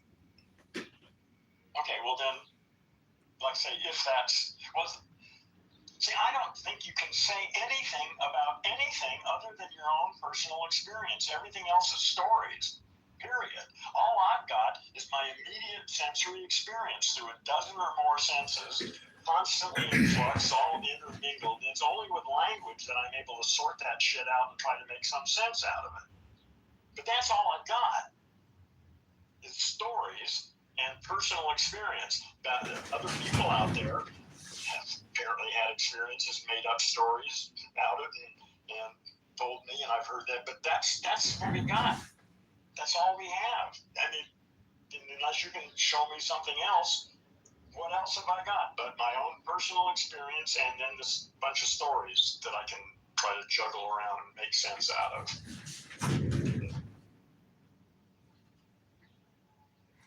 Well, you know, what I like about talking to you is, and this app, is that I always kind of get back to like some fundamental like categories, and I always like to think that the greatest invention that could ever possibly come about, it's not the teleportation device. It's really from Star Trek, the like atomizer, where you can just say, you know, I want a Thanksgiving dinner, and then poof, like we create some type of device to actually. We may not even need a device. Listen, I've laughed at this, but I am no longer speak. I mean, I'm not going to say that's impossible. I would have said that's impossible 20 years ago. Now, I don't know. Who knows? Maybe that is possible. Well, that's how the Dhammapada by the Buddha starts out, that the universe is mental, or the universe is linguistic. Well, however, I've come to it from a different perspective, but yeah, that seems to... Well, in fact, you know who Elon Barinholtz is? You ever heard of him? I heard the name. I don't know. No. I've heard you mention him, maybe. Yeah. Well, he just came out with a statement that blew me away. He said it a few months ago now, but he said that language is more foundational than physics. And that's, again, what he's saying is you can't have physics until you already have language. You know, no dogs have developed physics. You know, only entities who have language. Physics is manipulation of linguistic symbols, and that's more foundational, and that's stunning to hear that. What was it?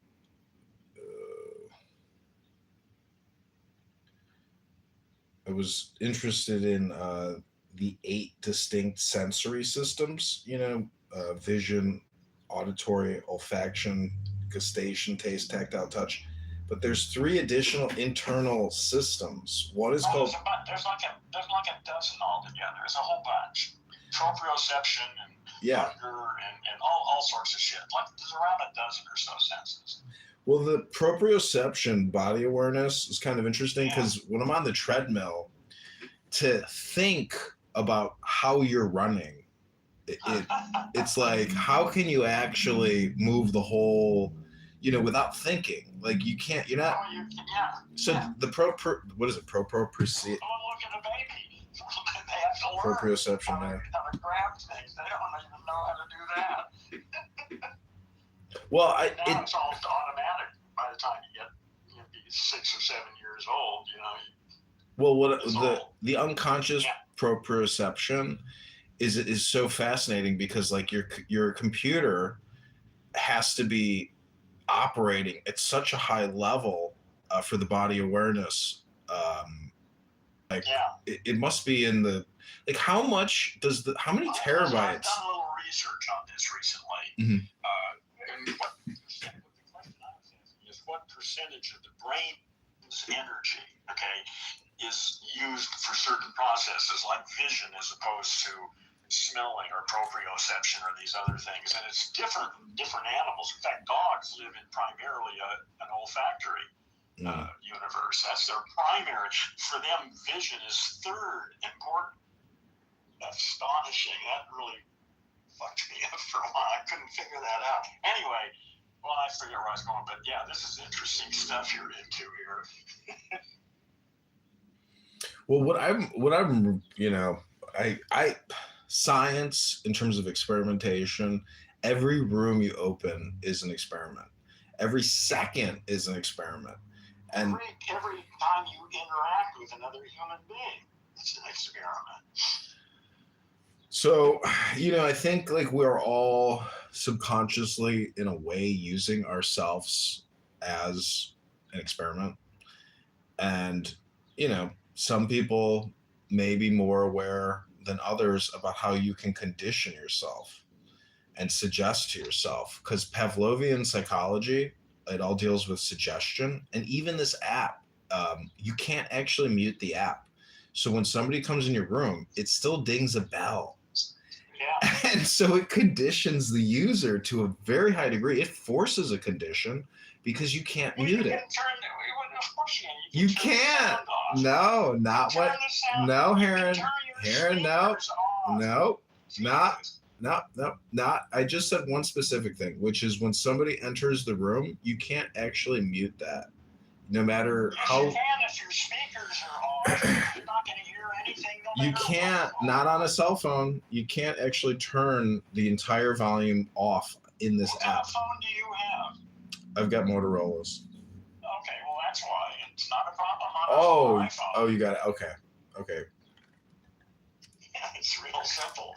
Yeah, you can disconnect from anything. Well, anyway, go on. So. Two or just audio? The video audio live stream on YouTube. Okay. You just leave it on. Okay. Yeah, and what's cool is I put a dash, like a rear view mirror dash cam up where I just position my cell phone. It's a holder, and then I just live stream my driving.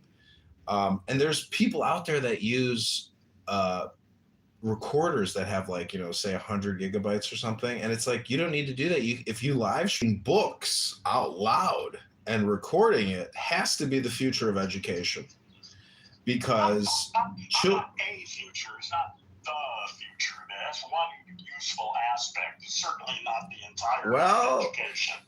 Hear me out, because my uncle had a business called Future World, and he created software, proprietary software that actually pays you to use the software as an education platform. And he got the city to he's such a charlatan. I don't know how he got it, but the city, and the students, he's basically created like an educational system. But anyways, my point is, if you want to do personal development, self-development, just reading a book and using either an audio recorder or a video to record the video and the audio, it amplifies your understanding and integration to a very high degree, because most people just go on to the next content. But if you can go back and listen to yourself reading your favorite books, wow, it's just like pure joy. It really hits the dopamine. Well, I think you're talking about you and people like you. I think that's not universal at all. But I think you're absolutely right for some percentage of the population. I don't know what that is, but yeah, I agree. But it's certainly not universal. Well, look at my PTR. That's a book by Ayn Rand called Virtue of Selfishness. It discusses altruism versus egoism. With Rand, yes. So, in terms of like, how do we educate our population at a very efficient and economic way? And there has to be, anyways, I know you think it's all going to break apart, but you're a fan of Rand. She's a capitalist cheerleader if there ever was one. I think capitalism was a great thing for a couple hundred years, and that's toxic now. I shouldn't say capitalism in general. Corporate capitalism needs to end, and it will, I suspect, within 10, 20 years. It's just toxic. Why do you give it like a 10 to 20 year estimation? Because it doesn't work anymore. Read the fucking newspaper. Look what's going on in the world. Look at money bar. Look at 10% to 3% of people, less than that, probably 2% of people in America own 80% of the wealth. But there's a Jewish saying that if a rich man could pay poor people to die, there'd be a lot of poor people taking up the position. I'm just saying that everybody's going through the same door. So your brief experience between two eternal voids of darkness is like a video game in a way. And that's one way to look at it. Yeah, it is really like a first-person shooter game where there are books out there that you can pick up that will give you all these pluses on your game. Maybe, or they may be totally bullshit, and they may give you something up front and then kill you. I don't trust anything. I mean, I take it in and I test it, but I'm ready to dump any of my ideas. belief itself is. In terms of like personal, sin, in terms of like personal development,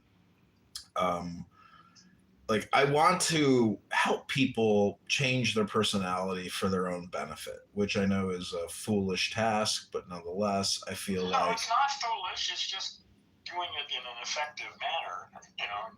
Finding what specific kind of issue. I mean, not everybody is the same, so you got to find your audience for the kinds of issues you want to deal with. And there's nothing wrong with that. If you've actually got something that really will serve people, go for it. Fuck yes. Well, I don't think I can personally modify anybody. Do it, but you can help people do something if they want to do it. Yeah. You can make it a lot easier for them and a lot faster for them. Save them a lot of time if they really want it. Most people don't. They're full of shit. They say they want this and they want that, and then you give them stuff to do and they don't do it. Fuck them. Yeah, I mean, to me, the Tao Te Ching by Lao Tzu is such like a primary source book, and Alan Watts says that even Leibniz used it to like create binary mathematics, which is the mother of software, which is really just one is not what you think it is. It's really like 1 and -1. It's like an opposite system, not a placeholder. No, that's not what it is. That's the way you're talking about. There are other ways of analyzing that don't sound anything like that. You're turning it into philosophy. It's just A and B. It's just two different states. Oh, two variables. Distinguishable from one another. Well, it's not just two independent variables. It's like two opposite variables, isn't it? No. Well, opposite doesn't make any. There are two. That's all. There are two states. You can call them opposite. One through the wire at the moment. If it's above a certain level, it's a 1. If it's below that level, it's a 0. That's it. Yeah, Watts says, like life is on and death is off. Those are the two states. Okay, maybe. All right. Did Watts say? Well, I don't care. Yeah, I mean, he did. Yeah. Well, he said all sorts of stuff that probably wouldn't say today. He would, he was just such an amazing. I think people are just so attracted to him because his demeanor is so positive and so joyful. And it's so much fun to just listen to him talk. Yeah, he's peaceful and he's a good guy. Yeah. There's like I would call it the Alan Watts method of communication. Let's just put it that way. There's a lot of people like him that have audiences. See, Oprah is kind of like the same thing, but in a different way, the Oprah way. Everybody exhibits their way. Yeah. And there's no right or wrong. It's really what you enjoy. Yeah, it's just what's going on. That's what's happening. The thing about Watts, though, is because of his interest in Zen Buddhism and Hinduism, Christianity, etc., he has such a rich background of information that he incorporates into his lectures, etc., where it's just unlike many other people. Oprah is just basically Jerry Springer, and this is why some people think Alan Watts is the Messiah. It's a joke. Thinks Alan Watts is the Messiah hasn't ever listened to Alan Watts. I'm sure, though, people, actually, I think people just say it out of jokes. 50% of the people in the world are below average intelligence. That's 50%. So imagine where 10% of the people are. Yeah. See, Watts is a real businessman, though. Like, he knew that he was like a guru. Yeah, he survived. He did pretty well. Yeah. Yeah. But he would say that I don't want followers. I'm not here to sell you anything. I talk about this because I am an entertainer, a shaman entertainer. And, anyways, but what's so interesting is that he just, there are gurus out there. But the problem with the guru model is you have to work with your customers. Alan Watts' business model was no customer service,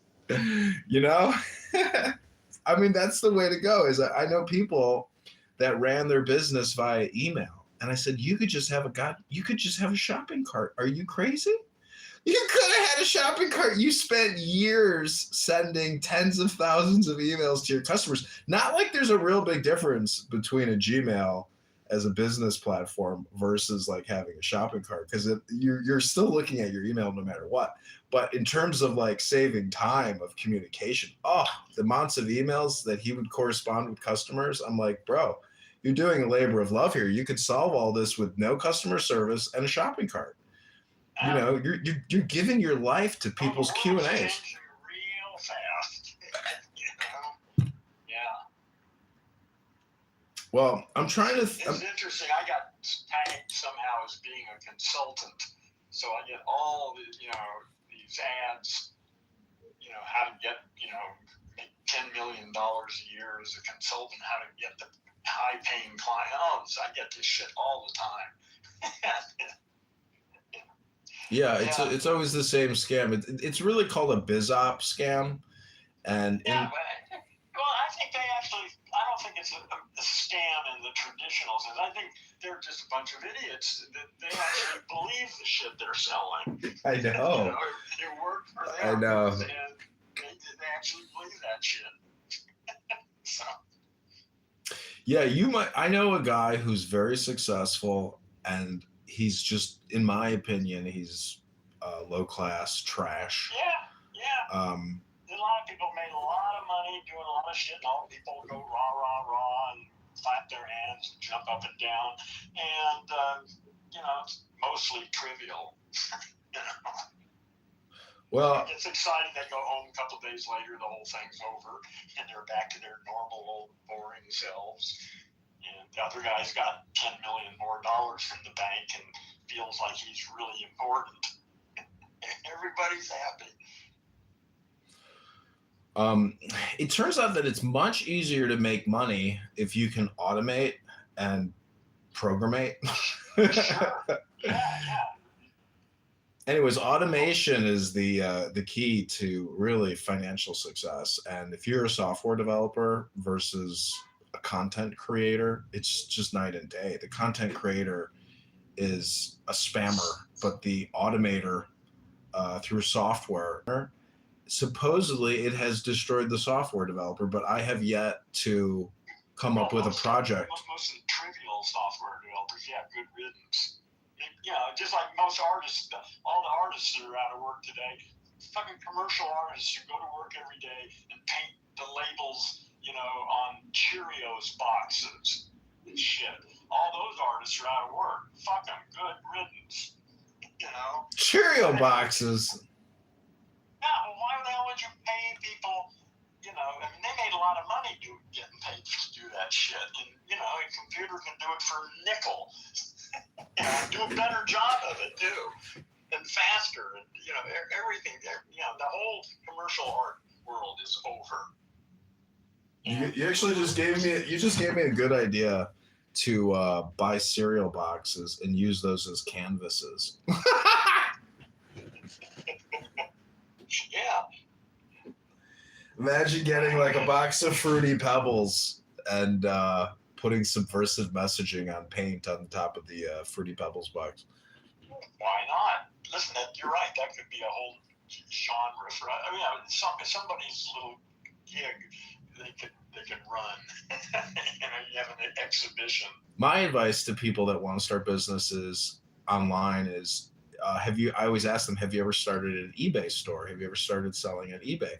Oh no, I've never done that. And my response to them is, that's a good place to start. That's a good place. Don't build a website. Don't do anything, but try to find a little bit of try to find something on eBay. Most people say shit like that. They have no intention of doing anything. They talk about everything they want to do and they're gonna do, and it's bullshit for 95% of them. Some people actually do, but they're actually out doing it instead of talking about it. Yeah, it's the same thing with books. I mean, I read books here on this app, and then I go into a room and people will say, "Oh, I know Ayn Rand. I've read Ayn Rand. She's my favorite. She changed my life. I read it all. And then my response is, It's a separate. That's just not this. You can't even compare them. That's two different things. Yeah. listening to is a different thing than listening to somebody whine or talk about how much they love Ayn Rand. Some people really love her. Yeah, well, she's a big deal. Yeah, again, that's all part of the old world. Yeah, that makes sense. She calls it laissez-faire capitalism, pure capitalism. But it's just never been accomplished, even in the beginning of America, etc. There's always been state capital intervention. Well, but there's always been capitalism, but this kind of capitalism I mean is individuals exchange our skills or property for both of our benefit, and I think that you can do that on a larger scale, but not corporately. You can't do it for corporate investors. You have to do it because it's between you and me, and we're both responsible, for the outcome. And impact, Tell that to a K Street law firm lobbyist that makes $200 million a year. I'm sorry, what? I said there's lobbyists in D.C. That work on behalf of the pharmaceutical and all the industries that make hundreds of millions a year. It's sick. It's time for a new world. This present organization of humanity is just no good. It worked. It got us through a period that we needed it, and now it's time to grow the fuck up. But Heron, what if you're wrong? Well, then too bad. Because the only reason I say what if you're wrong is because there's... If I'm wrong.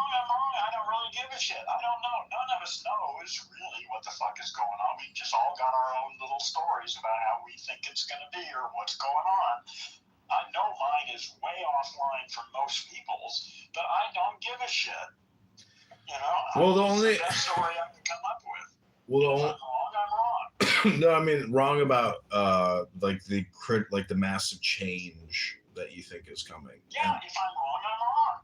The only reason I say... We'll know in the next couple of years. Like I say, I think we'll know certainly within 5 years. Only reason I say it, only reason I challenge it is because of the saying that there's nothing new under the sun, or everything that... Bullshit. Go on. Everything that has already been. No, that's so. They've been saying that for thousands of years. Fuck them, they're wrong. This is new. There's never been anything like this before. But what What's coming is new. What if there are laws or symbols that are ancient and eternal, and therefore, I don't even know what that means. Ancient and eternal laws that are eternal. That's nonsense. That's puffs of air that sound like they ought to mean something and are meaningless. Well, this is what I guess going back to the subjective reality versus the objective reality, where I think the mixture or combination is the synthesis of life, and it's essential. It's an essential ingredient. Yeah, okay. You're welcome to your story is different than mine. So I'm not gonna, Yeah, it's my universe, not versus your universe. It's just your universe and my universe. Yeah, and yours. You got your way of thinking about things, and I have my way, and that's fine. But I'm not really interested in other people's ways. That's the thing. Hold on. Oh, it's 6 o'clock already. Wow. Hold on. Let me turn this off. All right. Yeah. Now, shit, I forgot where I was. Well, I guess, in terms of like linguistics, language, symbols, hieroglyphs, communication, it's a little bit like a tennis match where the winner, the supposed winner, is able, to serve the best volley, which, What do you mean by winner? Is there a winner? Does that have anything at all to do with people communicating? That somebody has to be a winner? I'm just kind of trying to use it as like a made-up bullshit metaphor, like a lot of people do on this app. Good one. I don't think it's a very good one. I think it forces you into a competition, and it's not necessary. Well, I personally hate when people do what I just did, but I thought I'd try it. Listen, I do that too. I find myself saying shit that I think is just completely full of shit sometimes. So, but usually I catch myself. Have you ever read the Egyptian Book of the Dead? No. Yeah, that is a remarkable book, and there's, I like Aleister Crowley, poet and occultist. Yeah. I think through him, I saw this. I bought a book on this called the Isis Tablet, and it's I think made of copper or gold, but it's thousands of years old. It's still intact today, and the interpretation of those hieroglyphs is very interesting because it's like an Egyptian ceremony or magic ritual, and it's just a very interesting read about what the hieroglyphics say. And if you're interested in enlightenment, it's just a very interesting art. It's because it's an art piece of artwork, but it's really like AI in a way, or a code of some sort. Maybe to the mystic, but to like the casual observer, maybe it's just art. But if you try to incorporate it and read it, it's an interesting experience. It's just something fun to play with, I guess.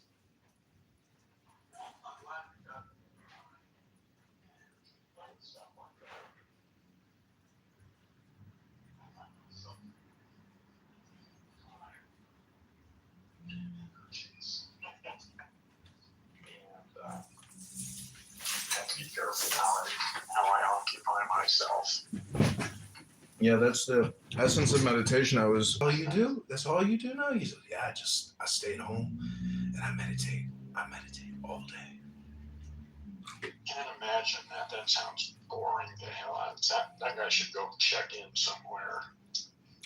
That's kind of what I thought, but I think what he really meant was he's just like chilling, relaxing, not stressing. Yeah, well, he should be more careful. Again, see, that's the thing. If people use language more appropriately, who knows what kinds of connections could be made when we talk to one another. Anyway, yeah, saying he meditates all day. Maybe he does. Maybe that's what he does. Maybe he just sits there in lotus. No, I mean, see, that's people who do that. That's our condition. That's what we think meditation is. But the guy was a musician, so maybe he was saying, all of life is a meditation. Well, yeah. Well, in a sense, that's sort of what I do. I mean, I was, I got into this shit. So I spent years meditating. I live alone. It's quiet here. The dogs are here. My life is quiet most of the time. It works. Yeah, I want to quiet my language machine and only use it for productive. Yeah. Yeah, it's really good for a lot of things. And totally useless and obnoxious in other situations. Yeah, sometimes it's fun to just let it run on automatic, but yes, of course. I have found that you can't be. The thing is, the key is really simple. If you find yourself anything,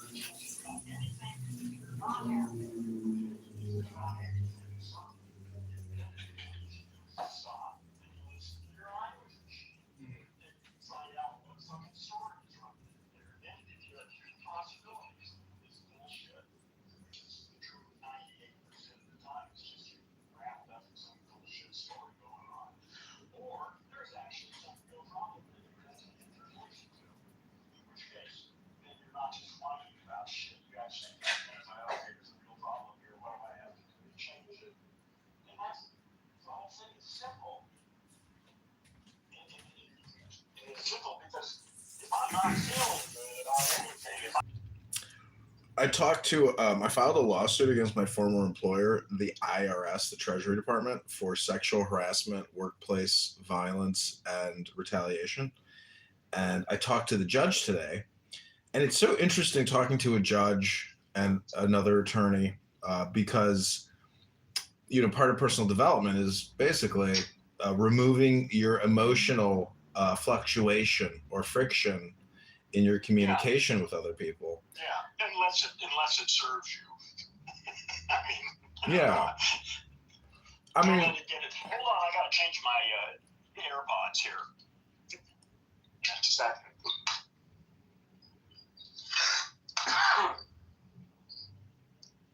So let's see if this is automatically. Can you hear me? Yeah.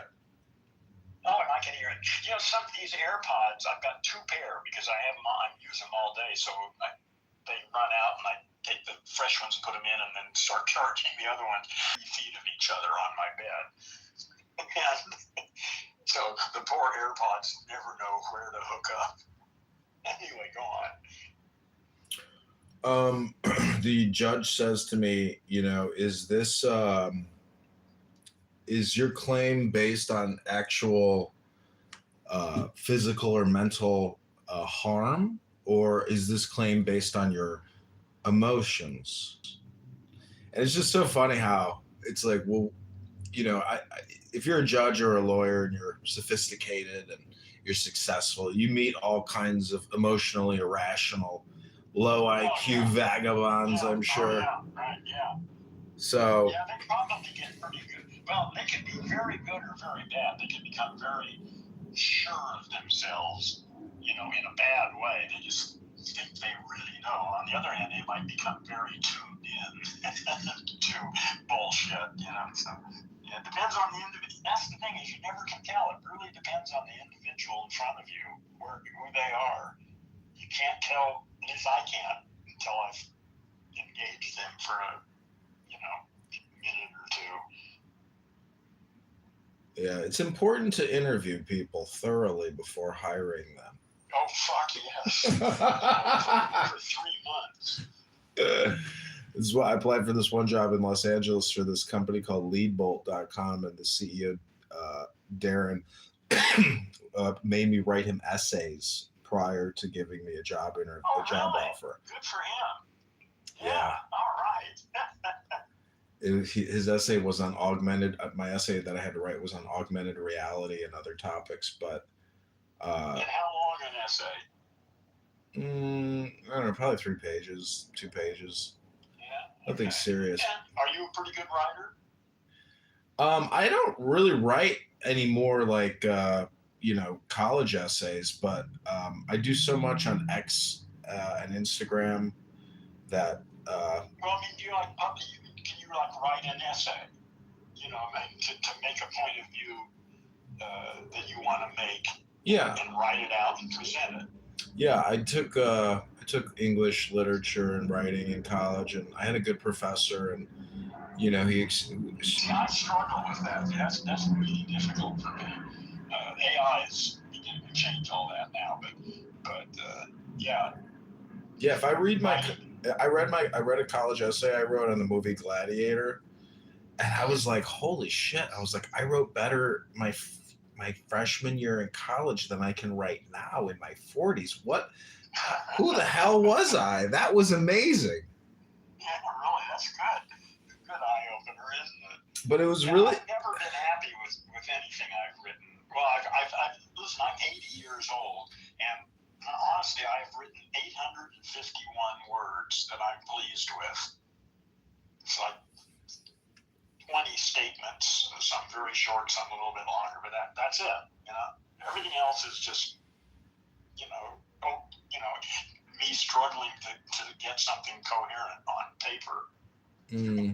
Well, I read The Wisdom of Insecurity by Alan Watts, and I was incorporating his philosophy into my essays in college, and my professor really liked the one statement that life is not a reality to be explained, but a reality to be experienced. Yeah. Not a problem to be solved, right. But a reality to be experienced. Yeah. So in terms of like doing and karma versus talking, Be both.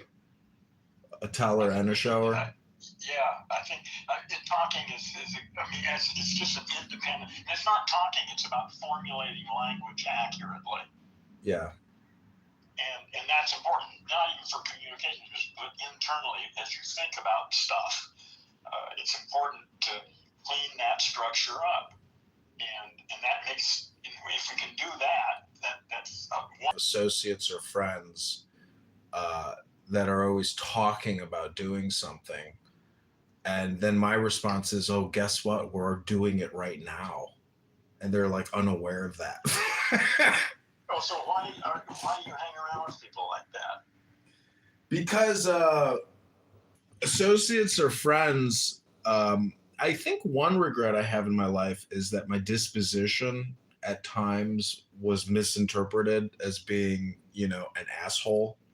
When I maybe I kind of had a purpose behind my demeanor or behavior. Oh yeah, listen, I was an asshole for years. I didn't know that was specifically what I was, but I look back on it now and I did it intentionally. I did it because I was trying to keep the morons away from me. Mm-hmm. And if I took a certain attitude, people who were smart could sort of pick up on it, but other people were really put off by it and would leave me alone. And it worked really well for a long time. But then I began to want to be able to communicate with people, and I realized I had these behaviors that were just designed to put everybody off. So I'm still working on changing that. Well, I like to use the term ad hominem projection a lot. People on this app, there's like observable psychological concepts like projection. And when somebody, makes an ad hominem up against somebody, says, "You are a dumb motherfucker." Oh, well, guess what? Yeah. You are the dumb motherfucker. Yeah, I don't even want to waste my time understanding or analyzing that kind of shit. What is to be gained by even just by spending your time trying to understand it? Who cares? You're looking at it, it's like getting involved in a dogfight.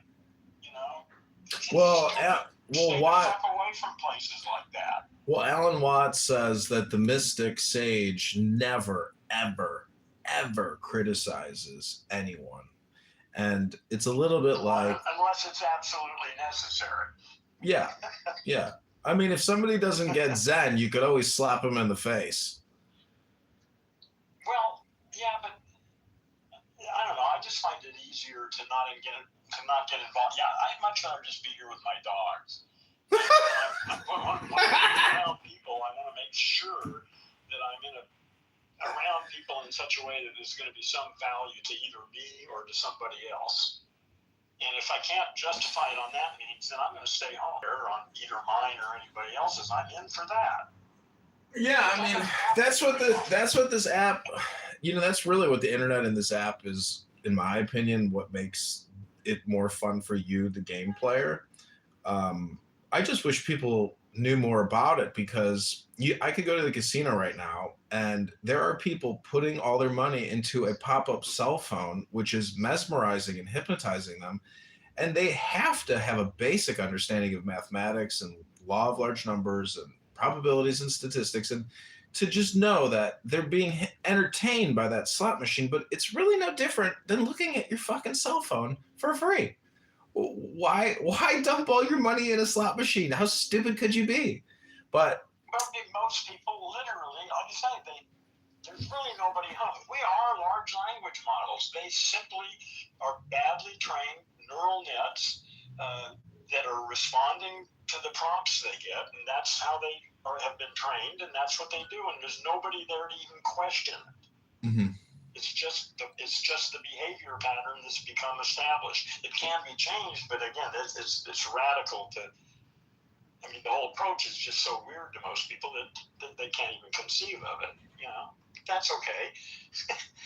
Listen, we're at a transition point in Earth's history. A lot of people could be dead in the next couple of decades. The transition is getting weird now. It's probably going to get weirder before it gets better. And how weird and how bad it's going to get, I don't know. But it's not beyond the possibility that like 80% of humans could be dead in the next decade or two. Well, even your observations or opinions, like how do you rationalize your own mortality You know, everybody has 2.5 billion seconds. Why is there a need to rationalize it?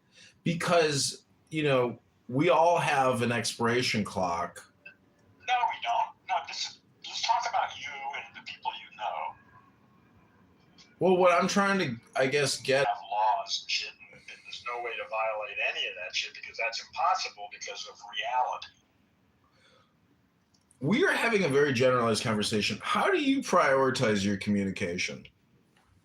Well, I really am only interested in communicating for probably 2 or 3 very specific instances. There are people I know who don't give a shit about this, but are nice people, and then there are people who can teach me stuff, or people I can teach stuff to, and that's way better. That's the best. You know, if I can learn women, still, that always changes things. So we can go with that for a while. Other than that, I have no interest in talking to people. I mean, yeah, the idea of going to some place, you know, with a bunch of people that I've never met, and talk about whatever is going on. But even then, I'd be there as a researcher, you know, and I'd try to find something.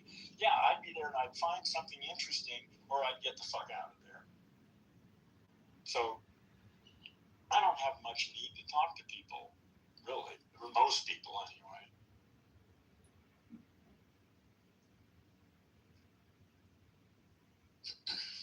I'm done. Apparently you're done.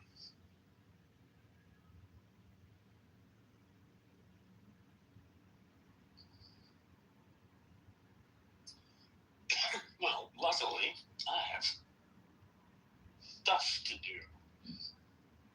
And I'm right in the middle of doing it. So I'm here. And if anybody wants to talk, well, I'm going to put some music on. Oh, I have an alarm going off somewhere here. What is it for? Oh, that.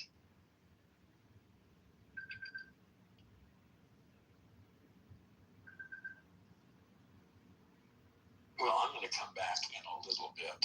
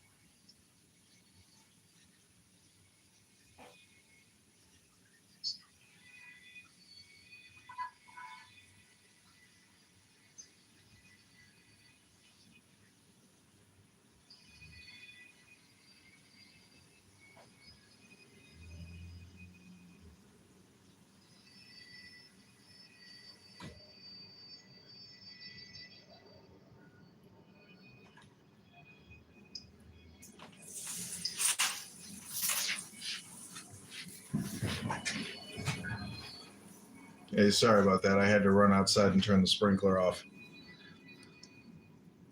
First part of what you said, but not the other 2 parts. You said there were 3 parts or 4 parts?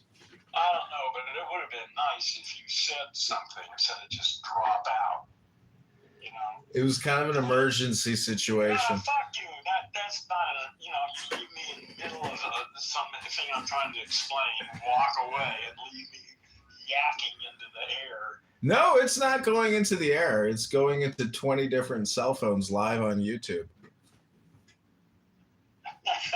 Yeah, Well, in any case, I gotta take a break for a couple minutes because I gotta go take my vitamins and brush my teeth and stuff. So I'm gonna be away for like 5 minutes, but I'll be back and we'll deal with it then. It's okay. God bless. Great chatting with you, and have a great evening.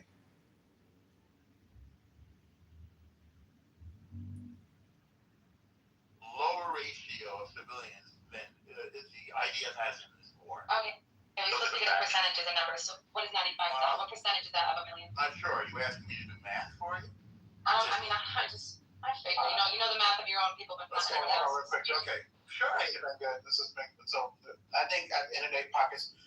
What you're ultimately, what are you trying to? The hypocrisy was my point, Amari. That was just the hypocrisy. What's hypocritical? What's the hypocritical? You'll never understand normal. I'm not talking to you. I'm not gonna argue this. We were talking a second ago. No. I realize I'm stupid for that. I don't know. Go ahead, pockets. Take about two minutes. Yeah, no. You don't need 2 minutes. Just explain the hypocrisy that you're trying to share with the room. Yeah, I'm just trying to share the fact, and I think Sandra got it. I think other people got it. I'm not trying to. I wasn't talking to El Normo. I'm not trying to argue with El Normo either. I think the idea. I'm really not. I think people who understand, and I think there's nothing wrong with admitting that your government is acting a little, out of sorts when it comes to certain wars, when it comes to certain choices. If we can admit that our government is sick in the head, that our president is doing something wrong, everybody can admit that their government is doing something out of whack. There's no perfect government. No such thing as a perfect politician. No such thing as a politician acting out of goodwill at all times. We are in a greedy, gluttonous world where people want money, people want power, people want land, people want territory. And the fact that just people cannot admit that their government is like, hey, just wanting land, power, and territory, and wanting control, there's nothing wrong. Don't forget about security pockets. People want security. They want safety. They want law enforcement. Withdrew from Gaza in 2005 entirely. You forgot that part. Oh, I know it's working going on for decades. No, I said we withdrew entirely. Every single Jew alive or dead withdrew from Gaza in 2005. And that was a little experiment for the two-state solution because they could have made a beautiful place out of it. Instead, they did one of the great engineering feats of all time. They built those terror tunnels. They used our aid, American aid, as well as European Union and Arab aid, to build those terror tunnels, and then they attacked with the idea of destroying Israel. That was on October 7th, and they failed. Hezbollah was supposed to attack at the same time. They didn't because they didn't trust each other. And Syria was supposed to attack, with Hezbollah was in Syria as well, at the of Israel. But they failed, and we responded. And now we hold about half the territory, and I would say the estimate from Hamas is about 70,000 dead. We estimate, you said you got 19,500. I'm saying maybe 20 to 30,000 militants, and they're always brewing and grooming more militants. And by the way, in response to the title of the room, you can show me, I don't think a single Palestinian is being kicked out of Gaza. They're now holding about 45% of the territory, and Israel is holding about the other 55% or so. Wow. And nobody's been kicked out. Majority share. I love that. And Egypt won't let them in. By the way, I've never seen a war zone. Majority share. I've never seen a war zone. Can you expose the article? I've never seen a war zone. Mods. We're hearing you, Michelle. Pull and post the article from the Guardian about is published today about the Palestinians being kicked out of Gaza. Will be posted in the banner and posted in the room. I appreciate you guys. Thanks. Yes, please do so. So I have a question. Wait, Normal, you talk so much. Please let me in. Thank you. So my question was gonna be like, well, the people that are saying that there are Palestinians being removed from Gaza, like, where are they going? Like, I'm just kidding. I have to disagree, Mother. El Normo doesn't talk so much. You talk so much. That's your projection. El Normo is giving you facts. Hey, can you be useful? Like, this is the John Kitover show. Was this your serious question? Mother, this is... Oh! I got kicked.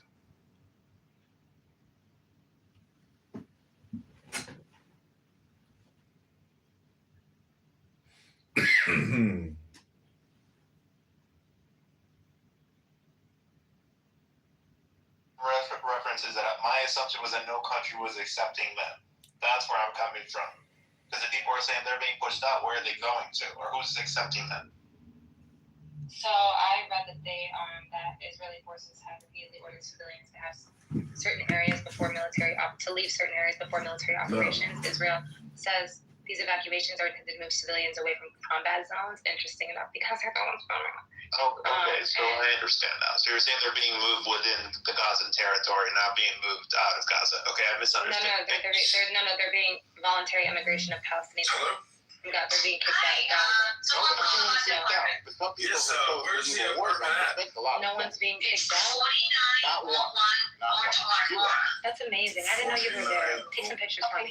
You know what, pause. Hold on. Why do you post every day when you barely get 100 likes? 100 likes means 100 took the time to watch.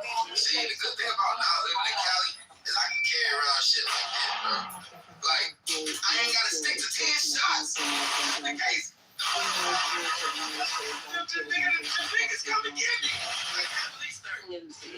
Human rights groups and lawyers say voluntary migration policy amounts to ethnic cleansing. Israeli Defense Minister said he is committed to the ethnic cleansing of Gaza through large-scale migration of Palestinians as part of Israel's long-term plans for territory. Israel Katz said the government would implement a plan for a large number of Palestinians to leave Gaza at the right time and in the right manner in a statement on Wednesday marking the targeted killing of So we're gonna get when you get back. You need to go to the Guardian newspaper. I'm trying to give you some tips.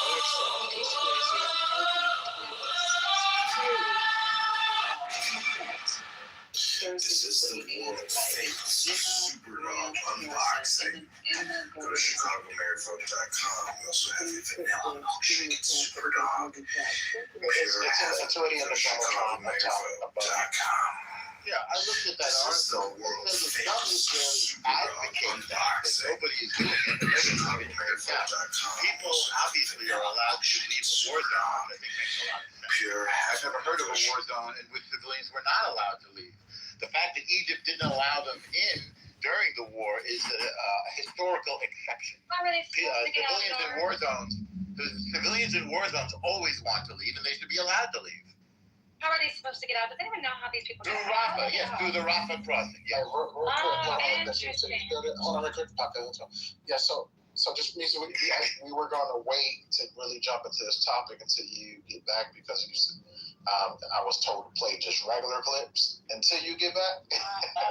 Also, no, I'm going to wait, but they didn't want to. See, the good thing about not living in Cali is I can carry around shit like this, bro. Like, I ain't got to stick to 10 shots just in case the motherfucking. Yeah, we were talking, so I know how to kind of talk about it. They're setting enough precedent that. No, you're good. You're good. Because of the power that you came on stage to discuss. Yes. Welcome to the 420. How are you doing? Good. It looks like you got Egypt behind you. Are you Egyptian? Yes, I'm Egyptian. So, Palestinians in. Do you want to address why, possibly?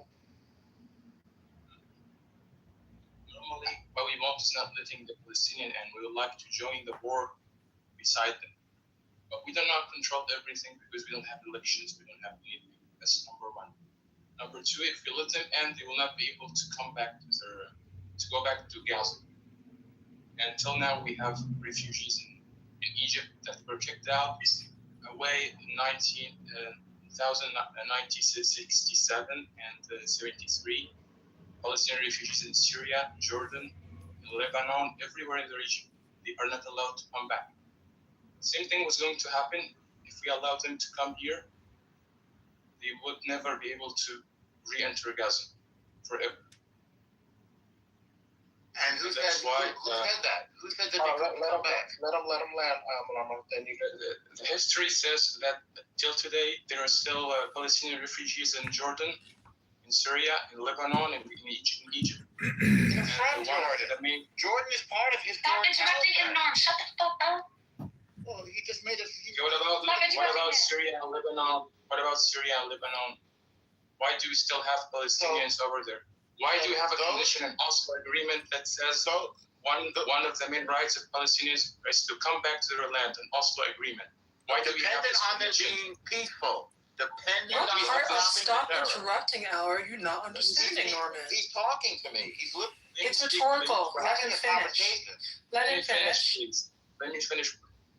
The fact that we have this condition in Oslo agreement is that because many Palestinians were kicked out in the region, and the government of Israel didn't allow them to come back to the region even after Oslo agreement. So the same thing was going to happen in therefore and forever. They would never be allowed to come back to Gaza if we allow them. If we know that Israel will allow them to come back, it would be our pleasure to have them and to provide everything for them. But we don't have a choice. Either we go for war and the U.S. will start aiding Israel against Egypt, and this will destroy our country, or we do what we did. We refuse to allow them in, and we try to help them with humanitarian aids, for example. That's exactly what we did.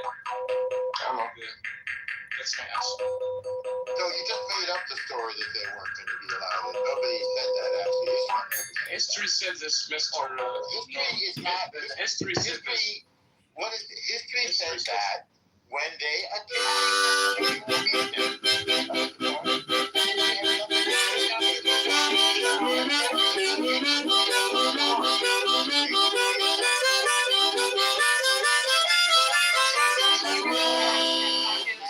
Just let him finish, and then you can return. Usually, women and children are allowed to leave a war zone.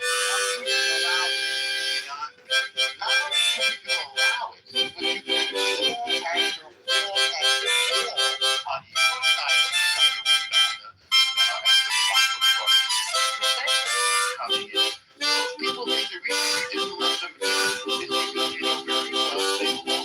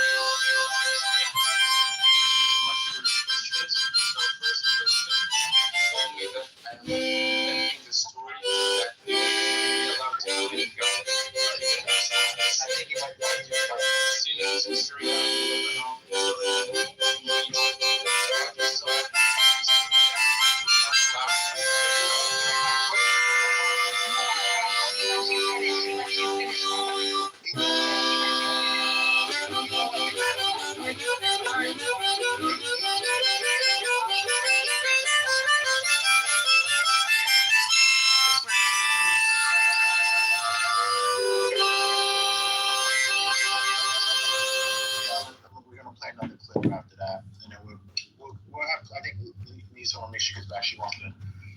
Into this, but Mohammed, please land. Is there anything else you got to say before we play our next clip? Yes, he said that it's the second place.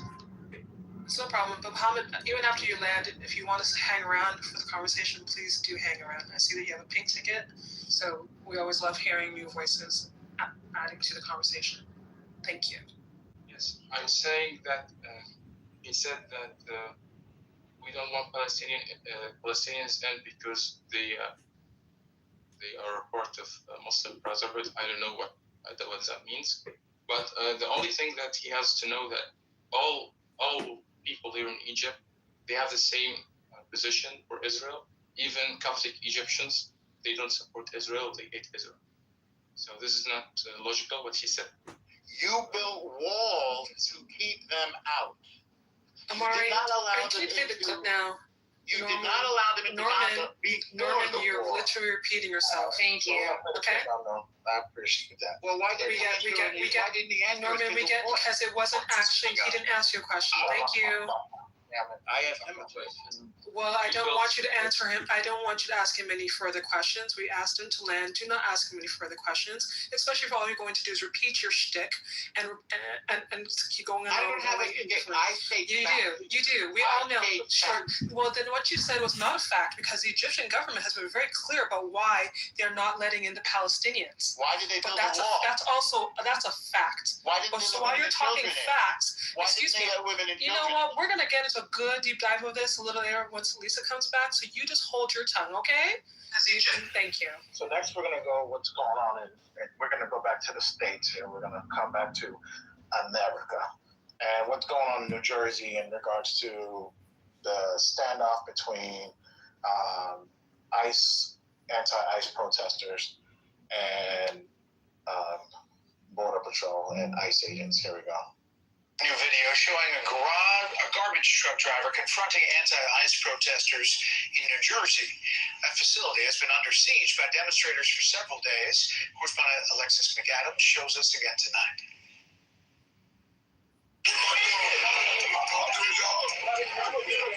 So you can't see the video, but there's a black dude driving, and he's holding a gun, it looks like, in his hand. So pretty crazy shit. Here we go.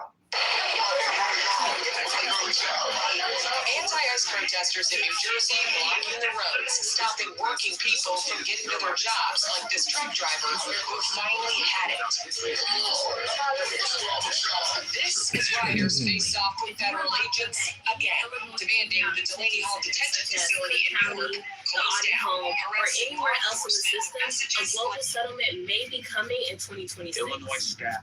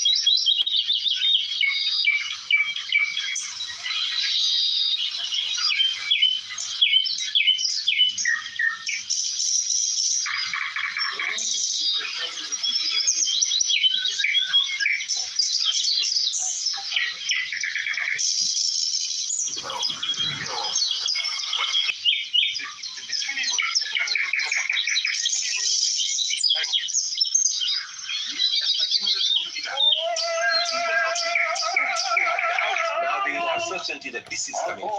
Why is not the one?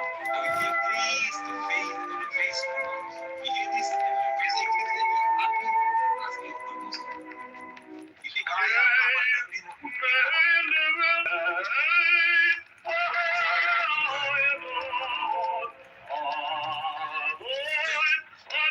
so to increase the faith of the faithful one. وليقول الذين في قلوبهم مرض to expose now every It's stupid. They're the same. They all go into hell. Again, straight hormones. What do you think about see, straightening it out is the same as a resurrection. Believers, we be the top. Those who believe in Allah. But the hypocrites, those claiming to be believing in Allah and judging by anything else, they be in the bottom of the hellfire. So you better deny Allah, than to act like you to pretend that you believe in Allah. Because he will be way harder, and there'll be a double loss. So those people will say, what does Allah? They will start to criticize this 19. They can't. Like I told you, write down verse 1. Open the book. Simple. There are down 2. It's chapter 2. Look at it. How many verses? 286. Write down 1, 2, 3, 4, all the way to 286.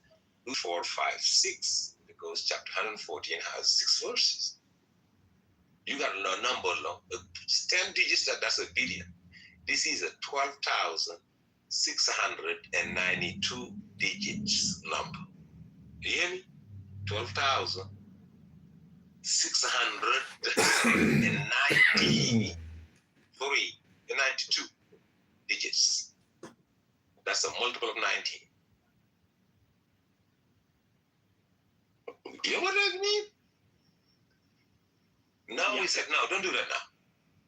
Maybe they have this something. Maybe they two chapters. They got the same number of verses or something. Oh, maybe somebody. But we know now, nobody can move a chapter.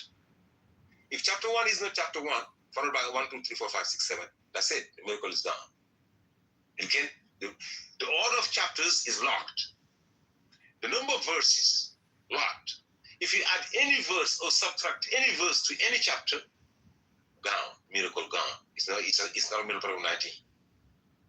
He said, okay, now let's lock it by the number of verses. Now, instead of writing the number of the surah, go ahead and write the number of verses in the surah. Go to chapter 1. Okay, it's 1. So how many verses in 7? So write down 7. To make sure there's 7 verses in chapter 1. Write down 7 first, followed by 1, 2, 3, 4, 5, 6, 7. 7, that's the number of verses of chapter 1, and then followed by 1, 2, 3, 4, 5, 6, 7. Followed by 286, the number of verses of chapter 2, followed by 1 to 286. You do it for every chapter. When you get to chapter 114, you don't write down 114, you write down 6. But that's the number of verses in chapter 114, followed by 1, 2, 3, 4, 5, 6. Also a multiple of 19. Ooh. He said, no, that's not enough. Now we're going to do this. We're going to write down the number of chapter. We got to write down the number of verses in the chapter. And we're going to write down number, whatever else. We're going to combine the 2. There and added 1.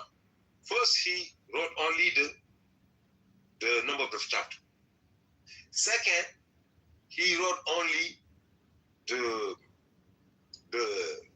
number of verses. Now you put a number of chapter. You write down the number of verses in the chapter. Then you followed by the order of the chapter in the Quran. Before adding 1, 2, 3, 4, 5, 6, etc. Also, a multiple of 19. Do you know how hard it is to divide a number by 19? 19 is a prime number. Only 5% of the numbers are multiple of 19, from 1 to 100. It's 19, it's 38, it's 57, 76, 95. That's it. Everything in the Quran is a multiple of 19, and Allah is the one that's the number of chapter, 140 divided by 19, that's 6. The number of verses, 6,346 divided by 19 is 90 times 334. The number of Allah in the Quran, 2,698. Also 190. The verses just containing the name Allah. Forget about the rest of it. Wherever line, the number of the verse. Verse 1, plus verse 7, plus verse 16, plus verse 280, plus verse plus. Is 8 is Sound is 118,123. That's a multiple of 19. The number of numbers are in the Quran. 30 numbers are in the Quran. If you add them all up, it's a multiple of 19. If you add them, use one time or with the repetitions also. What do you want? Isn't that enough? Who would do that? Who could do this? I can go on for 100 years, for the rest of my life, talking about those miracles. The miracle of Jesus, the miracle of Moses, the miracle of Noah. Let me give you one of Noah. We all know about the history of, what's going on with Noah. It's the same. The Bible, whatever. That's the water invading people, right? A lot of people drowned and died, right? That's how he took the boat and went to wherever he went. But Allah is narrating the story. You see a lot of random names sometimes. You think this is random. And I said it was wrong. Moses here, and the people that supported it, I also told them that they were wrong. And so I just want to say that right now. So I don't think we need to Big Mike. I do think that this situation is new to certain people in the room. But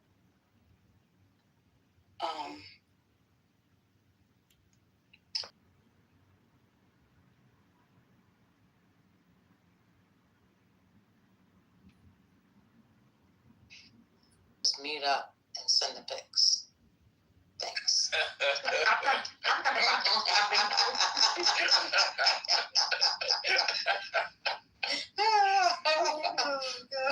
up. Send them pics, Garrett. I also would like to say I did lie earlier. I don't sell titty pics for cash apps, as a certain person said. I send them for free. I fuck for free. Oh no. Oh yeah. Just put me in a tailspin. Oh. Sure. Everything's for sale. check in the back channel. Yeah. I see. The thing is, I have a career. There's no broke bitch energy over here, and tying me, and I just tying me to an unfortunate situation of a person that reached out to me and their was to do that. I didn't think anything about that situation was anything that someone should want to bang on somebody about, especially me. I'm confused. So now I'm broke because I'm not about to come out of pocket $3,500 for somebody else's daddy home going. Come on now, make it make sense. Make it make sense. Because let's wake up. We spent a lot of money on this app for less. So I just thought that was shit. It wasn't necessary. And I stand on it. And when I see that motherfucker again, I'm gonna stand on it then too. That's disgusting. But I don't know if y'all listened to the tail end before the room got boomed. She admitted she didn't know. She's like, well, I don't even be on those sides. Shut the fuck up. It's not cool, bruh.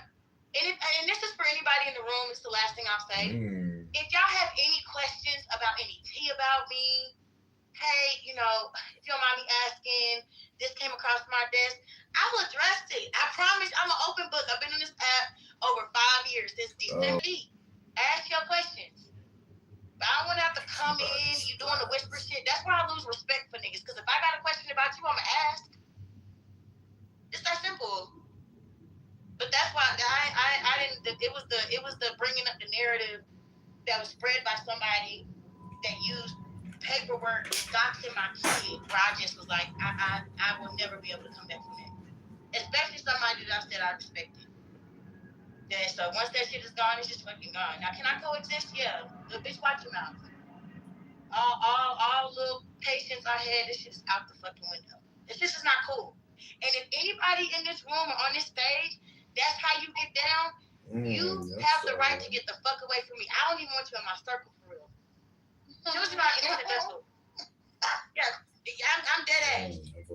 Children are innocent vessels. So if you gotta make up a lie, you gotta make up a narrative, and you gonna use court custody paperwork for that shit, you just let me know and I'll move around. That's why I'm trying to see my titties. I'm just saying, some people said how they you would feel, like to put you in the contestant back channel review. Yeah, that was me. Yeah. Oh. I think your mama might be right there with me, so I'm Y'all like neck and neck. I just had a question about logistics. You are the beauty. How do you get the pictures though? You got to request them. What's happening? I think it's a lot. I'm just asking for. Oh my gosh. Did you say? Your mama. I said, I'm just asking. I'm just asking to clarify for the room. There's confusion about where you actually get the pics. Do you request them? Is there a link? You know, I'm just asking for clarification. Oh damn. I'm going to submit my lottery numbers too. Is there a QR code? Is there a QR code? Are they? Now where's the game? Is there a QR code? What's going on? Your mama asking if there's a portal. Does she need to have her security key to log in to get the TV? Right. Do we need to download Microsoft Authenticator? Like what's going on? How you get two-step authentication. Okay, you gotta do the how many of these are motorcycles and click on that. Oh yes. Do you mute good night movie? Do you want a picture too? Oh no, I can't say that out loud. Oh, okay, I got you. You might get hurt. Yeah. We don't want your leg. We don't want your neck. We don't want your neck knocked off. I got some nice titties in the house. I got some. All right. Y'all right. I'm gonna be honest with you though, baby. Excuse me? Hold on, baby. I'm gonna be honest with you. I'm not a big fan of big titties though. I'm trying to say, y'all gonna fuck a Rambo in here. And we don't want the girth of that conversation, Johnny. Exactly. She was swallowed. Hey Penny, I would like a special portal for myself. Oh my Finger wagging hurricane. Hold on, please. I was recognized as straight yesterday, okay? Oh my God. So you're leaning into it today? Okay. Yeah. I was recognized as being more of a man, more of a straight man than MJ, okay? This is what happened. MJ was tall. I know. When I need a man, now he want a woman. The world is upside down right now, y'all. Y'all got to pray. I was also straight and fat. Okay, that's what I was called. I was straight, but I was fat. Who was called fat? Yes, I was called straight and fat. So yes, let me go on mute. Oh. Now he got a shelf. Penny, I need a special link, for as a new straight man. Straight is I'm trying to tell you. You've been straight for 18 hours. Being late in life straight is crazy. They said this voice is put on. After this, I got some. To his face. No, they said my voice had a lot of bass in it. I spoke with authority. They said MJ spoke like a bitch. Oh. Was that Ku Klux Klan? No, it was this biracial lady named Mango. Great Mango. Oh no. Yeah. We were just talking about Mango earlier. That's the only woman on this app. I'll leave the room every time. I'm so scared. I'm terrified. Yeah, people were like, "Oh, this is Hurricane is not straight." She was like, "Yes, he is." So you know what's funny? Hurricane was more offended being called straight than he was fat. No, he was not. No, he was. He was. Or maybe he thought it was more ridiculous. He had the bigger reaction to that one. Oh, yeah. He was like, what? And number 30. I put a question in the chat. I'm ranking them. These are the 3 things he's been called: straight, 30 years old, and fat. Which is the biggest lie? Rank them. And my ranking is 30, fat, and straight. I think he.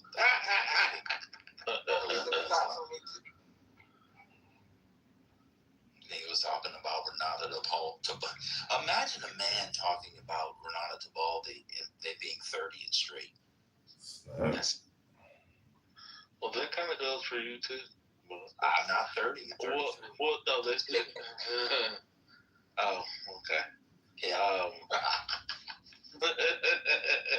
Hey, Don, is that Mango in her PTR? Is that her real picture? Yes, she's very attractive. Yeah, she That's is. why she's so scary, because she's so mean. Oh. Yikes. She's Okay, I know her.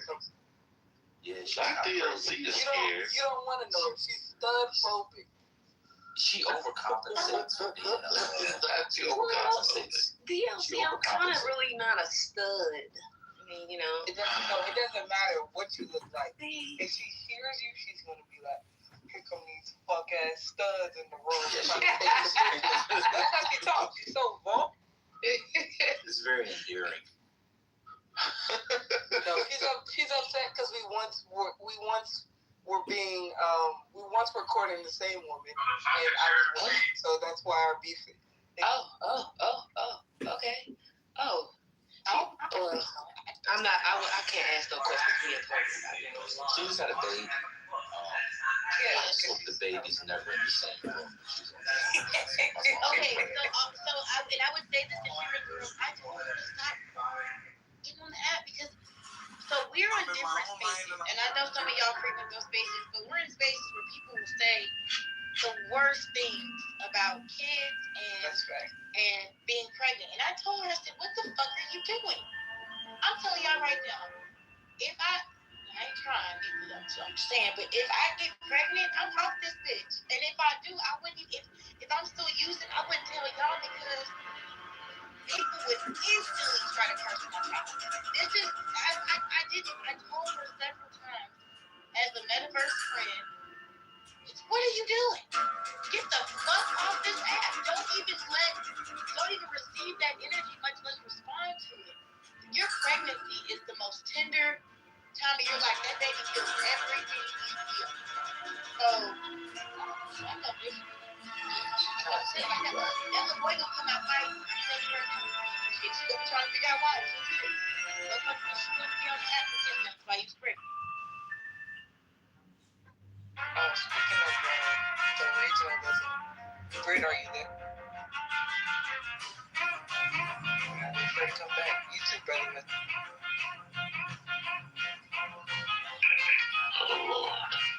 Is Brother Messi there? Is he still in there? Brother Messi, I want you to know that regardless of the fact that I made it home safe and sound, I will not be crashing out tonight. Thank you. I'm prepared. No, fuck it. I'm down. It's like, you know what? No, fuck it. I love you, but no. So who was Spiritus crashing out on the side of? No, he was getting in the way. So on the dark side, when you're rules of engagement are where we're. So let me explain. When two people are what you call everybody duck. Move the fuck out the way because you catch a stray. So I politely tucked Spiritus back in the audience, and this motherfucker kept coming back up playing Marvin Gaye, let's get it on. You gotta understand. What are you doing right now? He was high, girl. He don't. So I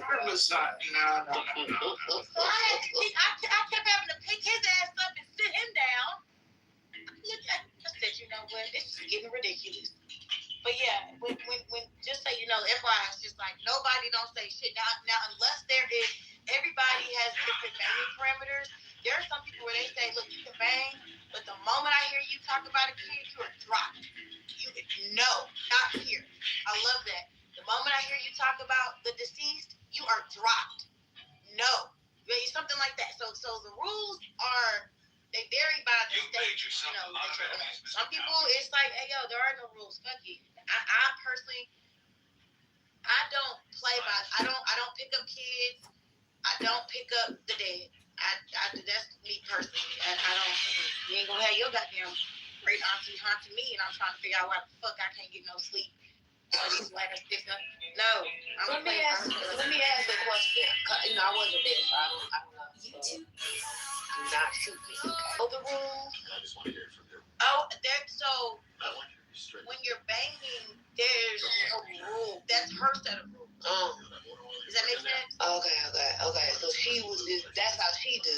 Okay. Yeah, and then I know the replay is on, but there is a moment where I said something like, you know, I have them. What is the secret to eternal First lady, I do as well. Because anytime you want to act like play a victim, I'm just gonna press play. But y'all was so when by the admin in Lisa's club, because it was also their decision as well. They also made a mention that she very much mentioned my daughter first. Talking about how I need to be cooking my daughter in and all this stuff. Don't even mention what does my motherhood have to do with what I'm addressing with her? So that was just weird. But we just going forward. It's cool. It's cool. Y'all, why did that give me an empty? I don't know, y'all. Wait, I have a question for Spiritus. I couldn't help. I've been working too hard and too late. Every time I say I'm going over there, he's like, I can't do it anymore. I'm not doing it. I went to sleep. Y'all know the greatest time. Every time I mention going over there, what does he say? I'm not going over there, but we closed early, and then I went to sleep early. So me too. I went to sleep. I always miss it, but God bless. Close early, cause that was. Yeah, I'm never going over there again. You say that every time. The room was open at like 9. And then look what happens. Then somebody has the clip, so I can't go over there again. Yeah. But it's nice to be memorials of you. Chicken thighs. I threw out my air fryer because there's no oil, little to no salt, just a few bland spices. They should have been thrown away. Okay, well, at least I'm on my second bottle of Kim Crawford Sauvignon Blanc. I don't know what that is. You drink Taylor Ford, Brother Messi? Oh, he don't drink, child. Why y'all asking him these questions? What that is? His name on the app used to be his name on the app used to be the most wholesome. Sorry, you said something first, Lou? Thought one of the tenets of Christianity was you have to drink a glass of wine. Oh, no. Although, that's what they said in the other room.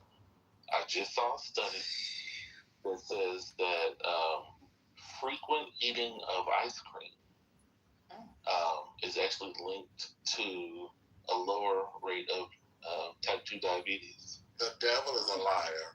Well, I have eaten ice cream for breakfast for the last It can't be the ice cream that most of y'all eat. It has to be dairy.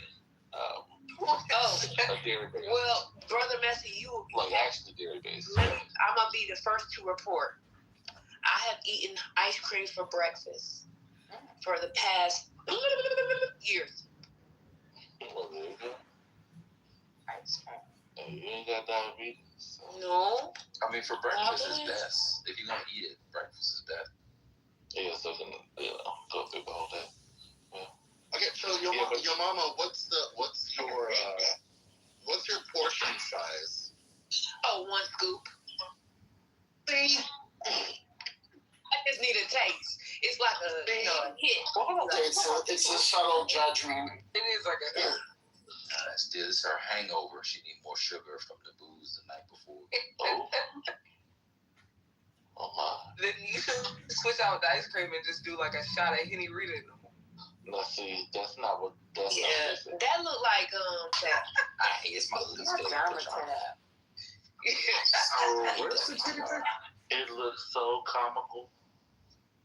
People think it's AI, so I gotta keep it up. No, I'm gonna be honest with you. I'm watching the. Oh, this is real?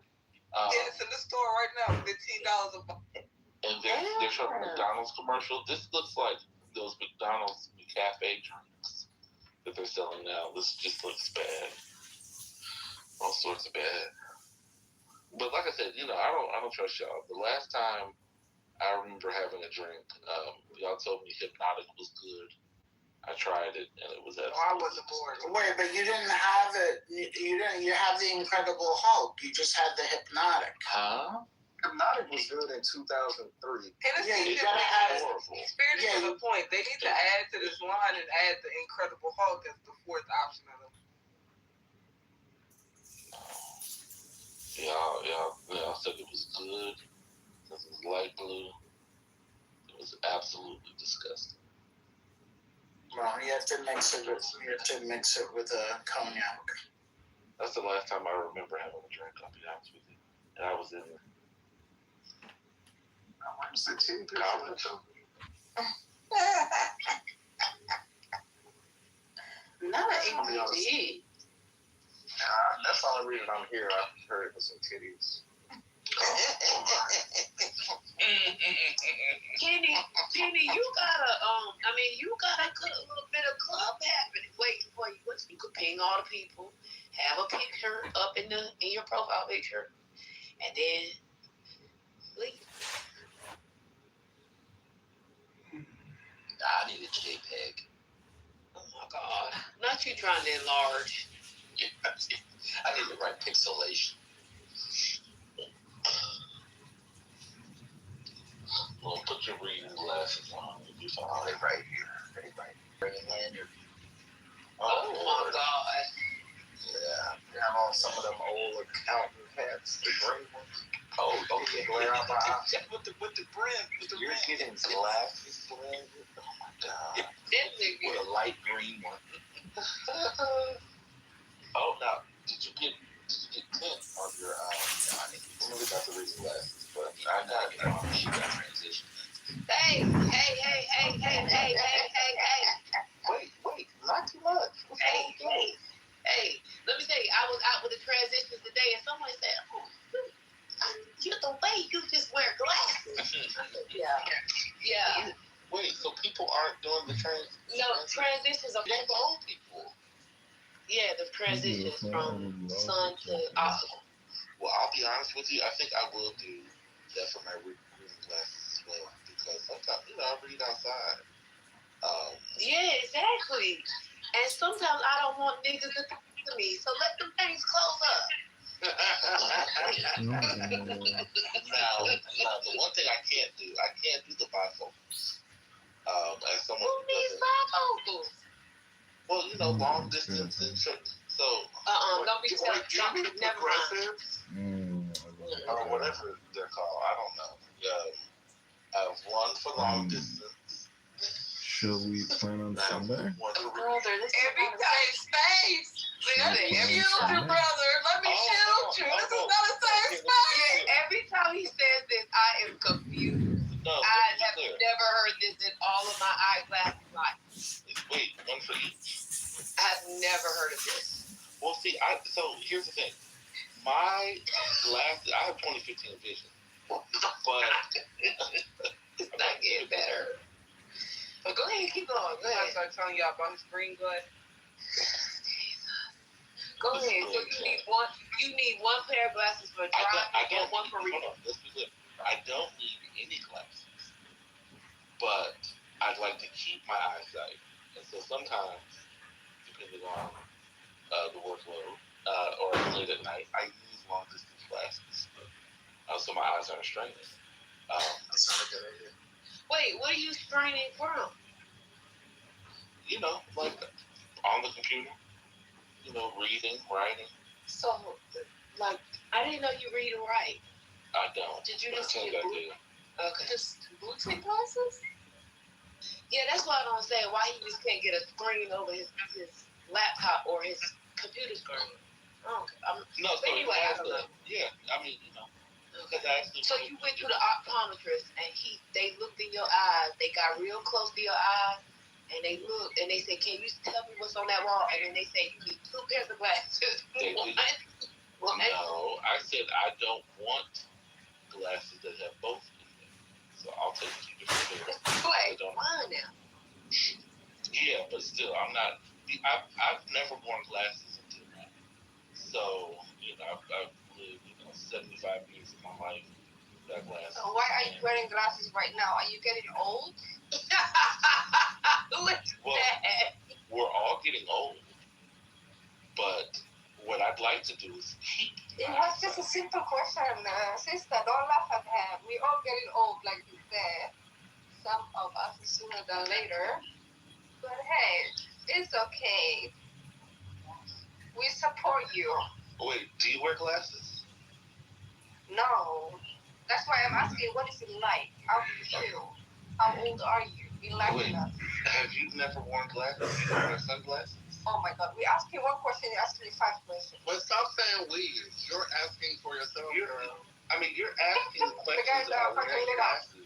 So I'm trying to ask. No, are you not brother. Oh, shut the fuck up. No, it's very beautiful. We respect each other. We respect each other. No, well, you didn't respect me, so that's why I disrespect you. You just said he had a heavy tongue. Oh, heavy tongue. He's a heavy tongue, like he's gay or something. You're a bitch. Oh, you're an ugly bitch. You're an ugly bitch. Ugly on the inside, ugly on the outside. And miserable. Always gay by calling woman a bitch. Yeah. I'm not calling you nothing. I just say you blind. That's it. No, you didn't call me blind. You don't even know before. Brother Messi, I told you this wasn't a safe space. Yeah, I told you. Let's move on. Oh, thank you, Gia, for your submission. Let's not. Can you correct him for calling me the B word and stuff? Because that's no, you call him gay. I'll call you a bitch again. Hold on. You did something being gay? You ain't never got your pussy licked before? What's going on? He doesn't have a pussy. Why are you asking him that question? I'm asking you, Gia. That was for you. Like you ain't never had. It sounds like you ain't never had your pussy licked. Like, oh my God, the ghetto. And he's breathing heavily on the fucking microphone. That's me, What's bitch. that fucking song? Fuck. Hey, get your black man correct. That was me breathing hard on the mic. I just walked up the stairs. Anyway, no hard feelings, yeah? No hard feelings. And what does some of this hard dirt do with being blind and gay? I swear to God, these Somali trolls are the worst. She doesn't realize just because you gay, don't hate on other people. She has combined all three of them into one. The problem's like there's no real man in this world, blah, blah, blah, blah. He has his tongue and he's blind. Come on. Jesus Yeah, Christ. are you an owner of a daycare or a senior care? Monica, get out the car. We only do interpretation.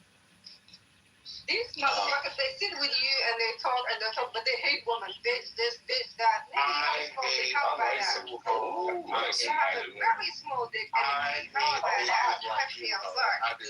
I really do. You bitches like you, I hate. We will help you next time you try to. Ugly bitches like you, I hate. Yeah. Only if you know. Only if every day when I walk on the street they tell me I'm beautiful. Fuck. It doesn't matter, bitch. I'm running to women. I don't care. I'm taking. I know, I can feel it. I hate women because exactly. And you're mad that this man is not interested in you. And you're blind. You said every day that she walked down the street. Anyway, moving on. Brett, are you guys? You're a prostitute. Brett, trying to get a discount. This is the same, Brett. I am here. What's going on? Brett and Brother Messi, breaking news. Today we learned that Victoria, a.k.a. is from... Oh. Wait, what do you mean from Texas? I need more from Cali. I heard her say as a former Texas voter, and I sighed very deeply. Well, earlier today, before First Lady crashed on her, but she was saying that she was the only person with expertise to talk about the Paxton coronary. And I asked her what her expertise came from, and she said, I spent my formative years. Oh. And then backtrack when I this. Yeah. She doesn't know who she's talking about. She was about to make me pull out the Johnson. Y'all know I've been having that thing packed up for weeks now. Oh. It's only been 2 weeks. It's only been 2 weeks. Get 2 months and then we'll celebrate. Get 2 months and then we'll celebrate. It ain't out. It's not out. It's packed up. Okay, I know. You did Somebody good. back check on me. But wait a minute, brother. Yes, ma'am. Let me Hold on. address Dr. Library. I know. I just need you to stay with me. Oh, okay. Dr. Library. So why would you lie on me like that? You set me up. You know you did that, right? No. I was sitting there minding my good, clean business. I was working. Did you crash out though? No, it wasn't a crash. Okay. I didn't use any profanity. Oh, wait. Hold on. I have 2 questions. Second question, you're not going to like, but just stay with me. First question, did you raise your voice? Perhaps. Okay. Did the you come out stronger than normal? I don't know. Perhaps. Okay. Then it might have been crash. It wasn't a full crash. He was approaching it, but no, she just corrected her. It was Dr. Library. She heard me. She said, "I'm just getting back at you because what you did, you played and girl had her say." Is she you're in the Matrix versus one lady? Yeah, you did. Is this me? I thought it was me.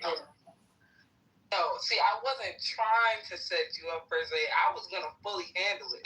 I didn't think you were gonna tag yourself in. I thought because you was putting up reactions. You threw that ball up there. That valley ball was sitting there. I had to go in to tap it over the net. No, because the reason I thought you was gonna sit it out is because Katrina gonna ride for you, and Katrina was light her ass up for you. So I was like, okay, Katrina handle it. God bless Katrina. Okay. Bless you, She always jumping in a car. I have a question. We heard from one of the parties tonight about what happened last night. Are we going to hear from the other party? Now this is good. Because probably not. I think the other party has rest their case and just want peace. Because can I tell you what I heard? I wish Penny was still here because let me tell you what I heard. See, I go to bed early and it's about almost my bedtime now.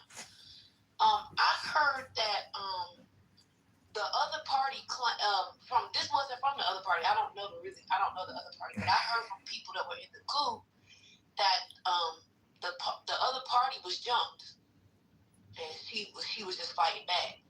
That's what I heard. I don't know though. You know what? At least you can be honest. At least you're being honest about. At least we have a basis of honesty here, so you could be as obviously as ghoulish as me. I actually. Oh my God. I speak a little bit. I told you. I told you. Night. Good night. Anyhow, Danielle, they're Warby Parker Caspers. That's what they are. I don't think Warby Parker sells them anymore, but sometimes you could find them on reseller sites. You know, that's when the Christians were even involved. Then, of course, it's changed now. Now Christians don't have a seat. But it's, I get what you're saying. Like, I'm not trying to say, I don't take their side, but it's like at the end of the day, I don't know, what do you want to actually be done to these people? There's no real solution where I can see them going anywhere. No, there's no solution. Well, they need to divide. They can get the fuck out or die. Different places. Like, listen, this is the most humane thing to promote. But where are they going to go? Nobody will take them. Somebody else can worry about that. It's kind of like, if you have a rabbit dog. dog. I'm having a serious conversation. Yeah, it's kind of like if you have a rabbit dog. All dog. right, it's not funny. You can either kill it, Yeah, I know. Okay. So where are they going to go? You can either kill the dog, bring it to the Humane Society. Yeah, and then the Humane Society can deal with it. Yep, amazing. No, when it comes, I'm asking because I'm having a serious conversation. Realistically, Daniel, where do you think who can take them? Who can absorb all of these people? And of course, you can split them up. But the Arab countries won't want them. And if we're being honest, I think no matter how well they might be getting along, the Arab countries, they still at the end.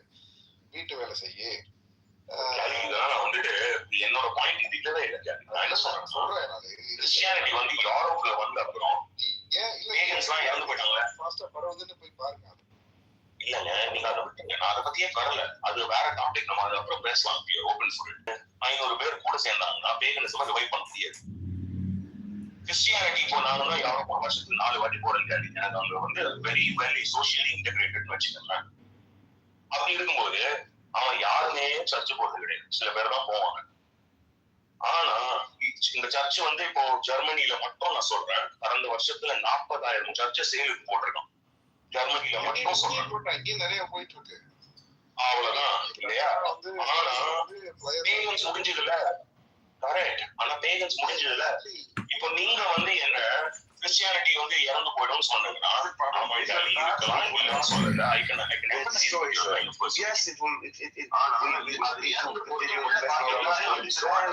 and probably like financial. Which one's a bigger issue? Keep them or get rid of them? But that's it. Here's where I'm just going to be flat out honest. I think it's almost unethical for the safety of their own citizens, for anybody to allow these people to immigrate into their country. I would personally, if I was president of the United States or Canada or the UK, and they said, "Oh, will you guys please take 20,000 of these Palestinians?" I'd say, absolutely. I got a backup plan. If you don't want to marry me, what if you don't want to marry me? Yeah, exactly. Yeah, that's the thought. How would I not want to marry you? Yeah, like if you reject us. I think if you'd want to marry me, it'd be clear by now. This is definitely the hottest stage on Clubhouse right now, Really ladies. sick that you guys are so like. I literally sang Those others, do you remember what I said? She thought that we were the ones interrupting him. Yeah. So she's calling us bullies now. I don't know why. It's stupid, Nargis. Yeah, Narj is try to take. He was trying to. Try to eat some watermelon pills. Nargis, we gave him so much time. Zahu sent me a message and was like, "Holy shit!" So I said, "Zahu, come on." You could have stopped him, right? I was gonna read a poem. John, please chill for a second. Hold on. No, Nargis. Zahu sent me a I message. didn't say it, but just untrust. I can't. Hey, I'm sorry. Injustice. I'm sorry. I didn't know that was unjust. We were just singing. But someone's trying. You're singing just when he's singing. Hello? No, I was singing. And he was singing. You bully others, you get bullied. You bully others, you get bullied, and that's That's the pot calling the kettle black. Yeah, don't say cry when others start to like bully you. Singing over real life. Projection alert. I'm not waiting. You're just talking shit. Projection alert. I'm not talking shit. I saw you. You are. I wasn't bullying him. Zahu sent me a message. All right, let's see what Zahu said. You should have told him to shut his mouth, right? What was he doing? No, we wanted him to have his moment of preaching. Because obviously he doesn't have a Kept congregation. talking over me, He Nargis. wanted to talk. He's talking over fucking Zahu. And I said to Zahu, all right, let's just give him like his moment. He's enjoying himself. Yeah, he was having a good time. We gave him 45 minutes. Dude, now. How long was he talking? 45 minutes. Norris, you're being so. Norris, you're being. Dude. And I was so wrong. I told you she wasn't around. I told you. Yeah, I didn't hear anything. I told you. There's just, are you sleepwalking? Hold on, John's trying to center himself. No, not talking. Stop being cringe, John. Being cringy. Dude, absorb what's happening. Yeah, like be a little empathetic to other people, John. I wish John was in the room when it was talking about 19, because then John could talk about his 19-year-old girlfriend. I don't have a 19-year-old girlfriend, and everybody here sounds like they're on Adderall. Is it just me, or? How the fuck did you guys allow him to speak for 45 minutes? Because oh my god, that was You're getting like you're Anyway, I'm sorry. I thought it. you're gonna complain about this 19. Then why don't you complain? Okay, sorry. I'm sorry. I didn't know he was speaking with. I'm sorry. I didn't know he was speaking with 45 minutes. Yes. I said I'm sorry. I didn't know he was speaking with 45 minutes. Okay, keep over talking me. That's fine. Well, ladies and gentlemen, before I retire into my hot bubble bath, I would like to read you a poem from the Tao Te Ching. How do we allow people to smoke talk? How do we allow people to bully us? I wanted to hear Daniel's joke. Yeah, Daniel is waiting to say a joke. How free John, stop. Daniel, go ahead. No. Please, pretty please. Zabu, you could do a cartoon voice, Zabu. I promise if the joke is the funniest thing I've ever heard, I'll send you a photo of my breasts. Can I also send a photo of my breasts? It has to be the funniest thing I've ever heard. Oh my god, you set the bar way too high, but I'll try with that. So anyway, no, I'm not telling you. Who has the biggest melons here on stage right now? I can't do this. I can't. Not tonight. Please.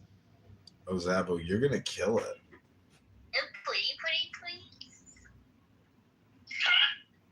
So who the fuck was bullying Ultimate? Narjas, can you talk like that, Narjas? Can you talk like Zabu right now? Like a child? Yeah. It's like a cartoon voice. It's like a hentai cartoon voice. I love it. Please, Daddy. Please, Daddy. Oh my gosh. This would make I would love see, you know. It's a Sam. Oh, I see. Ew. Well, he's gallivanting all over Europe with his partner. Bro, you can guess. So the whole team is 19, right? So you can kind of guess. Sam Joe. Oh my god. Oh my god. Stop. I love developing. I love taking this 18-year-old girl into my bosom and guiding her along and letting her wings spread and she would fly. It's so creepy. Who said that? Why? No, Alice probably does the same thing. Listen, I took that girl out. 60-year-old chick. I took that girl out for a very nice dinner, and then we got to the restaurant, and she says, "You know what? Just take me home." I was like, "Really? Okay." I took her home. I was like, "Thank God I don't have to buy you a dinner. It's a Saturday night. I'm gonna come out to the best party in town. Like, let me take you home." She's like, Did "Okay." you say it like, please, can you take me home? Please. No, she was sucking on a vape pen, and she was a catfish at 19. She looked like she was 36. I was like, "Oh, no problem." Dude, were you gonna buy her a steak though? I was. I mean, she didn't really look like she was 36, but she was. Go Dutch with it? What do you mean Dutch? I was gonna pay. For if I take a girl out for dinner, I'm gonna pay. Yeah. Fuck yeah, man. Look at you. You think I want to deal with even talking to somebody about who's gonna pay for the bill? I mean, give me a break. I think Nargis and John should go on it. Okay, Ultimate's back. Did you want to say it's a song? No. Narjas, I thought we were friends. I thought you would go out on a nice romantic date with me, Narjas. We really want to hear you sing a song, dude. Please. We were hoping you would come back. Nargis has been dying to hear you sing, and we all want to be very quiet and listen. Ultimate, I didn't know you were singing for 45 minutes, bro. Yeah, we can all listen to you. Ultimate, what do you got for us? Come on, brother. Directed right to Nargis. In the Philippines, there were these militants that would like wrap themselves in wet bamboo with machetes and charge at the troops who had guns. Well, it appears he's just in listening mode. So I have a couple options for the next 60 seconds. I can do tarot cards. I can read from Jewish mystical Kabbalah cards. I can read from Meditations of Marcus Aurelius. I can read Grandmother's Jewish Wisdom, Dao De Jing, 25 Zen essays, or Ayn Rand. 60 seconds. Hello? Is it causing a migraine listening to me? Yeah, a little bit. Ooh, where does it hurt? Are you breathing? Have you touched your toes today? Have you sweated? Have you done any squats or push-ups or I licked sit-ups? my toes today. You what? I licked my toes. Oh, I thought you said you licked your pills. I licked my toes. Damn, you can suck on your toes? Yeah. Woo! Spicy. Is it possible for Daniel to sing cocaine roses? That's the weirdest woman I've ever met in my life. Actually, I like it when Daniel sings about the beef in the streets. That's my favorite Daniel rap. Go for it, Daniel. Every time she speaks, there's something new. Go ahead, Zabu. And you never heard what she said in French. That was bad. She said something. None of you understood. What did I say? I'm not going to say it. I'm going to say it. What's the difference? You're thinking about it. What's the difference between you thinking about it and saying it? You might as well just say it. You're thinking. Yeah, I mean, you didn't. You wasn't thinking about it. Why are you thinking such bad thoughts? Haram. What do you mean? That's what you did. Haram. You wasn't in the song Haram. anymore. You weren't talking to me. Haram. She's a bandito. Or bandita. Not to confuse it with harem. Imagine having a harem of 19-year-olds. That would be hot. 19 of them. What's beef? Beef is when you need 2 gats to go to sleep. Beef is when your moms ain't safe up in the streets. Beef is when I see you, guaranteed to be an ICU. Guaranteed to be an ICU. What's beef? Beef is when you make your enemies start your Jeep. Beef is when you roll no less than 30 deep. Beef is when I see you. Beef is when I see you. Guaranteed to be an ICU. Check it! If it's not Rose, yeah! 19-year-old. Here's the one that says, when I say, when I speak, you feel weak. Then hear my thoughts. Your man passed the gat to me. Now check this. When I say black, do you consider it as an attack or a lack of understanding of my part or just a rough coming from me? Do you see me as a threat of your safety? Are you a Blazes, Rowie? Ali. No, Jay, that's not good for now. Are you a Blazes, Rowie? Are you one of Satan's chosen people? Yeah, chosen. Are you from Little Satan or from Big Satan? I'm little. I'm actually from both. But be careful. Are you the hot Ellie from the? Hey, Harry Rafferty. Sorry for joining so late. I wasn't hot in season 1, and I got hot season 5. Jay doesn't get the reference when it came to the chosen by Satan. When we were trying to come up, see, Jay is just like, but you weren't here when we were trying to come up with like triggering room names. And Ralphie said, "Why are Jews the chosen?" or something like that. And I was like, "Why? Well, or like, which are you trying to trigger Jews or trigger the goys?" Or the goyim, I guess, as you would say. And I said, well, or you could, if you're trying to trigger Jews, you just be like, why did Satan choose the Jews or whatever? That's where it comes from. Hey, Rafi. Sensitive. Rafi. Yo. I took that picture that I just put in my PTR. That's why I'm literally headed back home right now. But yeah, had a really good day. Let's just put it that way. Oh, how good was the day? Take a look at the PTR. It was a good motivational day.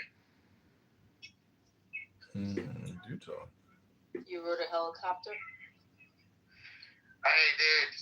It beats being a death bitch. He's in the National Guard. Show him.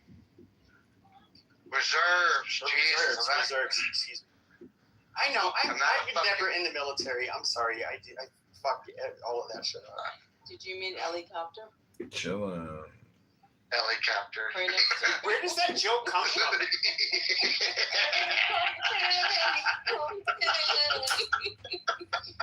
Where does that joke come from? Like, why? Like, Jews, like a couple of years ago, were all using the helicopters. Do you want to explain an helicopter? Helicopter. No, you had to be there. You had to. Yeah, I'm sorry. I No. So you know. It's when the fucking helicopter went down with fucking Iranian president or whatever he was. And he got yeah, I vaguely remember and that. then apparently those Israeli splits. they said helicopter, and then they go, oh, it's a Mossad agent named Helicopter. Helicopter didn't. He was on the plane with them. Well, they were saying helicopter with an accent. Well, and the joke for the Israelis are, Motorola, Pepe? Yeah. Remember when the pager incident happened? There's an Israeli name called Moti. Moti? You ever heard of an Israeli name, Moti? It's an Israeli name, Moti. Motorola did it. Listen, when that shit happened, Rafi, so many people were trashing people who use pagers. Bro, I used pagers for like 15 fucking years, dude. Like, it was pretty good. Pagers were pretty fucking, gangster as fuck. I mean, but I think they were using it to, like, I'm guessing that, Hezbollah was at least smart enough. The reason they used pagers is in order to tell you to go onto a secure line or to go onto an encrypted radio.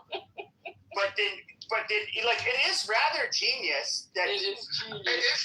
They ended up basically making it so that these pagers would just like blow up in their crotch, which just the old comments that were getting a little brutal, Like it's a genius master plan, and I respect that.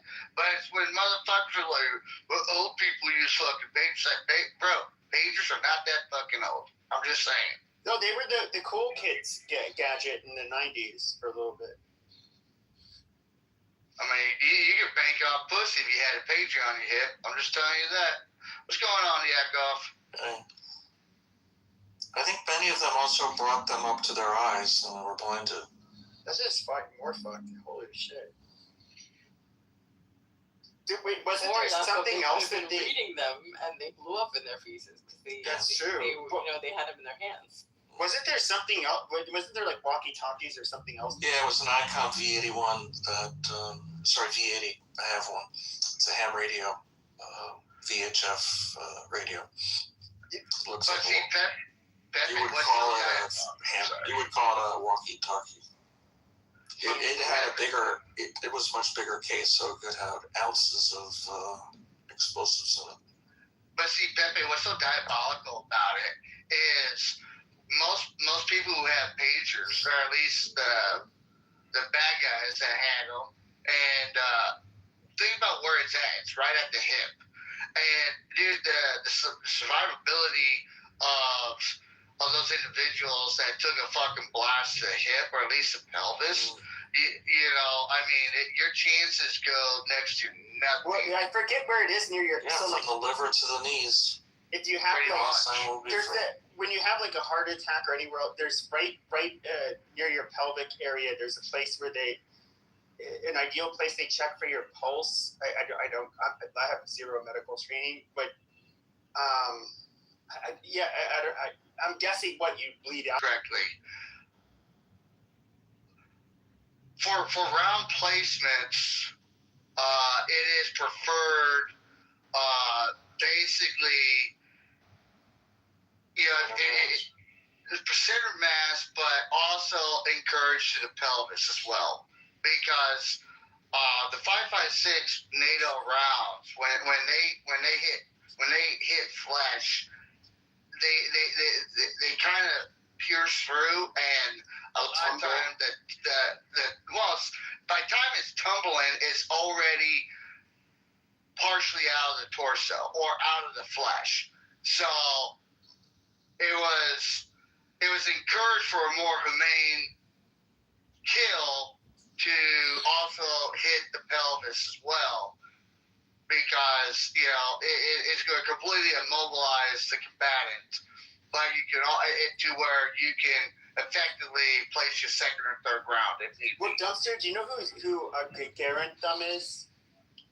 A Grand Thumb, yeah. Yeah. So he as you know, he was a person that taught in the Air Force Special Forces, the SEER. Dude, he's a PJ, bro. He's a fucking PJ. Yeah. Which, for those of you who don't know, they're called what is it? They have to go through the Superman program. Like, in other words, all the special forces, they have to go through the most schools. His pararescue group. Like, they're literally, their memo is so others may live. Yeah. So what? Do you know what SEER stands for? What is it? Oh fuck! I can't think of it. Yeah, I don't remember. I don't remember the acronym either. But like every Air Force pilot has to go through it. A lot of special forces have to go through it. So it's kept the guy in Iran alive. Yeah. So he actually released a video yesterday that because he did one in 2023 and he updated it. For what would you do in 2026? It's actually pretty interesting because he talks about a lot of things that obviously are not intuitive to somebody who's not, has zero expertise in that area. But he did. They don't fly with cell phones. Yeah, they don't even. They're not even allowed to get into the cockpit with a cell phone. Makes sense. And then when it comes to radios, he said, he doesn't care if how encrypted it is. It's a burp. Literally, it's an encrypted burp. It goes like, and that's it. Yeah, but he was saying that basically if you were having a professional military searching for you today, their ability to locate you because you have a radio on would be pretty bad. But of course, he said what they do is maybe it's every 35 minutes after the hour, you might have a plan that you guys will listen in for 2 minutes or something like that, but you would have to use a punch key. I don't know. I'm guessing. I was surprised that they didn't have a predetermined word or signal, because he said God is good, and apparently at the time, even Exodus said this. We weren't sure if he was an airman or an Iranian, because it was so close to God is great, it's God is good. And they realized it was him. But I'm surprised they didn't have a zebra or some word that changes with every flight or something with everybody who takes off, so they could have. Well, that's part of their element of expertise, but you gotta realize, dude, the focus point was he's drawing air. You know what I mean? I mean, that moment, God is good. Granted, there might have been confusion of possibility of maybe the opposition, but it still means that Wizzo drew breath and he had the function to address. So. That's the key part of it. There was confusion concerning that whole incident. Originally, people pro-Israel social media accounts were saying, Israeli special forces side by side on the ground helped rescue the downed pilot. Then afterwards, I heard no, they were just giving, giving. I believe Israeli fighter planes did some attacks on folks nearby, in addition to U.S. Those A-10 pilots, dude, I hope they get a fucking Silver Star at least, because, dude, the amount of fucking damage I heard from colleagues of mine, was fucking biblical on the fact that on the miracle factor that they was able to fucking get back as far before one had to abandon people. Anybody think, they shot it down? No, it's called he self-abandoned it because of the ability not to land safely. But I thought when it came to the A-10 Warthogs, they are highly susceptible to they fly very slowly. Yeah. Yeah, I have witnessed I've witnessed in country A-10s on the fucking tarmac with fucking pumpkin-sized holes all the way through the fucking wings, through the fucking inside of them, and them bitches still fucking came. How many of them were down during that? A complete list just came out a few days ago of all of the aircraft that were either downed or hit during this operation in Iran. But I believe it might have been more than one, but it was at least one. Did you hear? Was there? I guess what I'm asking, was there more than one warthog that was hit? I know one was. I know one. I think there was two, but they weren't related. The one was in the Gulf. Yes, correct. But he made it back to base in Saudi Arabia. Yeah, and one the pilot had made a decision to scud it because of the condition to safely land. So he radioed in the plane and he scud it, and he was retrieved as well. Almost all of the planes that were damaged or had damage were KC-130, what is it, 135s or 130, the tankers? Yeah, they were sitting on the ground when munitions hit them. Huh. Yep. See, I didn't get that. I didn't get that clarification. Private story. Private,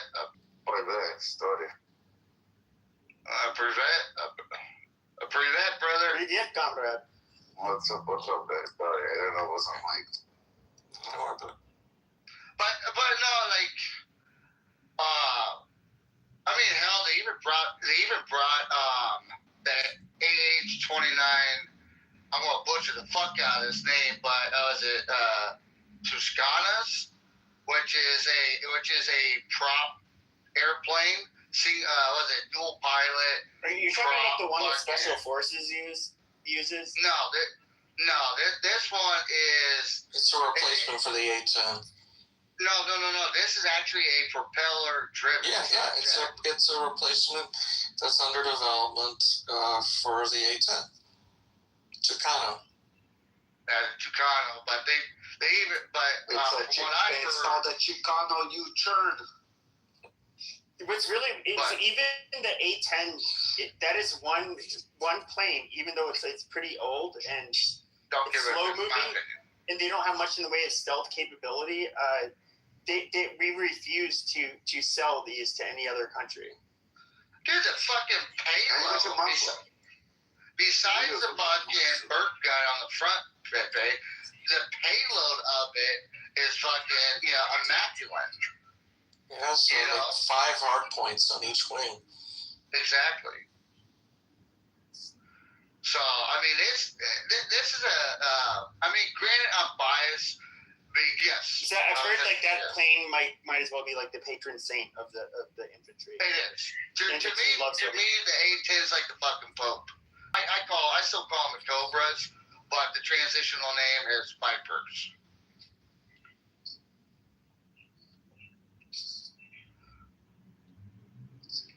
But I was gonna say, Vincent, when you talk about the radio, never say repeat. Never say fucking repeat. Why is that? Because so like if you're calling in like a fire mission, if you say repeat, they're gonna perform the action of the previous command. So if you call in artillery, if you say repeat, they're gonna repeat the actions repeat the most previous request.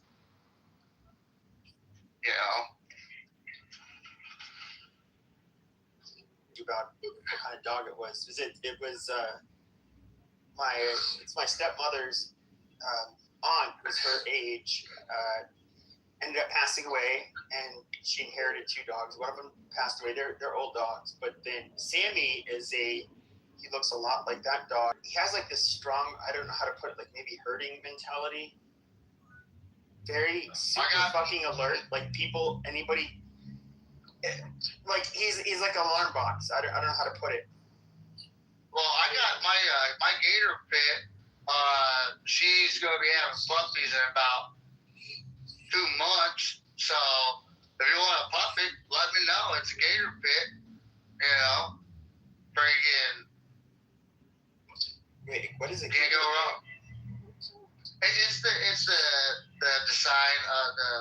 It's like So it's gonna.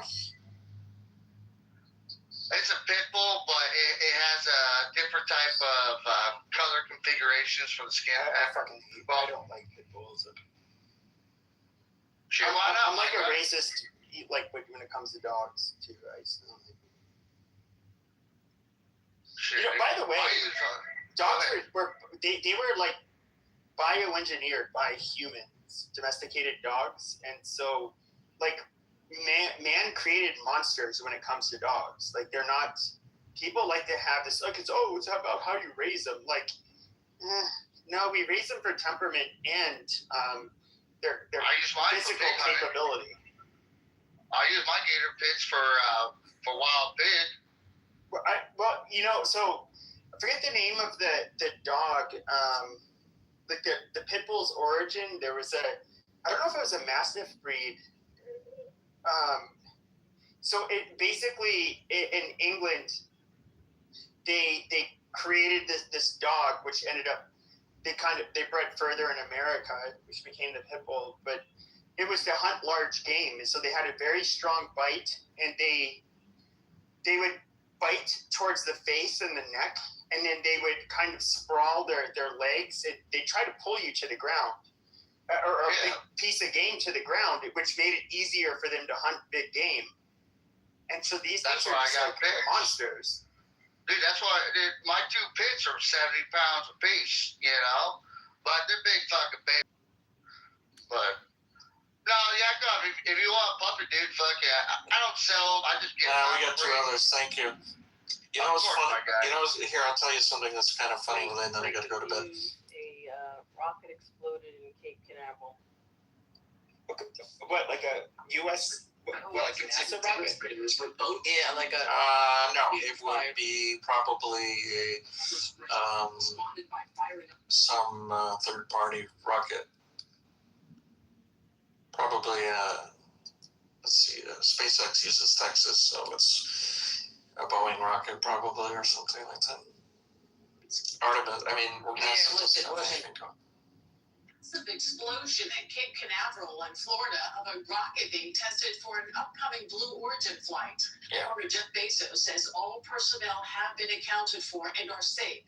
He is promising to find the cause and rebuild.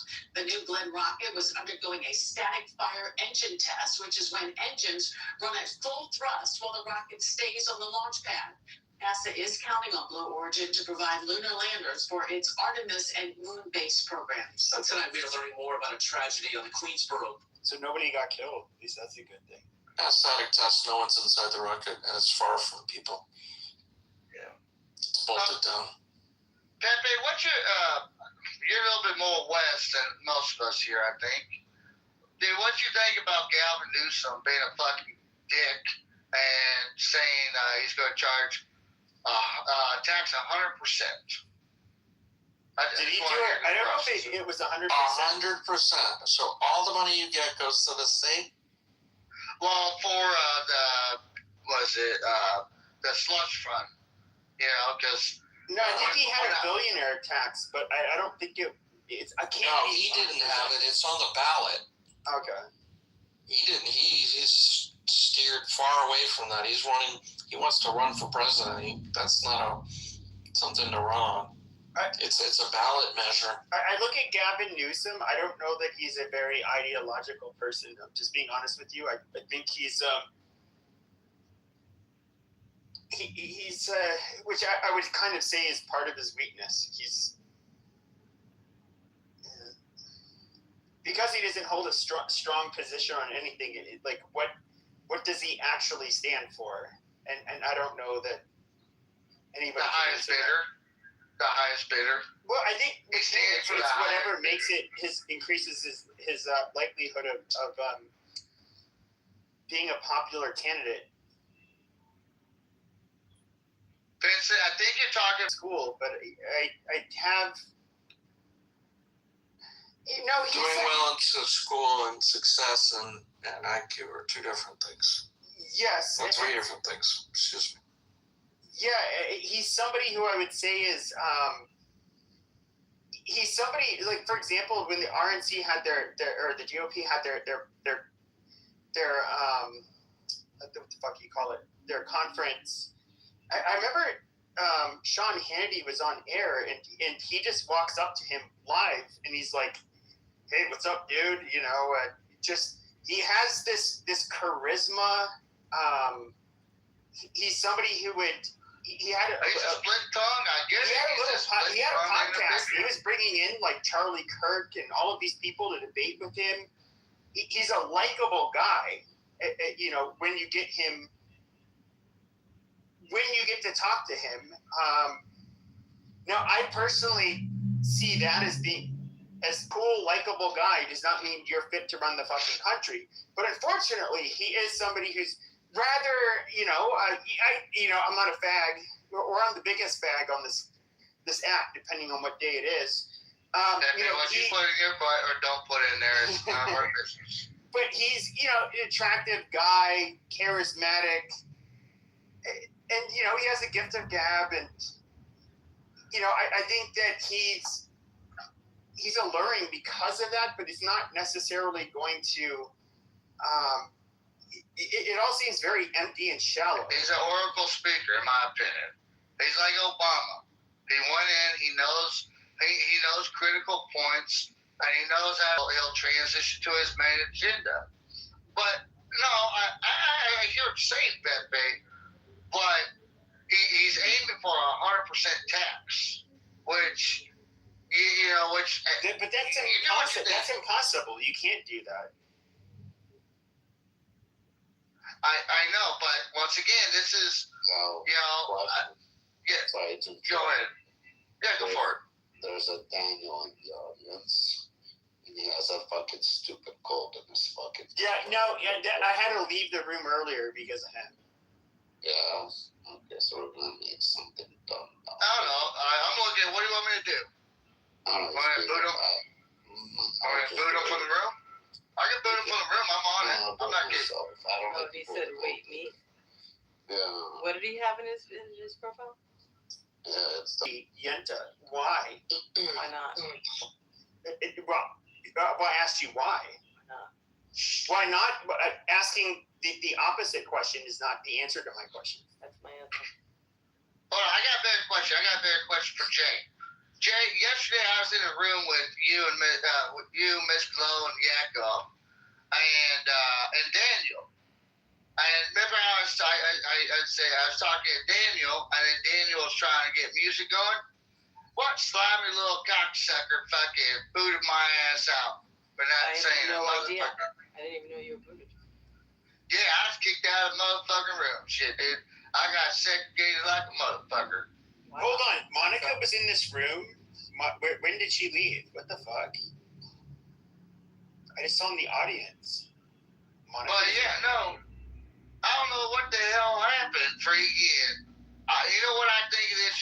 This is my opinion. I got hypothesis. I think that Sam guy, that little cocksucker probably, freaking, when I got booted out of the damn room for not saying a fucking thing but other than hello to Daniel, that little fucking tweezer dick motherfucker, he got out of the room and he went to another room. I don't know. You know? I know that yesterday a lot of people were complaining about the app, but I don't know. I don't know who removed you. I don't really remove people. Well, I don't think it's you. I mean, no, I think Jay's removed me before. If I'm being honest. I don't usually remove people. But you might have made an exception for Pepe, right? Right? Maybe, could be. Yeah, see, that's what I'm saying. Well, Pepe. 2 and 3. Well, Pepe, some guys here have a little bit of chivalry. Something that I would encourage you to show a little modest. I understand you got the Pepe show in the evening, and I'm not gonna lie, I do like to listen to it when I got long night chores to take care of. But it is funny because Pepe said that usually his crazy comes out like at dark, and it's true because during the day he's not as cuckoo. Yeah, well, yeah, because his dad's probably awake. It's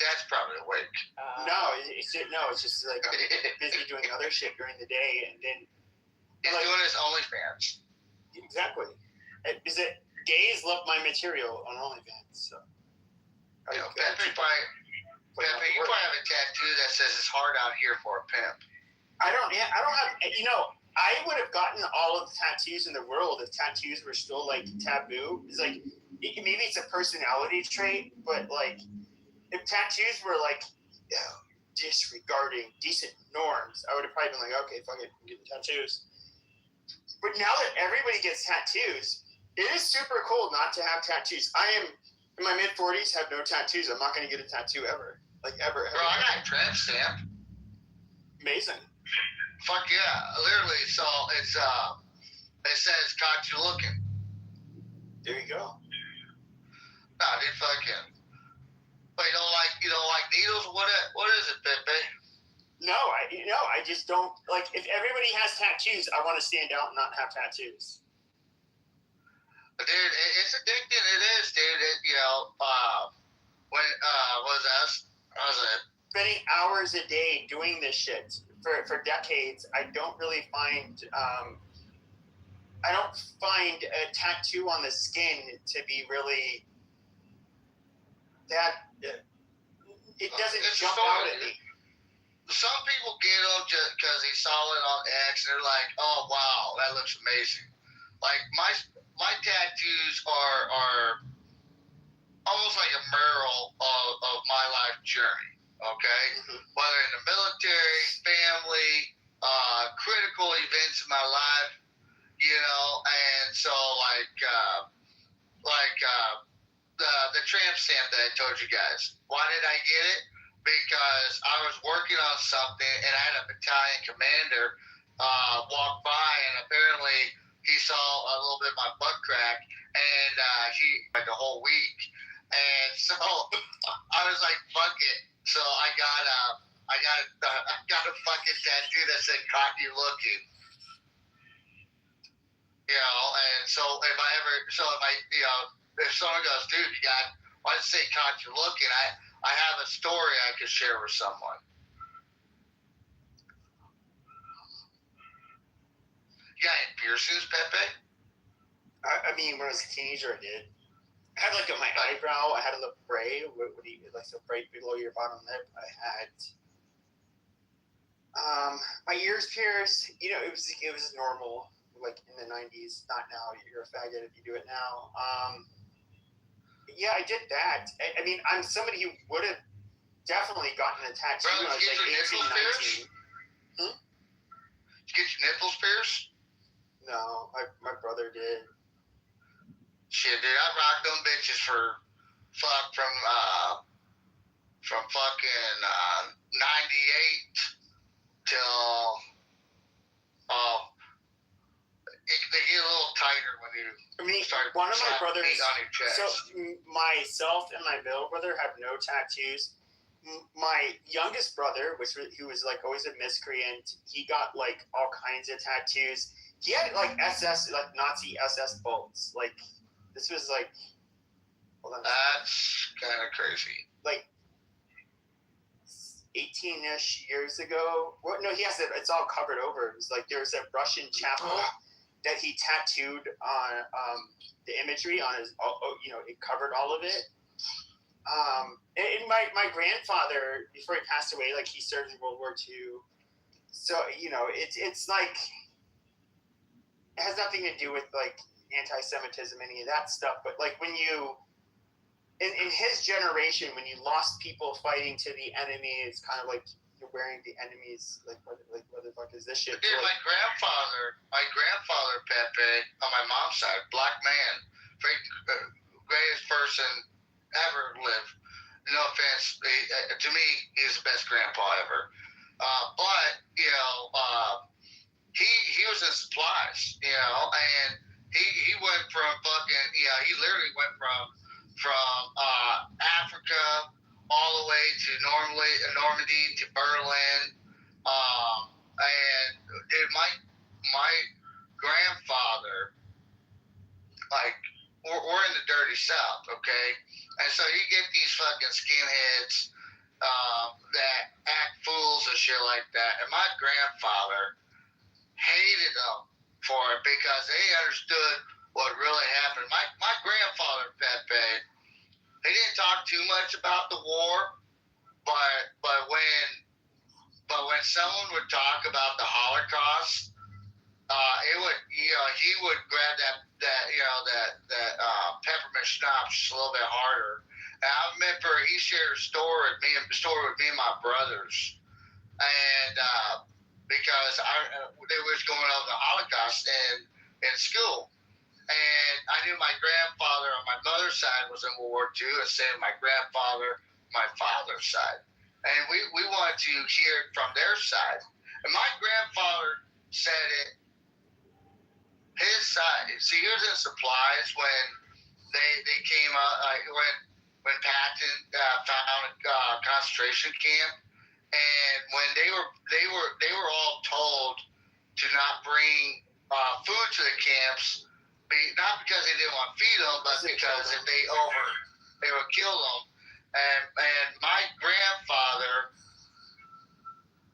witnessed, and he said he witnessed piles of, and this might be a little traumatic for people, but he said when you see a pile of children stacked up, and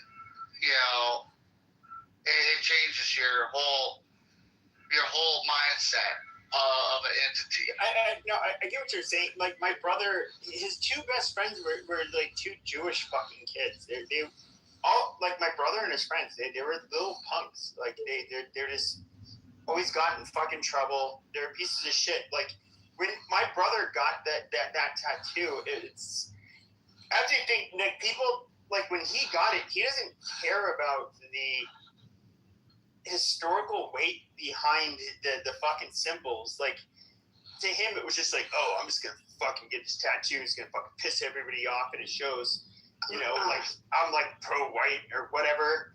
And it was not like my brother never gave a fuck about Jews or like it wasn't even a thing. And you have to, like, if you're looking at, like, for example, like the motorcycle club culture, they would highly rely on, Nazi imagery. Why? Because it was the most taboo thing you can do in America. And they were doing this when the motorcycle club culture really started to take off in the United States. It was after World War II, and it's the imagery of and a lot of people in the United States were anti-Semitic at the time. A lot of the Christians, like, let's not lie. But it was, in a way, kind of saying, like, yeah, I'm the bad guy. In fact, the people that you guys fought in World War II, yeah, I'm wearing your tattoo. How about that, motherfucker? It was like what used to be punk rock and make you, like, weird in the 90s was you had tattoos and piercings and colored hair and all of that shit. And now that is considered to be, like, faggy, left-wing, progressive type of shit. And so what is the cool way to, like, protest it is to be, like, physically fit, not do drugs, be religious, be authoritarian. That is literally the counterculture that you see today. If you look at what is the official who's actually entrenched in academia, the media, everywhere, it's going to be people that are left of center to a little further left, and especially in academia, it's almost all left wing. So what is the cool thing to add Catholic or fucking Orthodox Christian or basically misogynistic, whatever types of fucking people? These people would have been, I think they would have been punk rock, where they would have been left and anti-authoritarian and all of that shit if this was happening in the 80s. Well, Pepe, I understand what you're talking about, dude. Shit, dude, fucking, I remember the fucking 90s. Shit, I went to Woodstock 99. Shit, dude, fucking, I watched fucking Korn and fucking Red Hot Chili Peppers. Shit, dude, I mean, it was fun, where you can fucking hit a doobie up and fucking, say fuck the government, do your thing. I get that, but maybe it just came with age, I guess. But when it comes to at least I would say now the presence when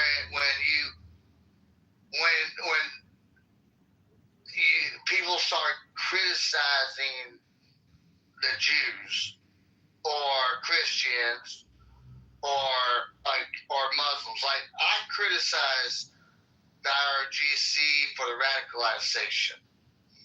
But when people come after and they go, well, the Jews are involved in many different aspects. But I think you're missing my point. But I think you're missing my point.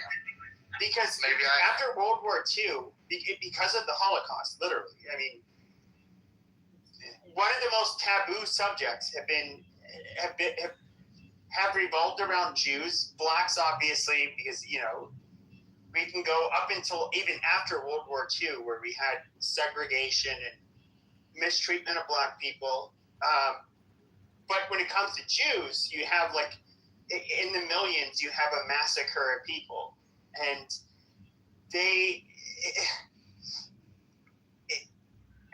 I don't know how to say it. It's going to sound fucked up no matter way, but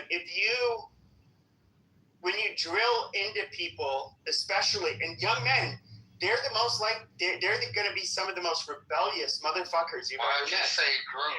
Why don't you say groom? No. This isn't grooming. This isn't grooming. I think that you're going to get, so for example, if you were to look at the World War II generation, what they call the greatest generation, the baby boomers. They are. Sure. And then the baby boomers, what did the baby boomers do? Their kids, they were like, fuck this, no war, draft dodging is cool, free sex, let's just fuck everybody, or free love, I guess is what they called it.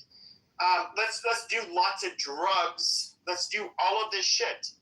They literally rebelled, and it was like a pendulum. It went in the opposite direction. Now, with the Zoomers and some of the millennials, you see this sharp pendulum that's kind of switching in the other direction.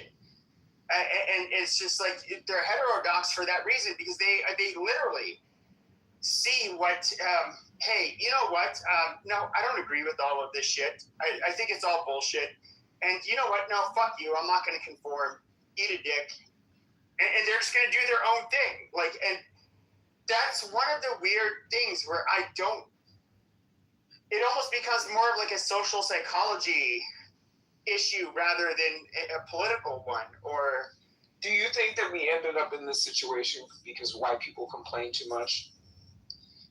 No, this is all regardless of. No, I'm saying white people in general. Okay, that's irrelevant. We're talking about the history of America. Whether it was, for example, we could look at the history of America. Okay, yeah. If we look at the history of America, we can look at blacks in the 1960s. What did they have in common with the white protesters? They started complaining like white people. Hold on, shut up, Adams. Okay, so Adam, shut up. Okay, I'm gonna go read my book. Hold on, Michael. Yeah, go ahead. This shit is not fucking entertaining. You just okay, but you just wanted to get your cheap talking point across. No, I want to have a conversation. I didn't want to listen to you just run your mouth. Okay, but if we look at the black population, the 1960s, what did they have? Can anybody else speak? Okay, so you're so obnoxious. Somebody out. Pepe, work with him a little bit. Exactly, Pepe. Lower your free Okay, but I'm trying to answer the question, and then he wants to obnoxiously talk over me. Now, if we look at the white population and the black population, the 1960s, what is radically different about them? What ideology is infused with their grievances and their protesting? Can somebody answer the question? Shut your mouth, Pepe. You ask her a question, but you just ramble on and on. Like, it don't take 2 minutes to ask a fucking simple question. What did the white and black movements have in common in the 1960s? Black folks started complaining like white people. Like y'all were complaining today. I asked what ideology. I just answered your question. That's not white complaints. That's not an ideology. That is an ideology. That's a multi-billion-dollar business. What are you talking about? No. Leftism. No, it was literally equality. I would literally say it came more from fucking communism. I mean, that's true. If you look at liberals, first of all, people like to shit on the left. Like liberals are bad people. They're not bad people. Even progressives are not all bad people. When it comes to communists, you start to open the door to a lot of things that are very anti-liberal. That's true. But when it comes to, we can look at the black movements. These were, and if you look at a lot of the terrorism that the black movements in the United States did, it was almost always in collaboration, or with the majority white communist movements. These were not. I don't know how to put it. What are you talking about? Liberal people just wanted equality. They just wanted equal rights and civil rights. Thank you. I was trying to jump in, but Pepe just. You don't shut up. I'm telling you, you don't shut up. Pepe, I'll tell you how my mother said it, okay? Because my mother came around during the 60s. My mother got her ass beat. Her ass beat for even playing in a pro-dominant white school. Literally, she, got her ass beat. And my mother said the civil rights movement, what she loved the most about it was she was able to see her community, the black community, finally take a stand and fight for their equality, their right as Americans, to be acknowledged as Americans, not be segregated from the term American. And that meant more to my mother than anything, is to have an ownership of a country that the black community helped mold. There is not a war that black men and black women have not contributed but never got acknowledged for until, well, I want to say the last maybe 30 years. You bring up a good point, but the difference, though, I would say, even between the elders that lived in the black community in the South, yes, I'm not for the segregation or the mistreatment of blacks like you would get in the South at that time. It was obviously egregious and incredibly unfair, but I do think that they ended up coming. Pepe, I don't know if you're aware of this. My father's a white man. My mother's a black woman. No, I know. And the reason why I bring that up, Pepe, is because in the 60s, you had to get a permission slip. In a way, I'm labeling it as a permission slip for interracial marriage. My mother and father had to go all the way up to Montana to get married. Where in Montana did they get married? Oh, fuck. Where the fuck was it? It's not a big deal. But in the 60s, my mom and dad had to leave South Carolina and go to Montana. Just to be able to have right? There's a movie about it called The Loving Virginia, the court case. Yeah, that's an incredible story, Dumpster. I wish I had a nicer name. That's a beautiful story, man. I did not know this about you. That's really an intense story. How do you look? What do you look like, if I may ask? Like a caramel frappe from McDonald's? He's a goddamn quadroon. No, I wouldn't say that. But the thing is that's the extent that they had to do, because they had to get basically a permission slip to get married, and even when they came back, you know, my dad lost jobs because he married a colored woman. You know, lost. I get it. Like there's this injustice where this personal opinion because of who you married, he's mistreated because of it. Now, I would ask you this. So the communist answer, and this is where you saw the radicalism in the 60s, you saw their answer was that our country is evil to the core. The people that made the environment possible for your parents to have to go through that were evil white men. They were capitalist colonizers that they're at the top of the hierarchy when it comes to oppression. So therefore, what we need to do is we need to deconstruct every fucking value that these people have, and we also need to tear down America to its core. We need to start anew. So let me ask you a question, Pepe. In doing all of the curated work, can you answer that question? I didn't hear a question.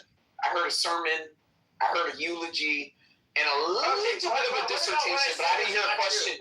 I love it. When I used to make my big rooms, you were this submissive bottom bitch that would literally, that's what you were, that would booty clap on the behalf of whites. But now here you are trying to you have some comeuppance that you want to have. It's so pathetic and comeuppance. I'm being myself. I've always had more white privilege than all of you monkeys. You're broke. You work at a leasing office in an apartment complex. That's a funny story. That's actually not true. Pepe, I haven't worked in a leasing office in over a decade. What are you talking about? You want to listen to these bunch of white trailer monkeys that you hang out with that actually have evictions on their record? For a living again? That actually have their evictions on their record. Thank you very much. What do you do for a living? I'm a sales and marketing executive, Pepe. Oh, where at? Can I be a receptionist? Why am I going to announce where I work on the open stage on the internet? Pepe, what is your real name? You want to answer that? No, I won't. Okay, well then there you go. It still doesn't satisfy the answer what you actually do. It doesn't satisfy your curiosity. I satisfied your answer. Doctor, can I be your receptionist? I'll be really good. No, Dumpster. You're definitely overqualified. But what I wanted to get back to. Pepe, on the other hand. Okay, no. What I wanted to get back to was I literally asked him a question about his grandparents. Do you think that your grandparents would have wanted to burn America to its ground and start anew? In other words, this country does not deserve to exist because it was rotten to its core, or do you think he wanted to make it better? That was basically what I was trying to ask him. I mean, I wouldn't. I was asking him, not you. Who is him? Do you want to maybe call him by his name? Yeah, Dumpster. Why are you calling him Dumpster? Because he's mixed race? No, that's his name. I wish you'd change. You sound like such a cool person. I wish you didn't have that name, but I guess it is what it is. I used to be Steppy, but then someone got me clipped. Oh, okay. I've heard about you. You're Steppy. Okay. Hopefully, good news. Hopefully. So, Stephanie, would your parents have agreed because of their hardships they had to go through and how they were discriminated against? Did they have to tear the country again, to the ground and have a revolution and start something new, or do they want to just kind of make things better? They wanted things to be better because my father and mother didn't think about the now; they thought about the future. They thought about. My mom said it best. She thought about her grandkids in the future. Because it's tough now, but if you fix the problem, if you fix the father focus on and our community, and even though and I'm gonna be honest, even though they had their hardship with the event, my mother and father really never bitched as much as a lot of people do these days that have never experienced it. How old are your parents? My my father passed away at 83, was it 9 years ago, and my mother passed away at 84, 7 years ago. Okay, so you're okay. So your parents probably have a couple years on my dad. But I definitely, my dad's siblings were, some of them a little bit older than your parents. It's funny that we're having this conversation because like a lot of people really don't understand the removal of this from the conversation that they're having on this app with the young 20s and 30s, crowd that are pushing for a lot of these things. My father was, going to school in the South before schools were integrated. So I had a point of reference from the standpoint of somebody that I grew up with as a person that's in their 30s today that actually had a parent that was old enough to remember the same way that I was during 9/11 when schools were integrated. So I think that that's very important context that a lot of people really need to have as they come onto this app and say, my people, my experience, and all of those things. Do you see what I'm saying, Dumpster? I was alive for that, Dr. Adams. That we had apartheid. You were alive for it, but my dad was getting ready for high school. So it's kind of one of those things where it's like,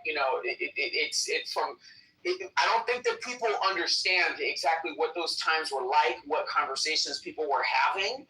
And, having those conversations with people who are alive today are a little bit difficult because a lot of those people are in their 90s or even older.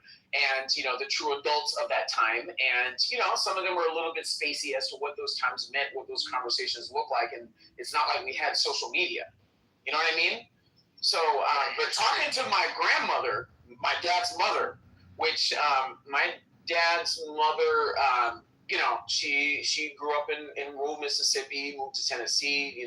She had 5 different kids, 5 different men, or 6 different kids, 5 different men. So that was not a privileged woman. Not a privileged woman, but most certainly in the beginning of her life, I would have been shocked if she had a middle school education. So when you look at the things that people were talking about at that time, even the dating conversations as far as, what women have access to, the fucking 20s and 30s and shit. People don't understand. Dude, myself included, is about 14 siblings. And, dude, my mother and father, they believe in education in the home, and I know exactly what you're talking about. I know exactly, those elements that, and those discussions, and when you hear them, you're thinking it's a fucking line out of a Steven Spielberg fucking movie. You know what I mean? At least on my mother's side, because I heard it from both sides. Like, my mother lived in dirt floors, literally. She, what you call having literal great grandparents that were slaves. Like that literally were slaves, great grandparents. Like that's not that far removed. And again, my dad started a little bit later in life. On my mom's side, I actually met my great grandmother. So to me, it's like, just seeing the disparities of time and, just hearing those stories that it wasn't passed down from just hearing this as like a folk tale. Like I literally was speaking to people who were like, grew up at the dinner table. Oh yeah. Who lived the shit. Oh, yeah. Oh, dude, 100%, dude. Dude, it's it's emotionally and it's also diabolical to hear it from the mouth of the experience. But your family is probably just as strong as my family as well. Even though it was a rough situation or a rough environment, my great grandmother she was proud to be a working woman. She was. She was proud of everything she ever had. Everything. And, and the one thing she really encouraged us as great grandbabies was to make sure that we go forward in a positive manner. We make sure that,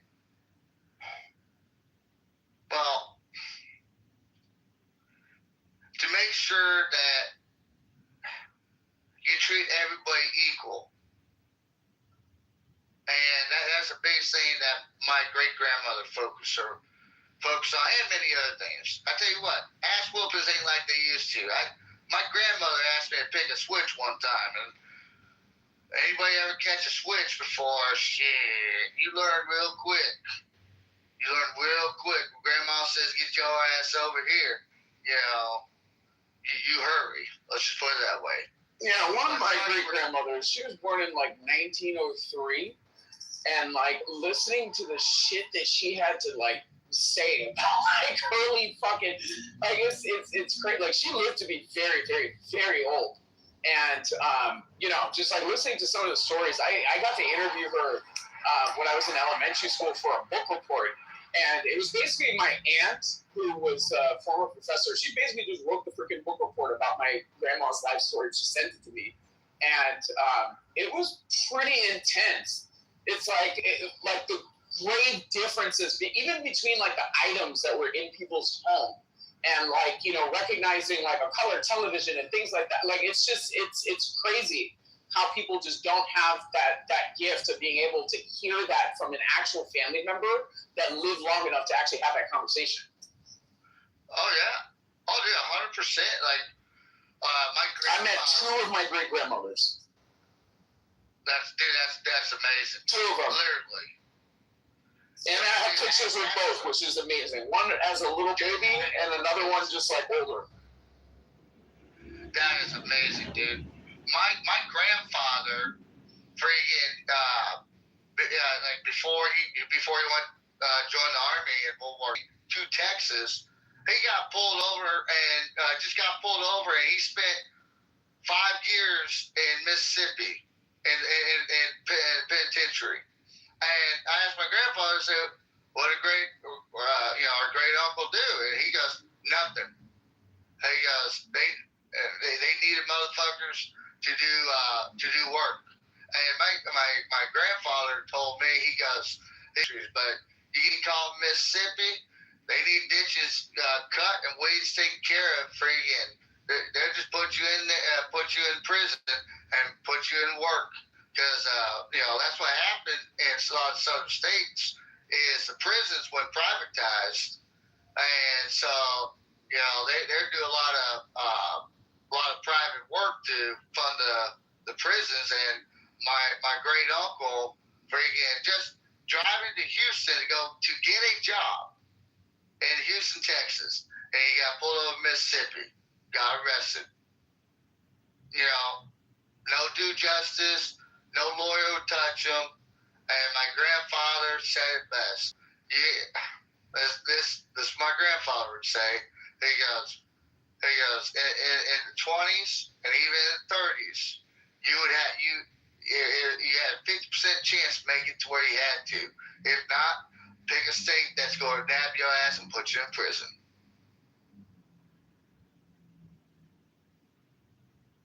Yeah, I feel like we're on the same page, Dumpster. People are able to have conversations about these issues, and if they want to be informed, they can be informed. And they can also hold criticisms towards Black America while also not understanding, just kind of the proximity of history. It's one of those things, Dumpster. I feel like it's not racist to criticize all Black people and the way that Black people live, but I feel like to hone in on certain dynamics that people really just don't understand, with a lack of sensitivity in having those conversations with an earshot of people that are not that far removed from it, I feel like that might dance on the line. You know what I mean? I know. I did. You know what I miss the most, Doctor? Besides my mother, I miss that soul food shit, dog. Friggin', I miss the holidays when you got grandma and mom in the damn kitchen. Shit, you got the aunties in there. Shit, dude, I miss that damn food, man.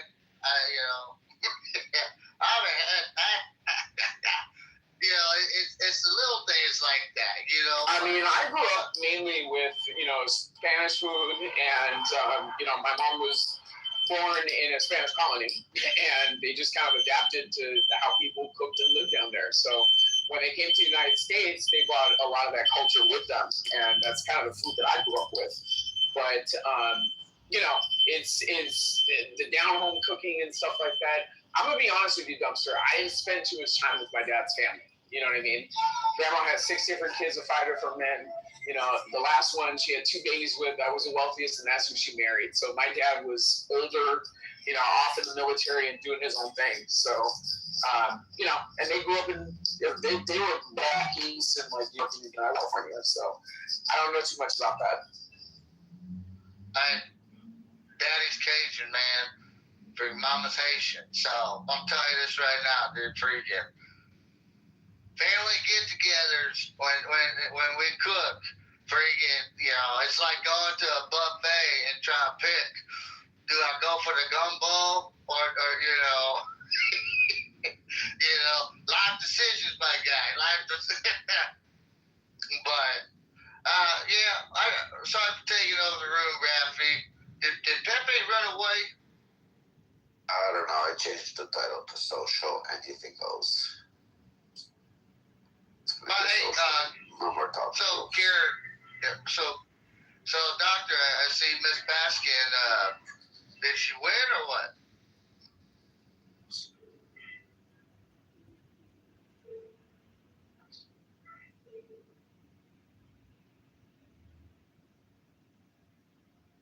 Sorry, was that for me? Karen. Did Karen Baskin win?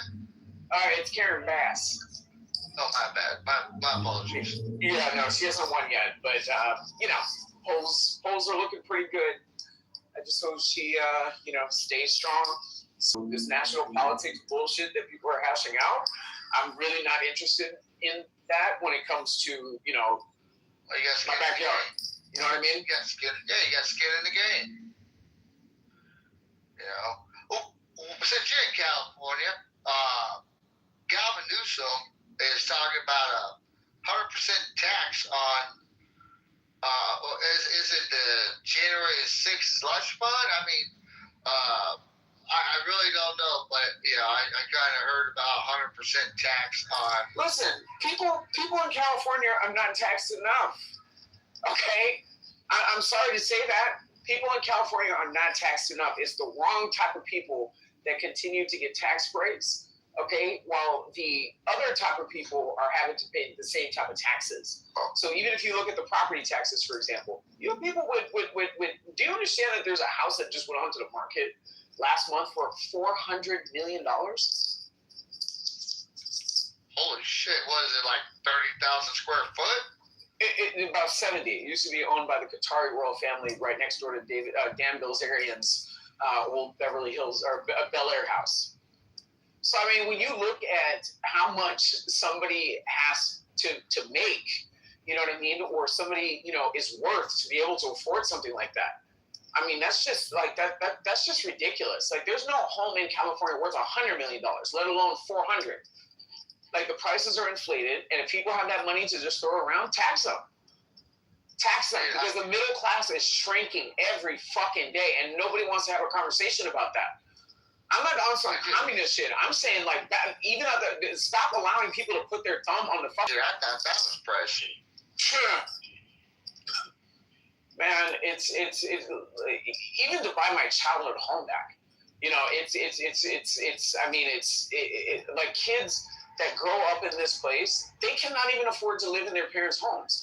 You know what I mean? They leave it behind. Okay, you have a faulty transfer or something's not transferred right, in your financial favor. You're having to pay all these property taxes that the normal person cannot afford. Can I ask a dumb question, Doctor? It's going to sound really ignorant, but it's because listen, when I lived in California, I was on a military base. So I was completely oblivious. Where were you stationed? Pendleton? 29 Palms.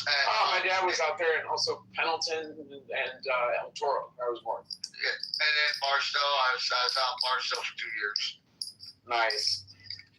So, like I said, I completely oblivious. I mean, we heard why is the housing market issue in California more chaotic than anything else? Even because how is it so hard for your workers, your blue collar workers, and your white collar workers that are just being average income families or individuals? So California has always pretty much relied on manufacture, production, agriculture, and later on, this bullshit entertainment industry that props up the economics in California, along with tech. Okay. So you have these jobs that are coming into the workforce market that are not pacing enough to keep up with the demands of home ownership. For example, if you earn, let's say, how can I make a better example? If you earn $50,000, $60,000 a year, well, $300,000 homes, where are they? In California, right? I don't know, where are they? Okay, so now when we talk about people who want to build families and want to live in, normal single-family homes, we're talking about the 1,200 square foot to 1,800 square foot home. Anywhere in California, that's going to cost you over $1 million. Do you know what the mortgage is on $1 million home? Depending on how much you put down, you put less than 20% down, you're going to be nailed with about $8,000. I would say about $8,000 a month. Because then you have to consider property taxes. $50,000 income a year? No, I'm saying, right. So, when you look at the average person that's able to buy $1 million home, where are the jobs for that? Where are the jobs in abundance for that? So now we go into the conversation as far as the two-income household. A lot of people outside of California feel like that's not, the option of where America should be. America used to be a place where, in the time that you mentioned, men used to be able to buy homes and they used to be able to support their families on a single-income household. So that's a predicament that we're in. People had different attitudes towards leisure.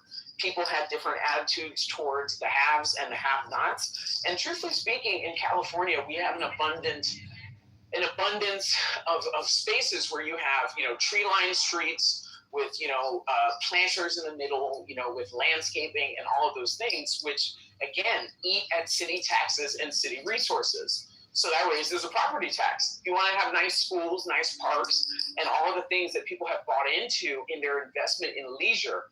Different from other places in America is how you ended up in this economic situation of what now exists. Escaping and water maintenance and things that need to get done. Some drunk 16-year-old from some dentist ends up crashing your Porsche into it. That's $100,000 and something a tree.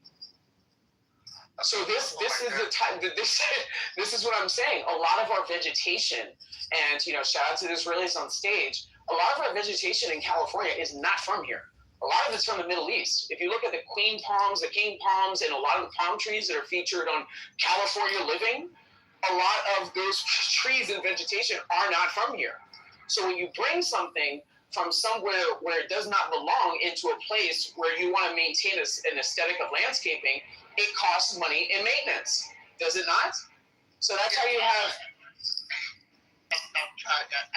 I'm just telling you how the bill continues to add up. You see what I'm saying? Because everything that I explained to you is a line item that is going to be passed down to the consumer.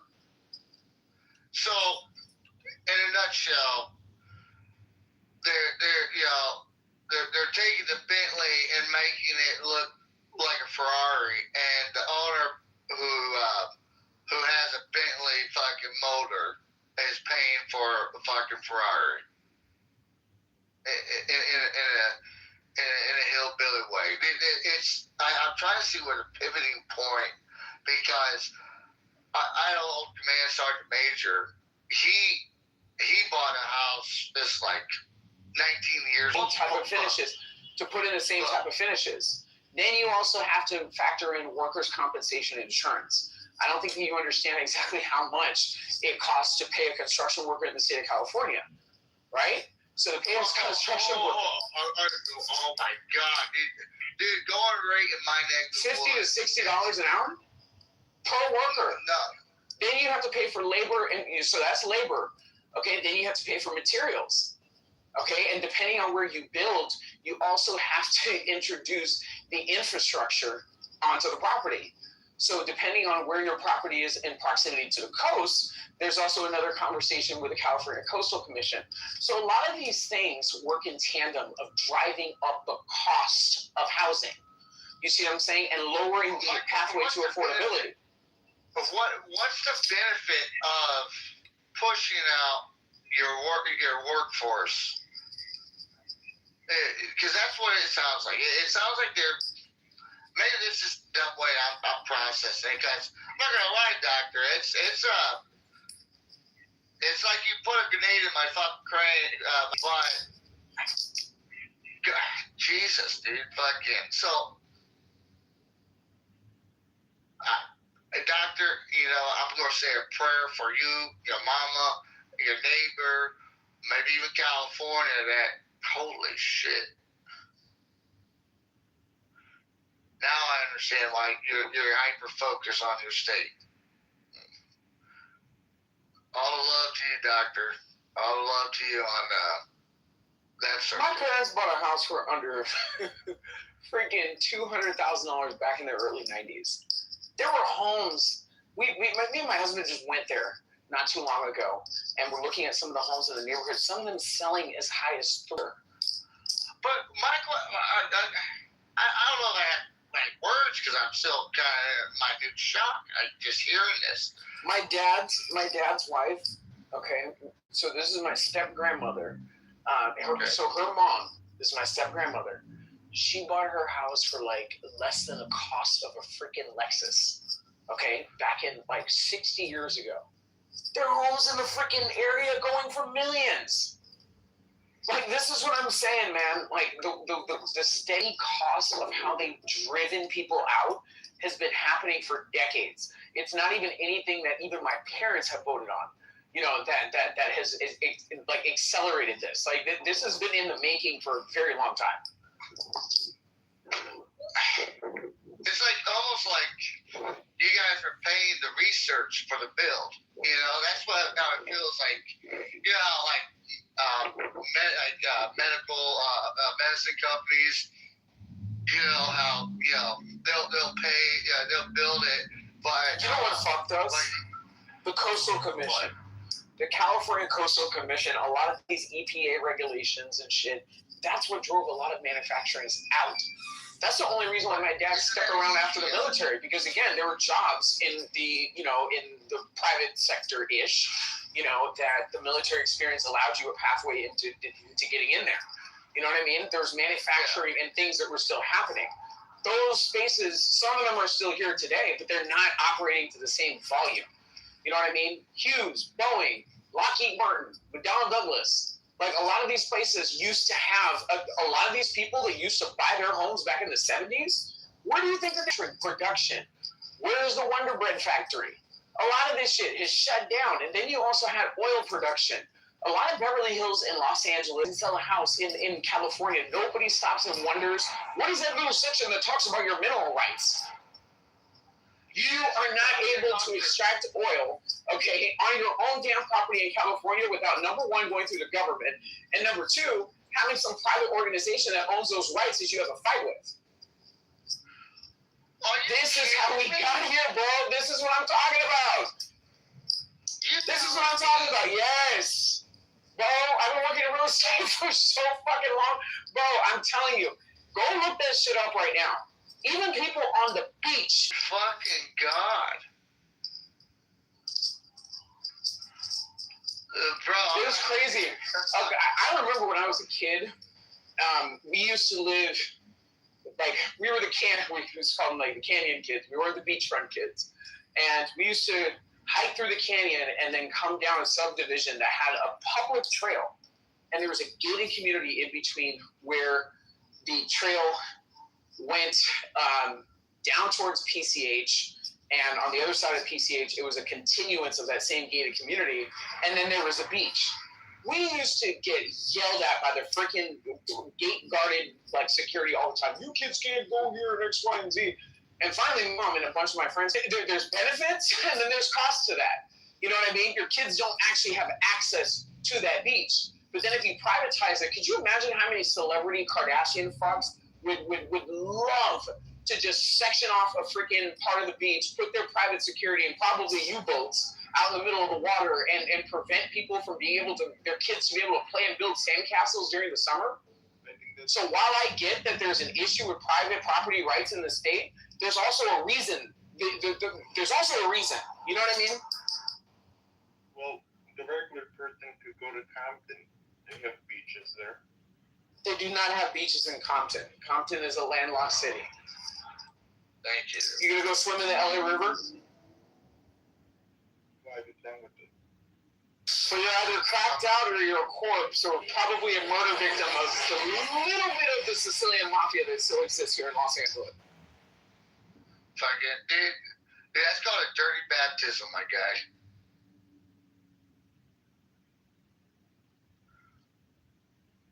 Fucking. See what I'm saying, dumpster man? Like it sucks. Like I've had to head north, like since like leaving my parents' house. It's kind of one of those things. Like I've just had to keep pushing north. Like you know what I mean? Like economically, as this shit is panning out, and looking at where I've moved, I've had to keep moving north, just because it's just. I'll tell you what. You know what I mean? Like it's crazy. Hey, bring your husband, bring your mama, bring you in South Carolina, dude. You guys will have a blast. Oh no, fuck that! I'm not trying to go out to the no, y'all.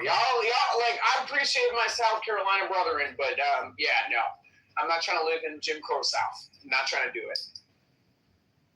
Well, I'll make sure nobody fucks with you. Listen, where I live in South Carolina, I'm gonna tell you this right now. On my family's property, I'm gonna put it this way: I've seen an alligator eat a bull shark, and I've seen a bull shark eat an alligator. Yeah, no. So my mom ended up retiring in Florida, and actually declined health-wise. She finished out her last days out here in California, closer to me. But I bought a house there at one point, and fucking like I'm telling you, it's too country, man. Like I mean, once you get past, I feel like Arizona. Like that's just where people just start becoming a little bit, a little bit weird. What's that? Myrtle Beach is a beautiful area in South Carolina. Yeah, everybody says the same thing about Huntington Beach, and that's in California, and the people are so racist as fuck. What about Long Beach? Long Beach is cool. I like going to Long Beach. I don't know. In my younger days, I got kicked out of Long Beach, me and about 50 Marines. I was over in Long Beach for work. Yeah, Long Beach is cool, but Huntington Beach, I don't. Yeah, no, I don't do Huntington Beach. I was a logistics fiduciary consultant. I was part of a $1 billion company when I was in Long Beach. And in Newport, shit, I'm telling you, dumpster, I used to take that 73 anytime I used to go kick it with my friends in Long Beach. I was not taking PCH. I do not like driving through PCH. Fuck yeah, I totally understand that, motherfucker. Hell yeah.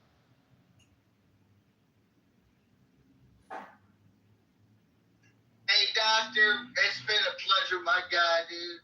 Friggin', I've had a hell of a day. If you look at my PPR, I'll tell you the type of day I had today. It was eventful, but I'm gonna go home. I'm gonna walk in the house, give me some food, and try not to annoy the wife too much. You guys have a great day. All right, you too. Were you doing an airstrike on Palestine? The man just said he has to go. He's going. Thank you for your service.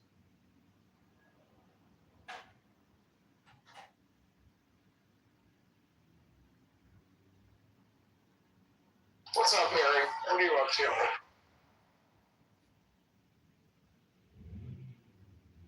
He's probably reading the Torah or doing the mitzvah.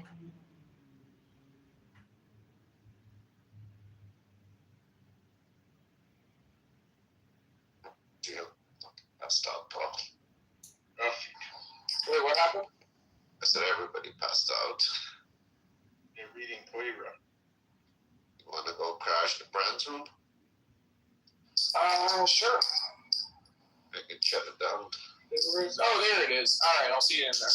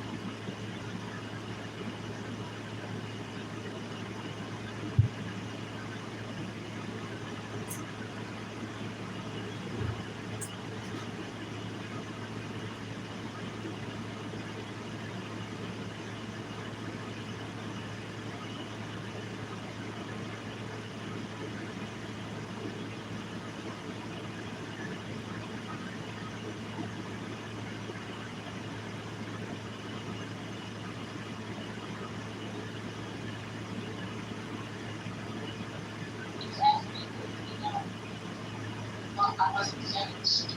But I'm also speaking. Are you going to be antagonistic to me? Like, I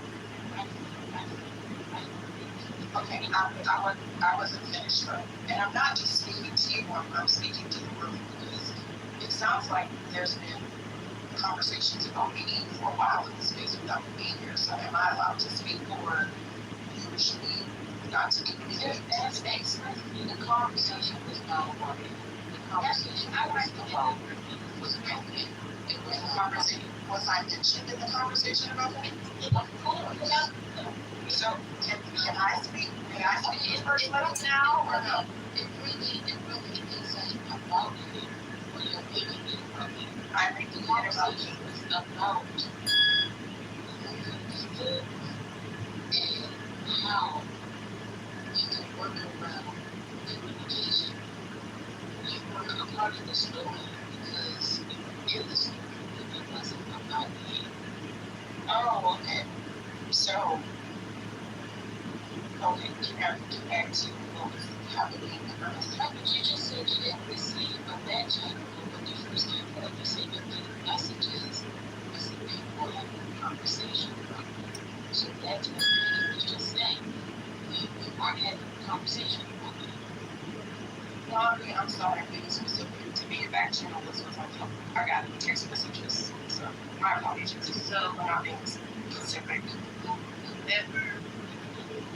Never visited mentality or ability you're going to have to ask them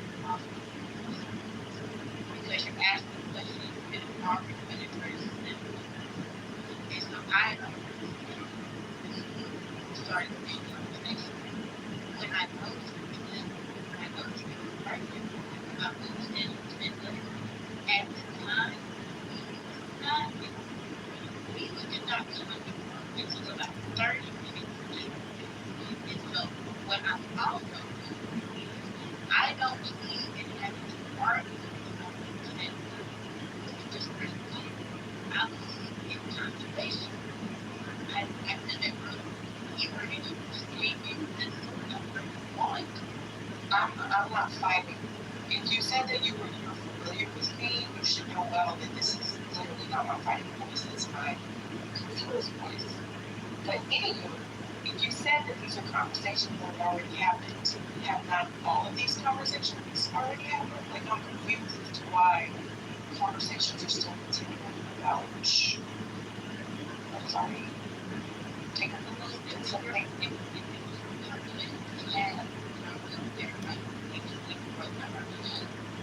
This is a conversation between me and First Lady and this family. And I do not understand what that is about you. Yes.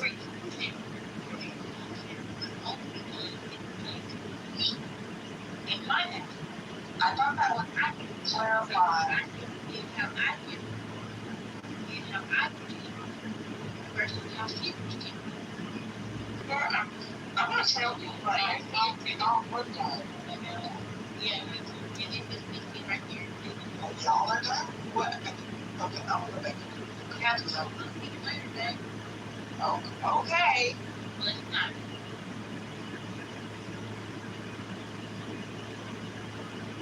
I'm sorry. I'm trying to say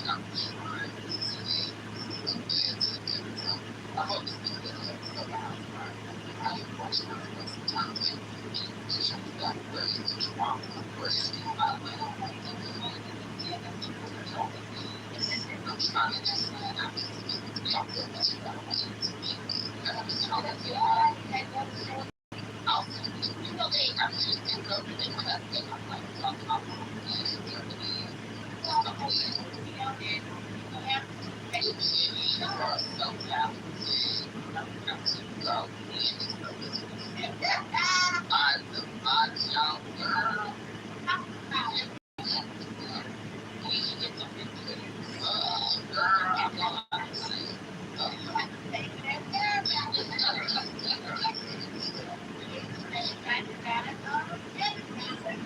I feel like it is community because I feel like it's community because it's clear that he can because my person I don't know why I had to say it's that she didn't know what to say. She was like to be there. I don't know if that already No, I'm not saying that. I'm just saying I'm just saying she didn't know. And y'all know people messed on the app. So what somebody did was they messaged her and was like, early people talking about you, right? And so she's just trying to get clear of what was said. So that point should have been solved. But if you want to continue whatever messaging them, now that's another thing. And I'm not responsible. But I'm just telling you I'm yeah.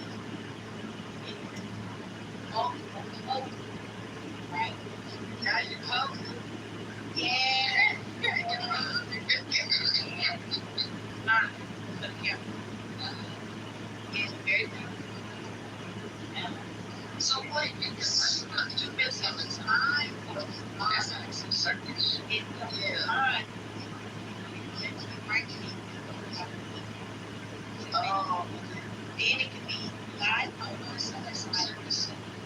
Yeah. Okay.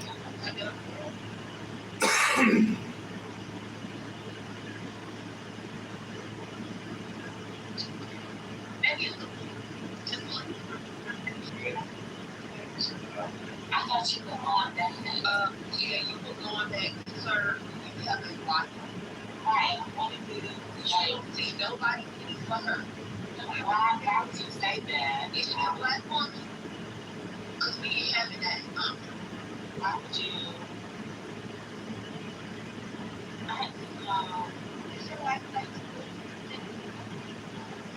Does she know that? That's not like it's the house.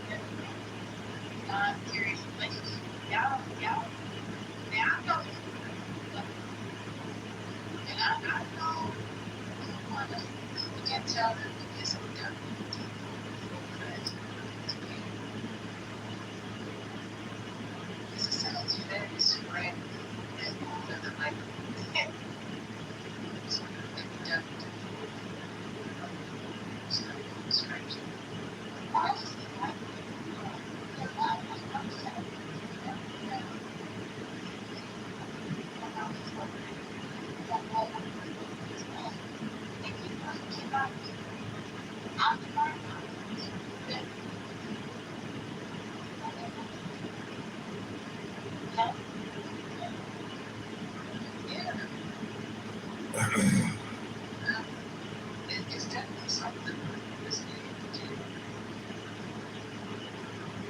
I think it's a virtue.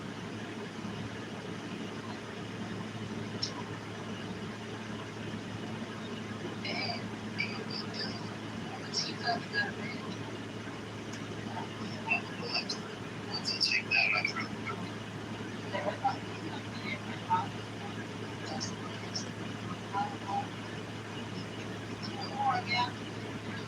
That's the best.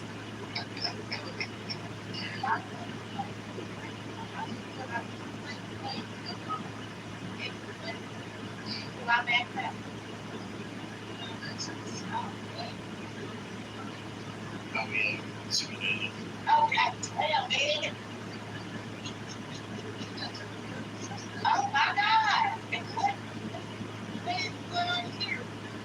It's actually, it's well around age.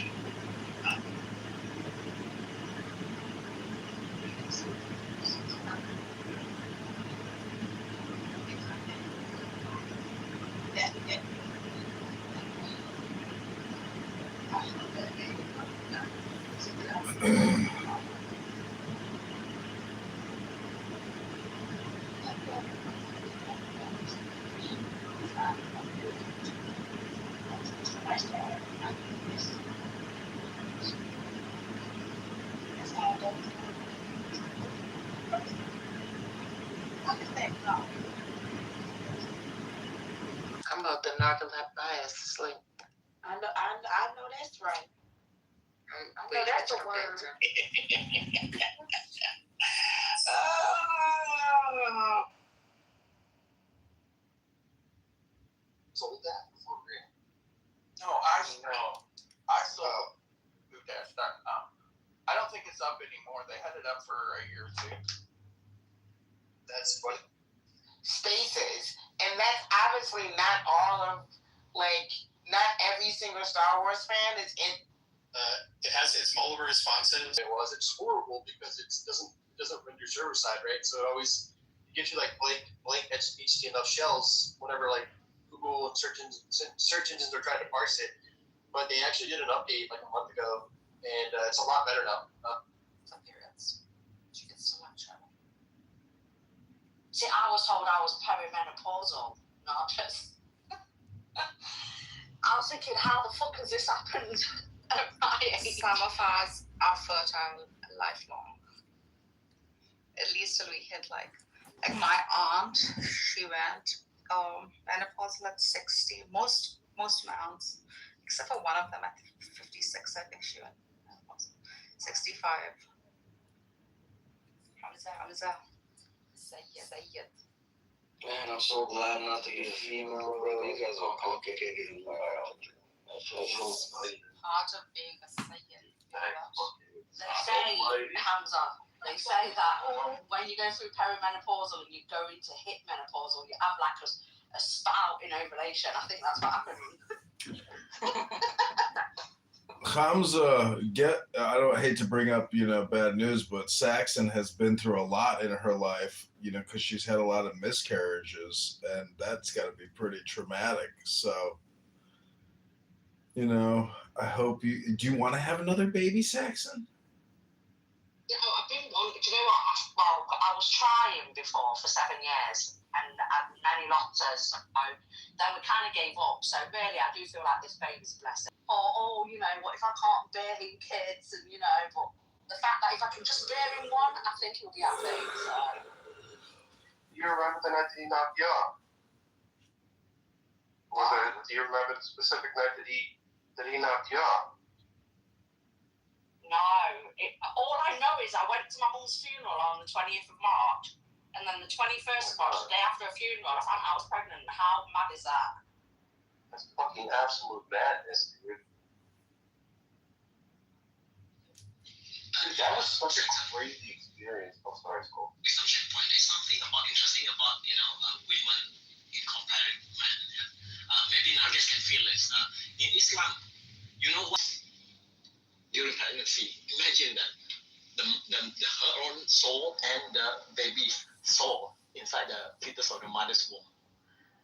No other human being can do that. That's how amazing that, So if you look at that, your mom is woman, your sister is woman, your auntie is woman, and then still we overlook and we look down and we kind of like looking, hey, man is higher than woman. It's not that woman. So that's why God gives that woman having that ability to having holy the soul in her. Yeah, growing a whole life in your body is not easy, man. Well, You need to be good to us women. Every second, every man has 1,500 miscarriages in his scrotum. And the human body is like genetic, magic, where this little flagellating tadpole thrusts its way into this egg, and then a flash of light, and boom, there you are. Replicating, multiplying. And do you know what's amazing about a woman's body is a woman's body knows, or the egg knows when there's something wrong, and that's probably why most women have miscarriages, because there's something wrong within that, chromosome. So the natural thing is to have a miscarriage. So in a way, man, a woman's body does miracle things, man. It rejects men's sperm if there's something wrong. That's going to eliminate a lot of jobs. Definitely remember at a certain point. So 99% of John's sperm. I'm trying to go, bro. I ain't gonna lie. Like she was in the paint, yo. She was in the paint. Body's going to flush him. His genetic line out. Unfortunately. And we're not going to have that. Baby, when he said that shit, I said, yeah, nigga, I learned how to do that. If I die today or tomorrow, a nigga might troll my mother. When we talk about mom, you see, mom, okay? Look at mother like uma, and that m, you see the m, it has some kind of significance in many ways, not just in the how we pronounce it, how we look at how what's mim, all that. And when you look at that, it's happened like, imagine in the context of the soul, no genders. Soul does not have any genders. Is that true? How far we can comprehend that? So that is where it becomes very interesting about the soul, that maybe there's no gender also. When No, there is a gender. having genders, upon it goes into the vessel. It's a gender. God's Earth is trans. The moon is feminine, and the sun is masculine. Earth. Okay. Earth. Now, that is on the context of outer space. We are talking about inner space. There are two aspects now. When we look at outer space, there is some similarity in that repetition. Having that, the inner space of oneself will be able to know, hey, which part of me that had genders? The vessel had genders. The vehicle had genders. But the other one, which is the soul, doesn't have genders. So it makes sense. The soul being bred into the fetus of the mother's womb during the pregnancy time, therefore it becomes, this is a baby boy, this is a baby girl. But prior to that, there's no genders. But when it goes into this physical being of oneself, therefore, this human is born with a so-called male or female. And that's where the unique of understanding So having that, the chromosomes is just an exhibit about the vessel determinations. The chromosome decide, that chromosome XY just decide higher than that. It's not infra. That is how deep it is. If we're talking about LGBT, that is infra. Okay, so it doesn't work that way. The higher frequency, that's how I kind of looking. Whoa, that is the soul. So something like that. With a checkpoint. So I want to sing the song for Saxon's little baby who can hear us. It is called Hallelujah. Saxon, are you ready? Yeah, I'm ready.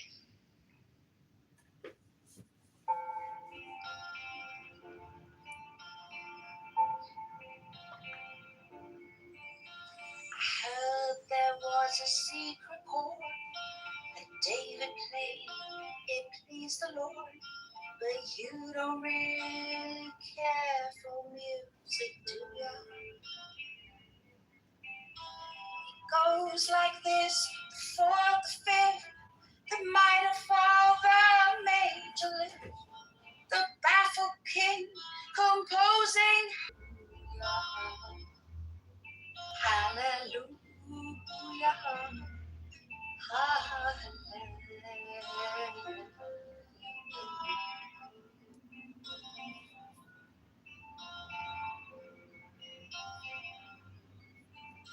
Your faith was strong, you needed proof.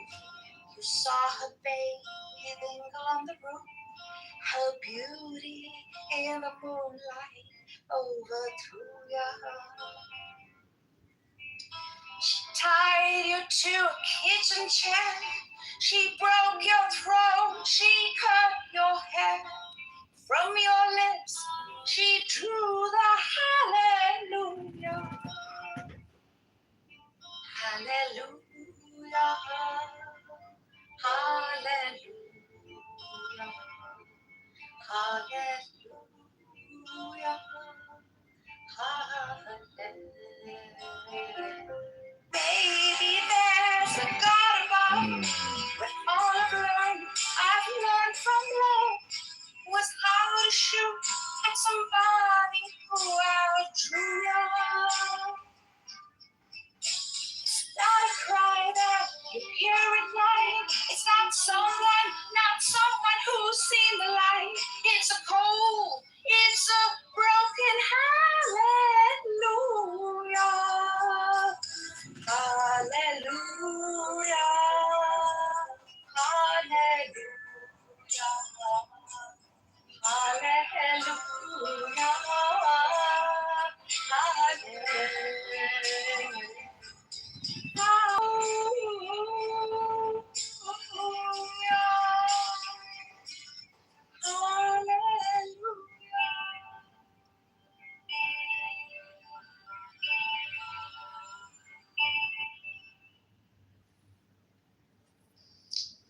Do you know what? I think I was getting butterflies when you were singing that.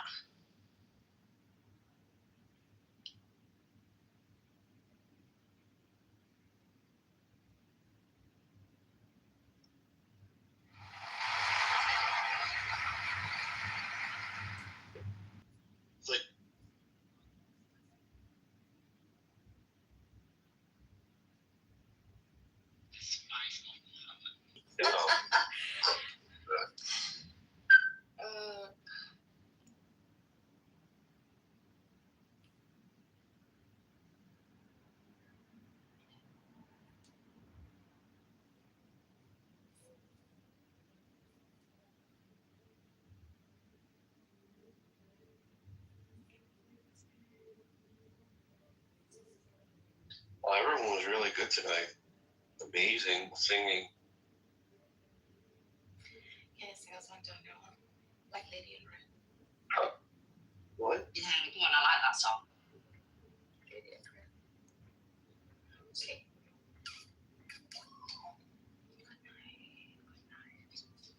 Good night. I love you. Can you wake me up tomorrow? Is that a test?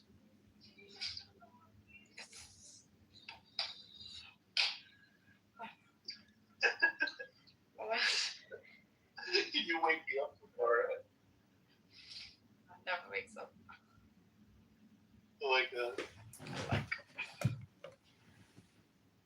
I don't trust someone that doesn't wake me up. Hallelujah. God, how? How's the balding been going for you? How's that getting out? Oh, you're one to talk, Cheddar Cheesehead? I've seen your photo. I have a full head of hair. So, You have so much hair. Well, Daniel, the great thing about being bald. What was that, Saul? Okay, questions about chicken and egg. Chicken and egg. Which one comes first? But now I'm going to ask you about the west and the east. Which one comes first? East or west? East. East. Okay. All right, now. Okay. Now you see there above there's a link. How one language unites 70,000 islands. And that one language is the start. Is in a way, if you want to look at the mirror of Arabic, this one language is happening on the east. So that one language, 70,000. Seriously, because any foreigners that comes into our country just to stay about maybe a month or so, they can speak the language. How amazing is that? Because of the frequent the melody of the language. That one single language, because it's so amazing that the other 700 language will learn and into that one single language. You know, that really make it. There's the soul in the language, something like that.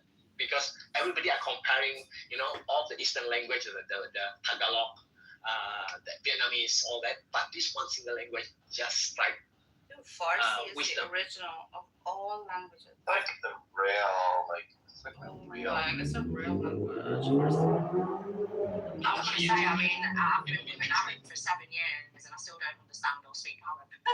So it's not that easy, trust me. Arabic. It's Arabic. Yeah, that's what I'm saying. I said I've been married to an Arab for 7 years and I still don't understand Arabic. You don't speak Arab? No, I don't speak Arabic, man. It's a hard language to speak. Do you cook? I cook Arabic food. What kind of Arabic food do you cook nowadays? Bloody hell. I mean, I think it's mainly a Middle Eastern dish, so I think the dishes are all known over the Middle East, but I cook, do you know, I bet Narjas will know, okra. You know the okra soup, Narjas? I do. Yeah. I'm not an Arab, I'm a Persian. What are you talking about? Like, how could you ever be a hairy Arab? Oh, like, I don't know anything Arab. We're not cool friends with Arabs. In fact, we're not friends with Arabs. The cutest thing about, like, Persian women is that little 13-year-old boy's mustache. It's a mustache. It's so cute. Like, you know a Persian woman by her little tiny mustache. It's soft. It's not bristly. John, you know about that, having young boys, right? John? You know all too well. That's all projection. You're Catholic, right? Yeah. Well, yeah, that's all projection. Let me hit my projection bell here. I know it is. Earlier, Narjas was projecting onto me when she was saying that I'm highly conditioned and, other things, which were all projections. I just don't understand, Narjas. Like, how are you a Persian, but you're celebrating and supporting a Mohammedan, meaning like a desert person who claimed to be the messenger? Like, it's a movie. How can you project onto me my conditioning to reject what I consider to be? And there's been lots of successful cults out there.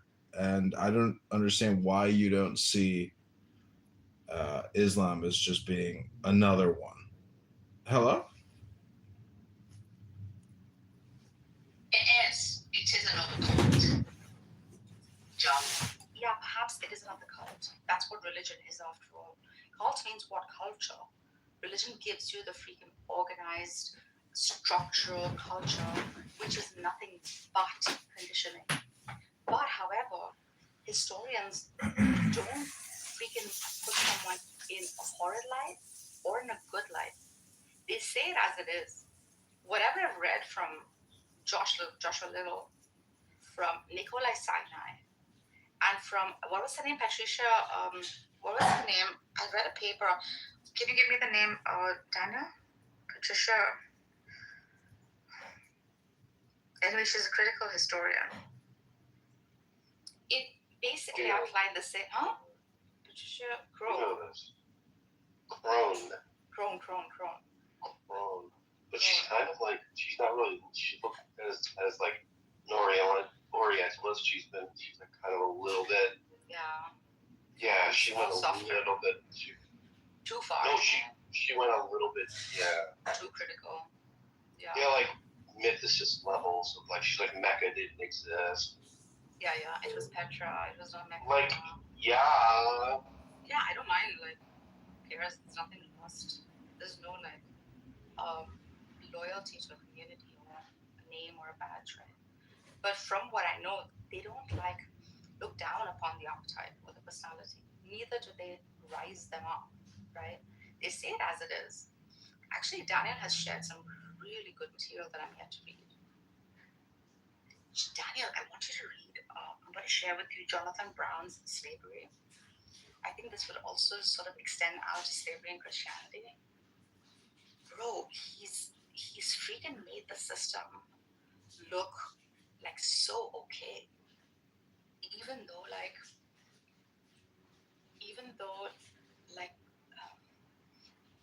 conceptually, the whole idea is so freaking wrong. I know. I have the same weird, I understand.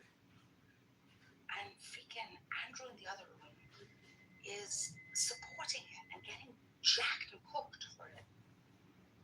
So the one thing the best way to put forth, a proposal for like war booty. For God's sake, like, how do you extend it out to today? Which what he's doing, and which what most Muslims do, by the way. It's bizarre. There's another story to be told there. Like, there are some truths to this little cliche where people are like, whenever you criticize the holy book for its slavery, they say something like, well, it's not like transatlantic slavery, you know? And they're right in some ways. You know what I mean? Yeah, so there is something to be said about people that consensually are like, hey, I have nothing. Take me into your household and you can be something like a family member. It's such a nice-like thing to do, actually. Like, basically, this is your... I would love to have slaves. Like, stop. You don't want to fucking do it. Daniel, because she goes back to her house. No, she goes back to her house. That's late. She chooses her life. She chooses what she, or whatever she chooses. But, come on, Daniel. Here, like, perhaps there is one person home. Let's say I'm the provider, service provider, slave provider.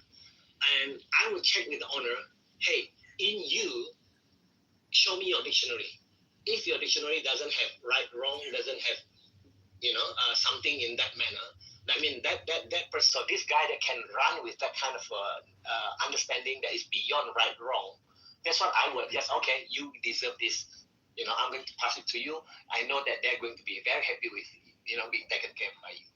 That is what, when you look at that kind of vibes, that kind of frequency, it happens regardless of religion. And that is what I'm listening to the clubhouse. I see those vibes, that individual that has that kind of frequency. And why? Because God said, I create you with a frequency that resonates with me. Can you understand what is that love beyond human love? Maybe along that wisdom check. So basically, these slaves could like stay with the family, be a part of the family. Children could play with children, right? She's not sent to prison, although she's like the victim, okay, of war, right? After all, she is the victim of war. Um, and it so goes for the boys and the men too, right? They've come to a brand new society. But I think like so Christianity has a good 6 year provision, which is I think a good time period. Maybe it could have been lesser. You see, nowadays, when we look at, let's say I say slave, SLAVE, if we use our mind to think about it, imagine that it's merely a slave, but can we make it more higher concentration? Just the word slave alone. That I listen to the value behind the slave, that words. So you see, when I say I slave my desire, I slave my manager, I slave my officer, my CEO, me of oneself, slaving the other two. No, So we don't do it for humans. We don't do it for humans. No, I mean slaving. Slaving means I slave my own. I'm talking about manager oneself, officer oneself. I'm not talking about context about external. This myself, I mean three components of me, which is the CEO, the manager, officer. Yeah, I suffer when I slave for myself. But when I slave for like God, for example, yeah, that is a understandable relationship. Okay, now wisdom check point. Now you see, God slaving upon that God. Sure. Now, yeah, what I'm trying to say, if you pick up these vibes here, you see, when I am human being created, I have three elements, which is the soul, the mind, the body. The soul, the mind and the body has to be following the soul. That means there is this hierarchy of movement. That means that's what I mean by slaving. So God slaving me, and then me slaving the other two, or the mind and the body, so that it abides with the wisdom. So then the mind will be, hey, you do wisdomly think. I don't do thinking, but wisdomly think. You see the whole vibe? That's why we call about the nerves, which is the lowest end nerves, which is the manager and officer, has to be, being managed by.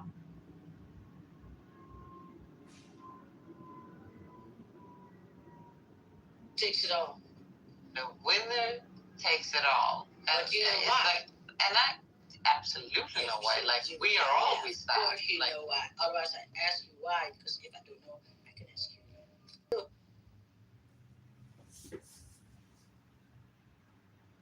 That's exactly how it came up. I was doing waiter because I always like the cigarettes and customers. For her, that's like a weird thing. It's smoking in a restaurant, right? And here's actually, to segue back to the title, right? Like, would you agree, Kevin, that the scenario gave with the 2 minutes of everyone on the planet? As you said, even if you have that hallucination, and that's why I went further, it's I would just think I'm fucking crazy.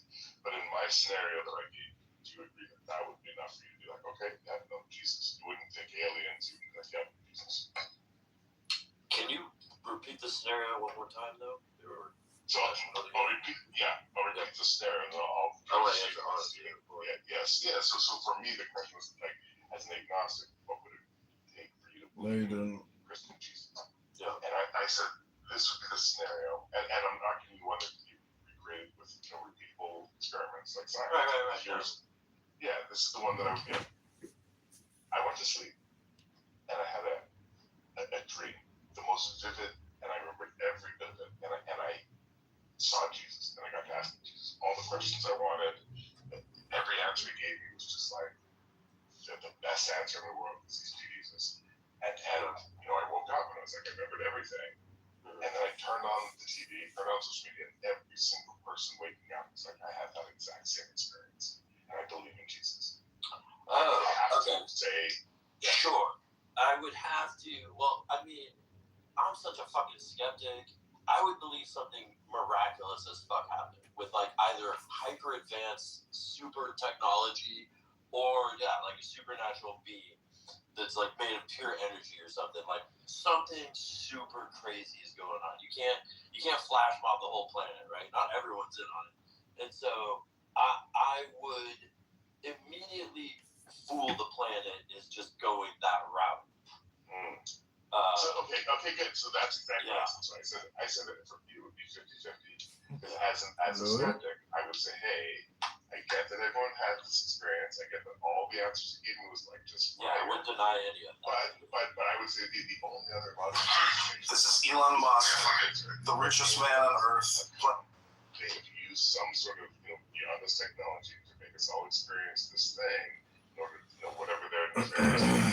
If you go through, that's it. So me too. I'm a skeptic. Of Abraham or Jesus.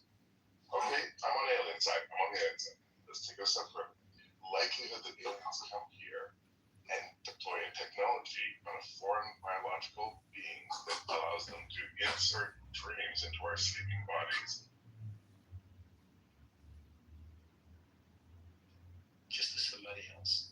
There was the God, and then the king was below him, and so forth.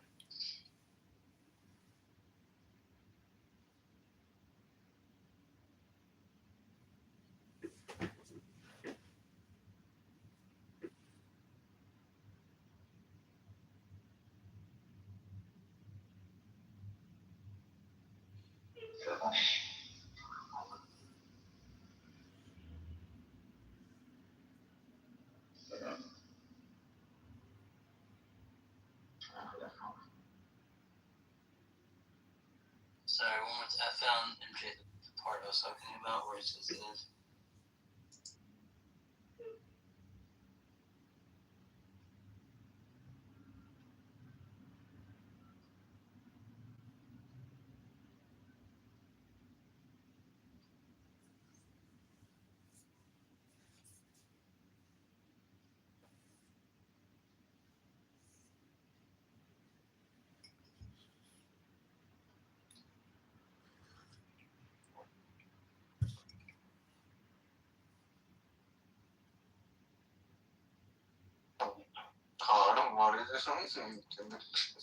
ఈ రాత్రి నిద్రపోవడేమో ఏంది ఈ అమ్మాయి ఇన్ని రోజులు గొడవ పడ్డది ఇప్పుడు ఏంటి హార్ట్ ఇచ్చిందా అంత సీన్ లేదు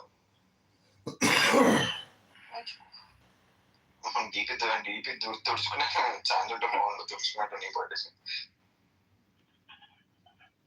దెబ్బకి నాకు ఆ స్టేట్మెంట్ తో నాకే ఇన్సెక్యూరిటీ వచ్చింది అందుకే నేను ఫోటోలు తీసాను ఎవరైనా నాతో మాట్లాడితే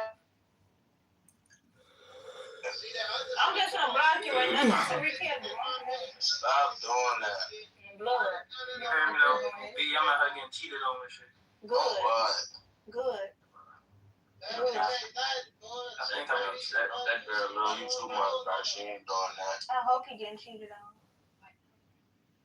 Get your cock kissing old man. You pushing 30. Fuck on.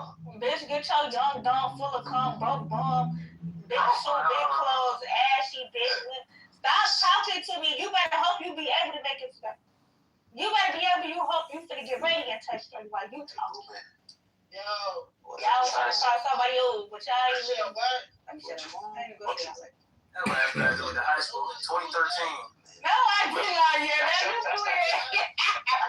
weird. That's too fucking old. I graduated in 2013. Y'all still in school. What, 8th grade? So can I dig in your ass? Where the fuck you in? I can't hear you, fool. Who that is? We'll do that. Now you're trying to kick it though, so you done got your ass fired up and shit. Now you trying to Oh, why did you tell me? This shit crazy. Hey, bro.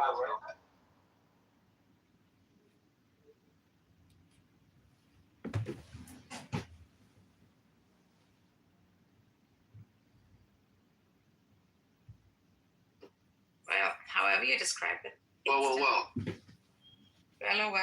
the concept still remains is the ownership of another human, which is bizarre, absurd. You know why slavery actually ended is because it went out of fashion, because the truth is nobody wants to actually care for humans like they're cattle. And so that's actually why it went away. Not because of the Civil War, not because of intelligence, but just because managing other humans turns out to be very problematic. The powers of a true Catholic warrior.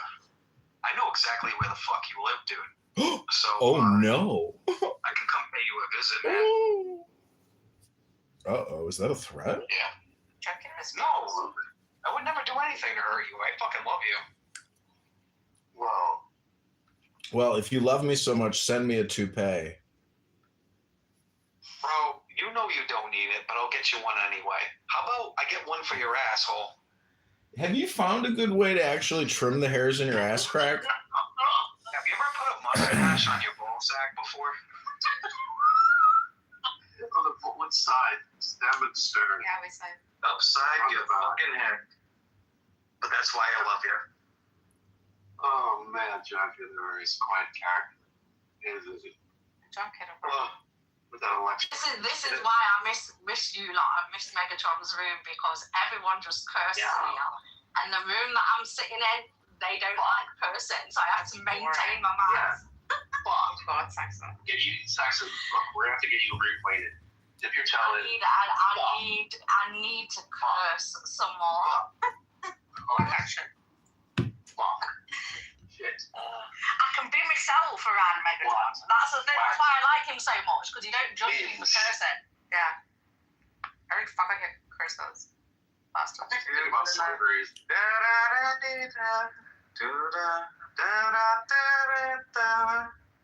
Yes, you really know where John is.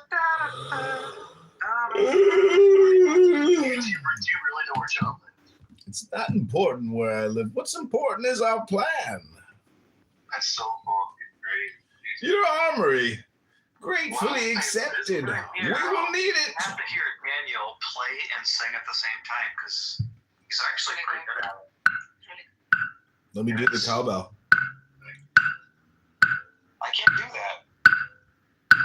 A 1, a 2, a 1, 2, 3, 4. You know this dumb motherfucker. You know this dumb motherfucker did. What? Alright, so he was running for Congress. Nah, I shouldn't. It's the frequencies are too low. Go through the fucking wall. I'm chilling in a music studio right now. What do I do with it? Hello? Hello? Hello? I'm in the music studio at this time, yeah. It's the perfect time for music. We were making beautiful music earlier in August, if you have to know. Do you know how much Keanu Reeves gets paid per word? You know, Nargis, you need to start minding your own business. Nudge, nudge, wink, wink. Don't worry about what I'm doing. Worry about what you're doing. It's a good point. You talk an awful lot, Narges. I just got to tell you. I just spoke to them. What? Yeah, so You're on here 50 hours a week minimum talking. You don't work. You don't have a job. You're here all day. Sacrifice I trust my babies. Don't be jealous.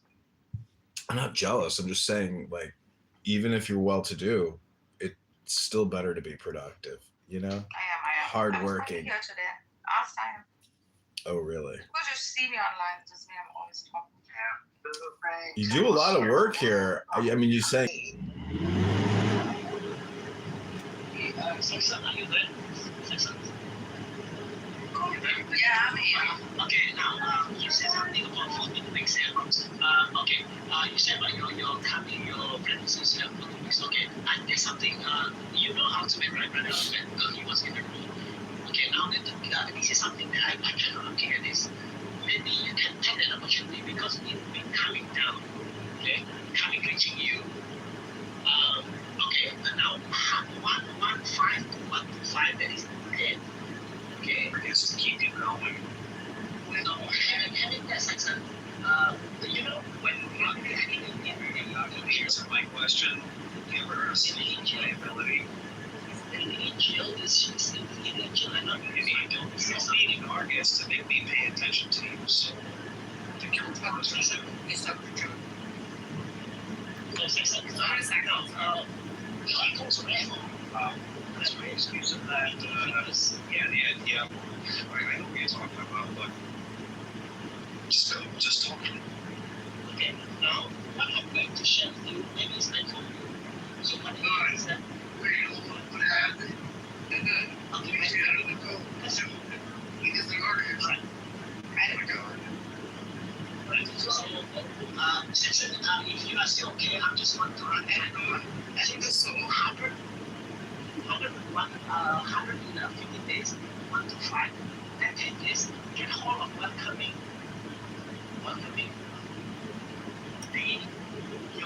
your baby soul coming into your business. Welcoming it. Place then. Oh, the sunshine when she's gone. That's right, the rainbow sunshine when I'm gone. I was gonna say, the sunshine when she's gone.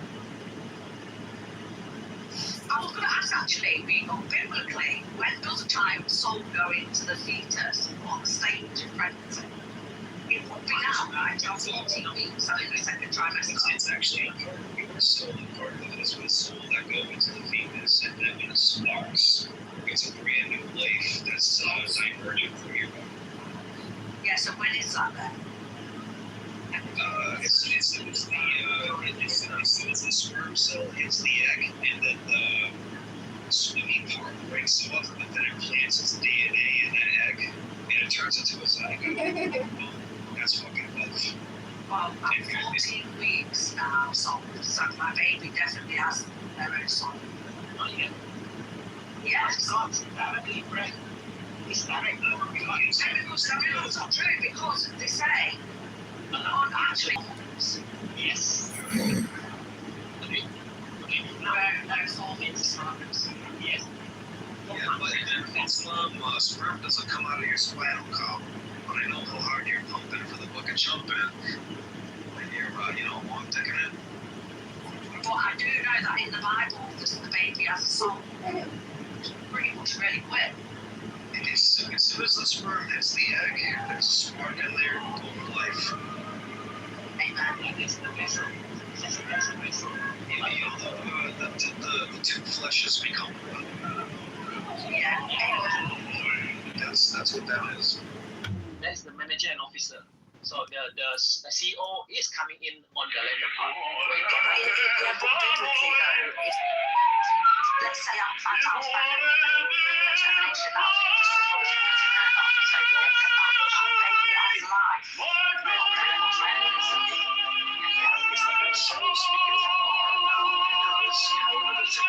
Verse in context, the ayah, you need to interpret it through the lens of the Bible, and that's actually pretty cool. I like that overlap.